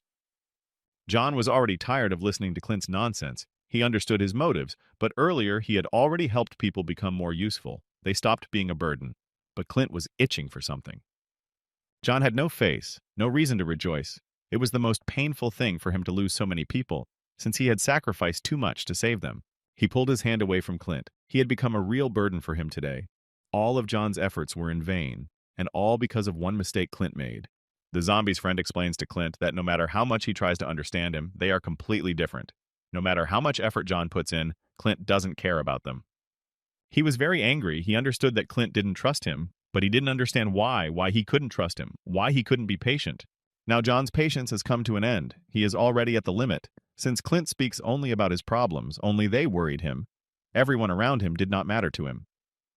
He didn't understand why Clint was doing all this. John made a promise that he would protect everyone. He made a promise that he would take them to the city, but why did everything have to be ruined after going such a long way? And then Alice entered the conversation. Now it's clear why she was silent when Clint conceived this plan. And all because the city did not exist in the first place. Alice's words completely killed Clint. She clearly said too much. She began to reveal Clint's real intentions. She began to show the dark side of Clint's coin. Alice told John everything. all her hidden intentions. He came up with everything in advance that he would take everyone to the city. But it was all misinformation. John was struck by Alice's words. He could not have expected this from Clint, since he trusted him with all his heart, and he had already bypassed him twice and everyone at once. From his reaction, everything was clear. She said everything straight to the point, but he himself trusted her and told her all his intentions. And he planned all this in order to take everyone not to the city, but to the enemy's lair, so that more people would gather around him who could cover him. Alice angered him so much that he expressed everything he thought about her. He made fun of her mother, and even brought up her family in conversation, which John definitely would not tolerate. Clint is also not going to remain silent. He pointed out that Alice behaved in the same way. She was silent in order to stay with John more often. Even her beloved fell for this offer. Even her greed took over her mind and forced her to go for it, to go for falsehood and carry out Clint's plan. She also began to feel guilty. Clint revealed her intentions. Everyone around turned out to be liars. Clint didn't expect such a betrayal, since they were both at a disadvantage to talk about their intentions. But Alice was still faster than him. He is already crossing the boundaries of what is permitted, and soon John will join the conversation and throw in a couple of affectionate words for Clint to keep his mouth shut. Still, John couldn't stand it, and now Clint will also receive the benefits, of which he has already acquired enough. Really, Brother Zombie was able to give one easy answer to Clint, one blow in silence. What could be better? John's blow struck Clint with such force he had never received from his only friend. But still, without force, he does not understand anything. John's clap was so strong that it sent Clint flying and gave him a less than soft landing. John understood that in his rage, he also exerted extra force. It seemed that he didn't even want to create a conflict, but Clint himself forced it. The brother did not stand aside. He felt guilty and decided to help Clint since he was truly wrong. Clint threw away his helping hand. Now after this, he doesn't need anyone. John doesn't mean anything to him anymore. The slap was really strong. Blood was flowing from his mouth, and there was a noticeable dent on his cheek. Who is this impudence? Clint can boast of his fearlessness to anyone, since no one dared to spit in John's face in the guise of a dead man. Clint now speaks completely differently. He already hates him more than anyone. What is the parallel in his attitude towards people? When he whines and asks to stay, and when he spits in the face and hates with all his heart. He cried but laughed in response to John. From the outside, Clint is two-faced. All his actions are unpredictable. He constantly does whatever he wants. In Clint's opinion, John had achieved nothing except a loving woman and a child to look after. To spite John, he says that he has nothing to talk to him about. He believes that no one would ever want to deal with John. Clint thinks correctly, but skeptically. He believes that everyone in this world is trying to get ahead of the other. In pursuit of the dead, you just need to be faster than your friend. John didn't like Clint's thoughts, but he remained silent. He did not interrupt Clint, since he had probably already prepared his answer. But still, Clint didn't understand why he hangs out with weaklings. Having such strength, why doesn't he leave everyone to their fate? John's answer was quite short and clear. Everything he does is because his parents were ordinary people. Clint was amazed by the answer, but he didn't fully understand what John meant, what kind of family he was talking about, what it meant to him. John's parents were ordinary people, like the answer of a small child, but what this answer carries is of real value. Clint will never understand what John tells him about his family, ordinary people who had sincere love, sincere warmth and joy. And Alice was hurt by these words. For John, the death of his parents was a turning point in his life, and she understood it well. Still, John's parents became zombies before his eyes. They ate him while he felt everything, but once they smiled brighter than the sun, he could feel their warmth. And the younger sister is also ordinary. How can he abandon such a cutie? Even if she is ordinary, how his conscience will allow him to deprive her of attention? Alice, his beloved, is also an ordinary person. What could make John leave her halfway? All those people whom he has protected so far are also ordinary people. Each of them is ordinary, and now how to come to terms with the fact that they will no longer exist, as well as with the death of their parents, will regret it for the rest of their lives. That includes Clint himself, who himself made John feel special. Aren't they all simple people? Each of them is ordinary, but John, by the call of his conscience, cannot leave them. He is the only person among them all.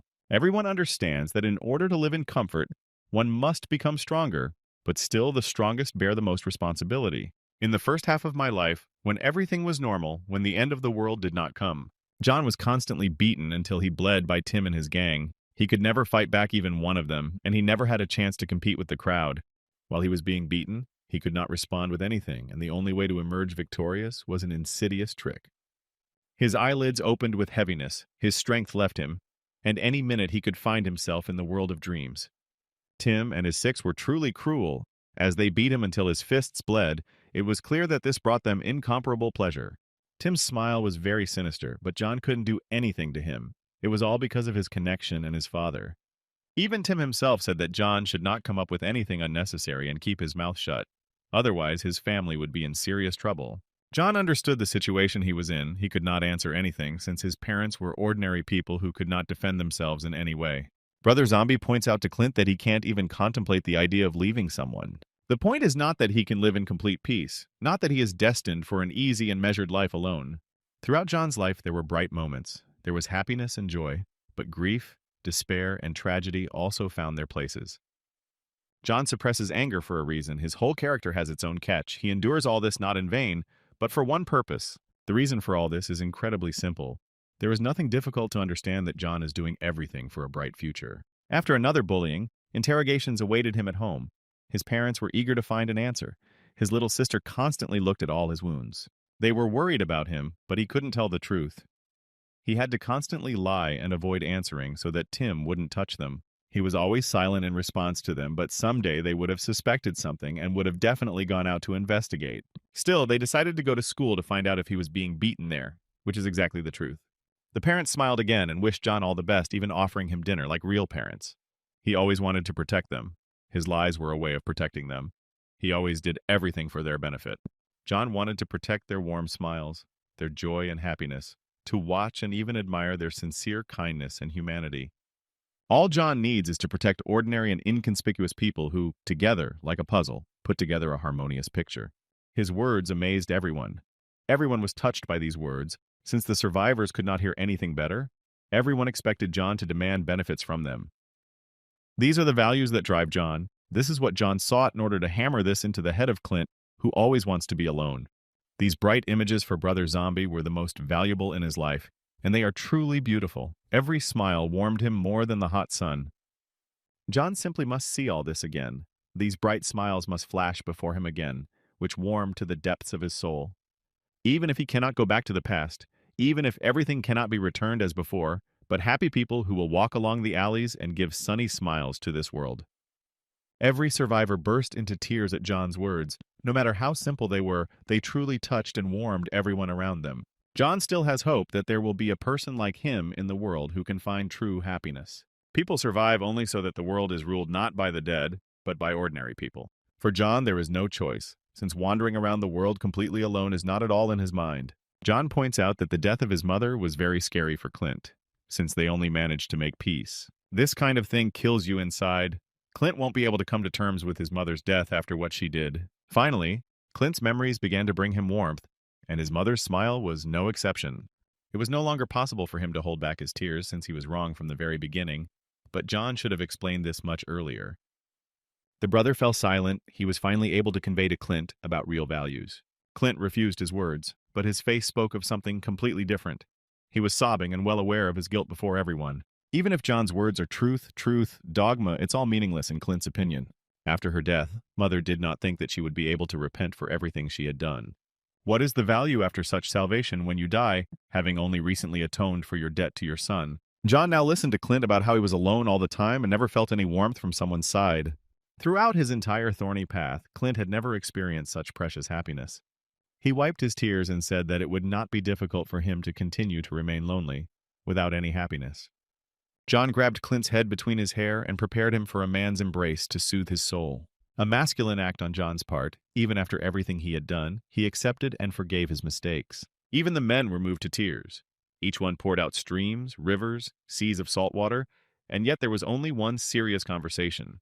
Even Leo, an adult doctor, did not stand aside and could not help but shed a tear from such warm words towards all people from one intelligent zombie, who has much more humanity. But something suddenly distracted him from all the misfortunes, from everything that happened, and from all the warm words. Incredibly, a military helicopter flew over the tops of the mountains. Does this mean that the city is very close? Leo immediately changed his expression. He was very surprised by the sudden appearance of a helicopter on the horizon. Clint and John also paid attention to him. Apparently, salvation had overtaken them. They would finally be able to avoid the next bad weather. No zombie could fly a military helicopter, only a human could save them. the helicopter driver reported to his headquarters that no people were found within a radius of 10 kilometers. Really, a real person who can pull everyone out of this abyss of failure. He requested permission from headquarters for a return flight in order to return to the city. John looked after him to find out in which direction the city and the people who were saved in the same way. No joy was visible on the brother, as if he was already ready for this. He simply calmly dragged his beloved towards the helicopter flight. The survivors immediately forgot about their affairs. They hurried towards the city in order to finally escape. They had traveled too long to get here, lost too many, and finally got there. This is exactly what happiness looks like for survivors of the apocalypse. An oasis in the middle of the desert, real civilization. All roads led to it, and even more so the air route of a helicopter, and now you can breathe a sigh of relief. Everyone got out to the road and were already running, headlong, in order to quickly get protection from the city. Everyone rejoiced. Everyone was able to go through this difficult path with blood and sweat. Many left behind the lives of relatives and significant others, but were still able to get closer to salvation. They decided to settle down in a clearing before heading into the city and began to prepare to enter it. Sam pointed to something that struck him so much, he literally began to shine because in front of him was something that can only give joy. He saw survivors making their way into the city through crowds of military personnel, and everyone was allowed inside. They were screened by the military before entering to ensure they were not infected. Everything around began to shine, all misfortunes were behind us, which means we can celebrate and rejoice with all our hearts. Only Clint was not happy about his arrival, and there was only one reason that made him uncomfortable. The ruler of the city was a real freak and nothing could be expected from him. For an unknown reason, they set fire to the torch, which motivated them. Even if night fell, it is always possible to find a better source of light. Now everything is clear. A torch is different from a dead man. Zombies are afraid of fire, and this makes it easier for the military to understand who is dead and who is human. And the connection started working. You can immediately see that it is not far from civilization, which means salvation is not far away. The phone caught the signal, and it wasn't even a moment's joy, since a smartphone is already an irreplaceable thing in the world. Everything in this world is not just a coincidence. It was not just that he was able to find a phone, and this helped him a lot. The guy changed the SIM card in it, and it started working again like a Swiss watch. Since the boy did not save anything, and even deleted the photographs, he did not have a single photo, and not a single memory left.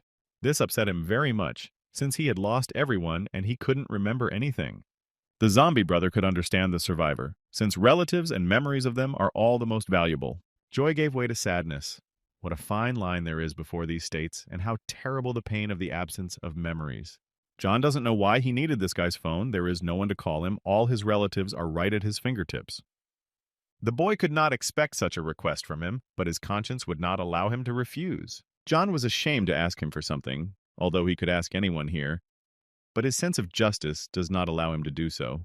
But the young man is not so pitiful, and without any pity or greed, this is sincere gratitude. John didn't even expect such a kind reaction from him, since he was sure that it would be much harder to beg for a smartphone from him.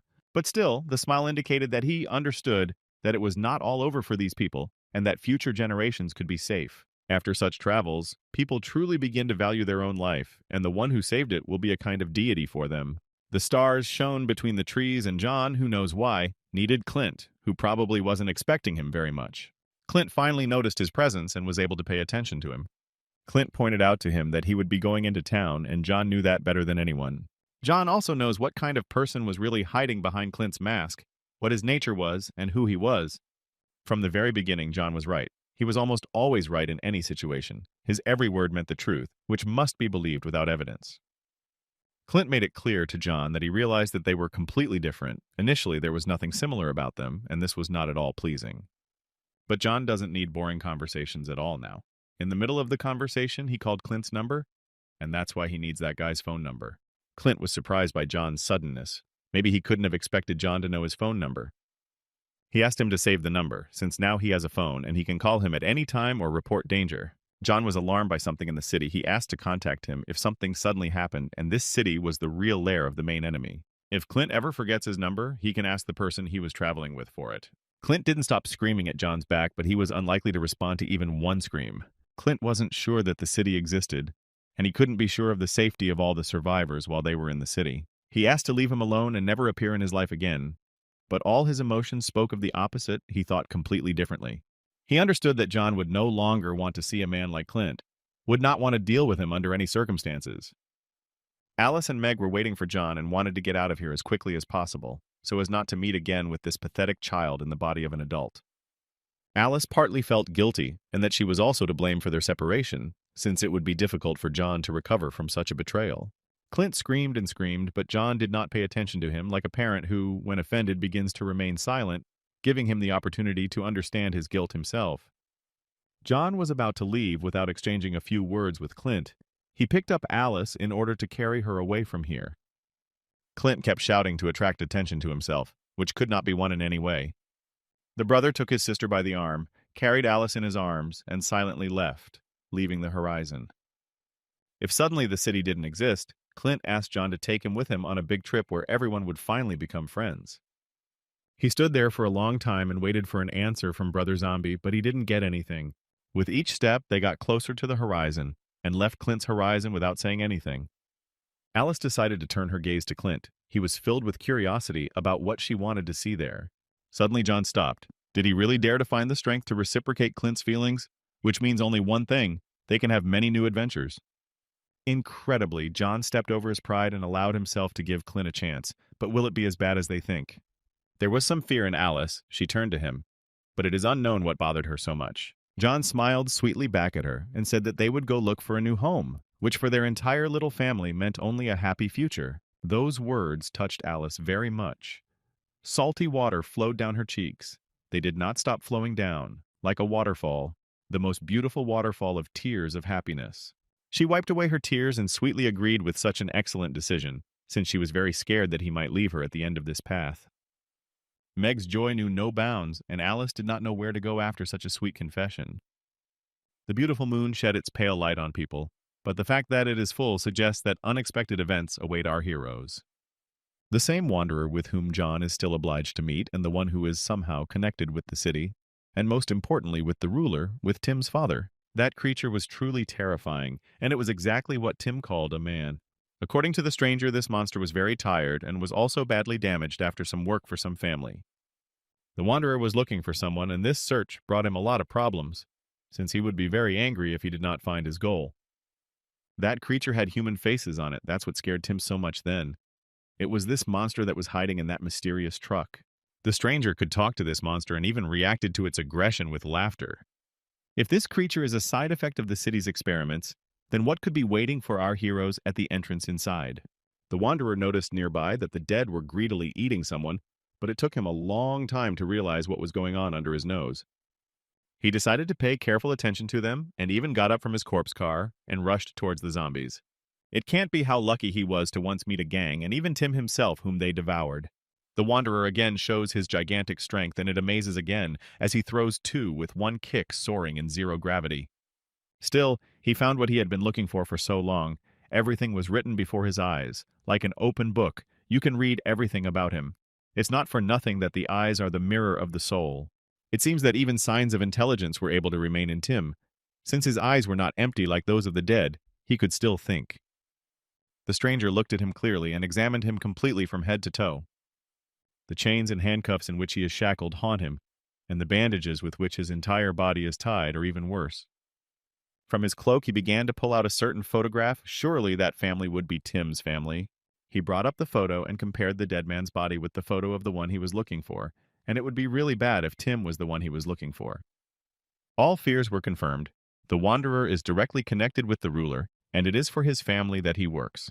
He still found it, which means Tim still won this battle with John, since he was able to get out of this situation unscathed. It turns out that the stranger had previously known Tim, and yet they had not seen each other for a long time, which is why he almost did not recognize him. They were supposed to see each other for the last time before his birthday. It can't be that the wanderer called Tim his older brother, but Will had been killed a long time ago, and that's exactly what Tim couldn't believe. The younger one asked him to shut up and not piss him off by saying that his brother had been dead for a long time and that he no longer had any brothers. He didn't want to spoil his good mood, which is why he shut Tim's mouth in advance so that he wouldn't say too much. Good treatment from the wanderer still needs to be won, so Tim will have to be a good boy to win his love. He pulled the gloves onto his bound hands and confirmed everything by saying that they were still one family. You can't quarrel from the very beginning. First, you need to make friends, and later you can quarrel like a child. Initially, it is necessary to break off relations with Tim, but for what and why does he need the needle? Will Tim really become part of this united creature? Suddenly, the monster began a dialogue with the Wanderer, and he immediately noticed their intervention. They said something incomprehensible that only this strange stranger could understand, who was unusually strong and had a character unlike anything else. Everyone's faces became too conversational. They seemed to be humming something like an orchestra. The stranger pulled out a thread and a needle, as if he had not prepared them for knitting, or Tim would become his new material. He threaded the needle, which could not mean anything good for Tim, since he would be the next product. He was very scared for his life. He didn't even manage to save himself. His father is a real psycho, since he even allows such things to happen to his son. The survivors were already approaching the gates, and each had torches, which together shone much better than any lantern. The military man noticed a crowd of people in the darkness in front of him, but torches really helped to see them in such darkness. Leo was responsible for everyone and led and in front and also accounted for them all. The military man does not lose his vigilance and takes a stance to react to an attack or enemy. The people here are unusual, each equipped with different technologies to analyze their enemies or allies. Apparently, they were able to pass the selection, and the passage will be open to them. After all, doctors are very valuable at such a time. Everything in this city is very serious, and at such times you always need to be on alert, and so are the military in the city. The man forwards all the received data and asks for permission to enter to these people. His look is very tired. Could this indicate something bad that is happening in the city? Finally, the gates to the city are open to them, and they will be able to escape from the crowds of the dead. Everyone froze in front of the gates, as if they had entered the afterlife, and the guardian of the scales gave them passage to heaven. The watchman let them inside, which would have been real happiness, but something haunted them. That creature that worked for the ruler of the city. The survivors did not expect such a simple entrance to the city and froze a little in surprise, since they had experienced a lot during the time they got here. The watchman was tense at this reaction, but Leo calmly decided to finally enter the city. Some were jubilant, others were happy, and some were grateful for the warm welcome. Clint felt uneasy entering the city of someone who mocked him 15 years ago and brought everything to a terrible absurdity. No matter how hard his legs walked, with every step he was closer and closer to the entrance. Still, he could not walk without one zombie friend and constantly turned back to suddenly see him. The others called out to Clint to hurry up and enter the gate faster, otherwise it might be too late. Still, he hoped that he and John would still be able to meet, but would everything be so bright and colorful in such a civilization? It was very difficult for Clint to enter this place, and every step was harder, as if he were chained to the car and dragging it on his hump. The full moon did not say anything good. There was complete distrust of the city due to strange incidents with the Wanderer and the ruler. Transferred to John and the girls, John still cannot forget Clint, and from time to time he remembered him and everyone else. Alice made the right point. If Clint doesn't write, that means everything is fine for now. Meg understood that John was lonely without Clint and just asked him a question on this topic. There was never a drop of self-interest visible in her eyes, and her smile was always the most sincere. She hit the bullseye with her question. John missed Clint greatly, his whining and everything that was in him. Even if the question was a tricky one, John was not angry with Meg. If another person had been in her place, he would have reacted the same way. He pointed out that Clint had already chosen his future path, which meant only one thing: everything would be fine. Our zombie brother was worried that he might have taken his girls with him in vain, since the city could have been much better. And suddenly John turned his attention to Alice, and still understood that she had no other choice but to lie so that John would not leave them in the city. Alice will not allow John to leave them, even if he is not eager to take them with him. They will not care about his decision or who he is. Stupid John was still conflicted about this, and it bothered him greatly. Alice is much stronger than all of John's enemies, since she can stop John with one movement of her finger, which she often uses so that John does not say too much. In her opinion, people long for a new life in order to lose and forget about the old sufferings that torment with their presence at the present time. Alice's words amazed John. Now both are able to throw around beautiful words. Having lost a loved one, people begin to look for a replacement in order to lose the pain of loss. But they have not yet been able to lose John, so they are not going to look for a replacement. Her sincere smile is much more pleasing than her absence. And until this moment, John may not have realized this. Appearance is not important to her. What is important to her is that, having become so strong and powerful, John remained himself, without changing his priorities. She pointed out to him that he couldn't forget the past, so why should they forget about it? They should continue to cherish happy moments, and come to terms with the bad ones and throw them out of their heads so that they don't interfere with their life now. Our brother couldn't say a word. He was amazed by Alice's kindness. He froze like a stone, and she caressed him so that he would calm down and live as he is. Eli was confident in her abilities and could definitely protect him from all dangers. John was behind a stone wall. Together, they made plans to raise Meg as if they were their daughter, which she was very, very happy about. Even if they can't have children because of John's body, our beauty doesn't see anything wrong with that. John was confident in his abilities, and everything would have worked out for him, and everyone believed in him that way. Any minute now, she will laugh with all her soul, like a child. As expected, John has become himself. She is good at calming him down and distracting him from unnecessary thoughts. After such a shame, John felt ashamed for a long time, and the girls added fuel to the fire with their laughter. Still, we were transported to a majestic city with an ill-fated ruler. The survivors set foot somewhere, and nothing foreshadowed trouble. Everything even turned out very well. Still, someone was watching them. And it turned out that there were two people missing from that crowd, and it was Alice and Meg. Incredibly, the ruler and his subordinate discuss all this and remember that those people will be food for some livestock. Everything was terrible. Tim's father was a real madman and his son was not far off. Even such a businessman was forced by something to get up from his chair and go to the cameras, to look at one handsome man whom they had not seen for a long time. Even after so much time, he did not forget about him and waited a long time to admire his beloved boy again. Even now he considered him handsome. His mad love for children was terrible. It was not for nothing that he did such vile things as his son. The ruler saw a lot of energy and sensitivity in his eyes. All this made his animal instincts awaken. Clint is like a barrel of wine, only becoming sweeter over the years, and only this pervert has such feelings for him. He wanted to see something that over time interested him even more. He wanted to know the reaction of the weak animal, who had lived in the darkness for a long time, and he would plunge it there again. The guard opens the gate for the survivors, and apparently the feeding has already begun. The worst is for dessert. The crack in the gate emitted a strong light, and it was this light that Tim's father was talking about. The gap became wider and wider. The light became very strong. What was stored behind these doors? All the people were blinded to the point of burning in their eyes, and no one could see anything in the rays of this radiance. Smoke dispersed throughout the room, according to the ruler. The people's reaction would be darker than he could have thought. They had broken through all his perverted expectations. Leo was in shock for a reason. He was scared. He didn't understand what was looking out of that door.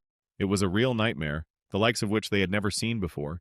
One that could destroy all hope for the further development of civilization. This is the real horror in everyone's life. The white chalk circle on the floor will not save you from this. Such evil spirits, which were kept locked up, will reap all the survivors any minute. Clint was petrified. Did he really not expect to see something like this? Although, yes, he had never seen anything like this. This is a real horror for him. The reaction was truly gloomy. This is what kind of cattle our ruler has. This madman turned out to be an experimenter, like Tim. This is exactly what he wanted to see. Such a reaction was priceless to him. He laughed evilly, like the main villain, yet the city turned out to be the lair of the enemy of humanity, who wanted to achieve immense power through experiments. Millions of people had already fallen into his trap. Each one was given over to be devoured by the dead, and he considered each one a naive friend. At the same time, John was putting Meg to bed. She finally went to bed. Clint didn't call them. Everything was calm for them. But that creature that stuck its hand out of the gate gave no rest. While their friends and acquaintances are dying, they just want to have fun when their little sister lies very nearby. They have almost touched their lips. Finally, everything is fine with them. They are together, and everyone is happy. But suddenly they are already interrupted for the second time, but still John calls Clint and calls them to his place. The brother raises the smartphone closer to him and realizes that his fears have been confirmed. It can't be. Clint is in complete danger, and he urgently needs help. John already needs to hurry. They were put into a cage, and perhaps they will soon be experimented on or simply sent to feed the dead. They fell straight into a trap. John himself put everyone's lives at risk and also almost set up his girls. The dead were already greedily reaching for their future food. Their number was amazing. They had clearly been collecting them here for a long time. He is completely satisfied with his actions. A real villain who made everyone understand how harsh the world is in the apocalypse and how no one can be trusted. But it's too late to say anything. John and Alice were already preparing to flee without helping their comrades, since they promised them that they would get them out of any trouble. The shadow of the city, a cruel father, a tyrant ruler, a pervert with a terrible character and a madman. When he was appointed to the post of ruler of the city, no one thought about anything. The saviors of this city have already arrived, and are ready to administer their justice in it.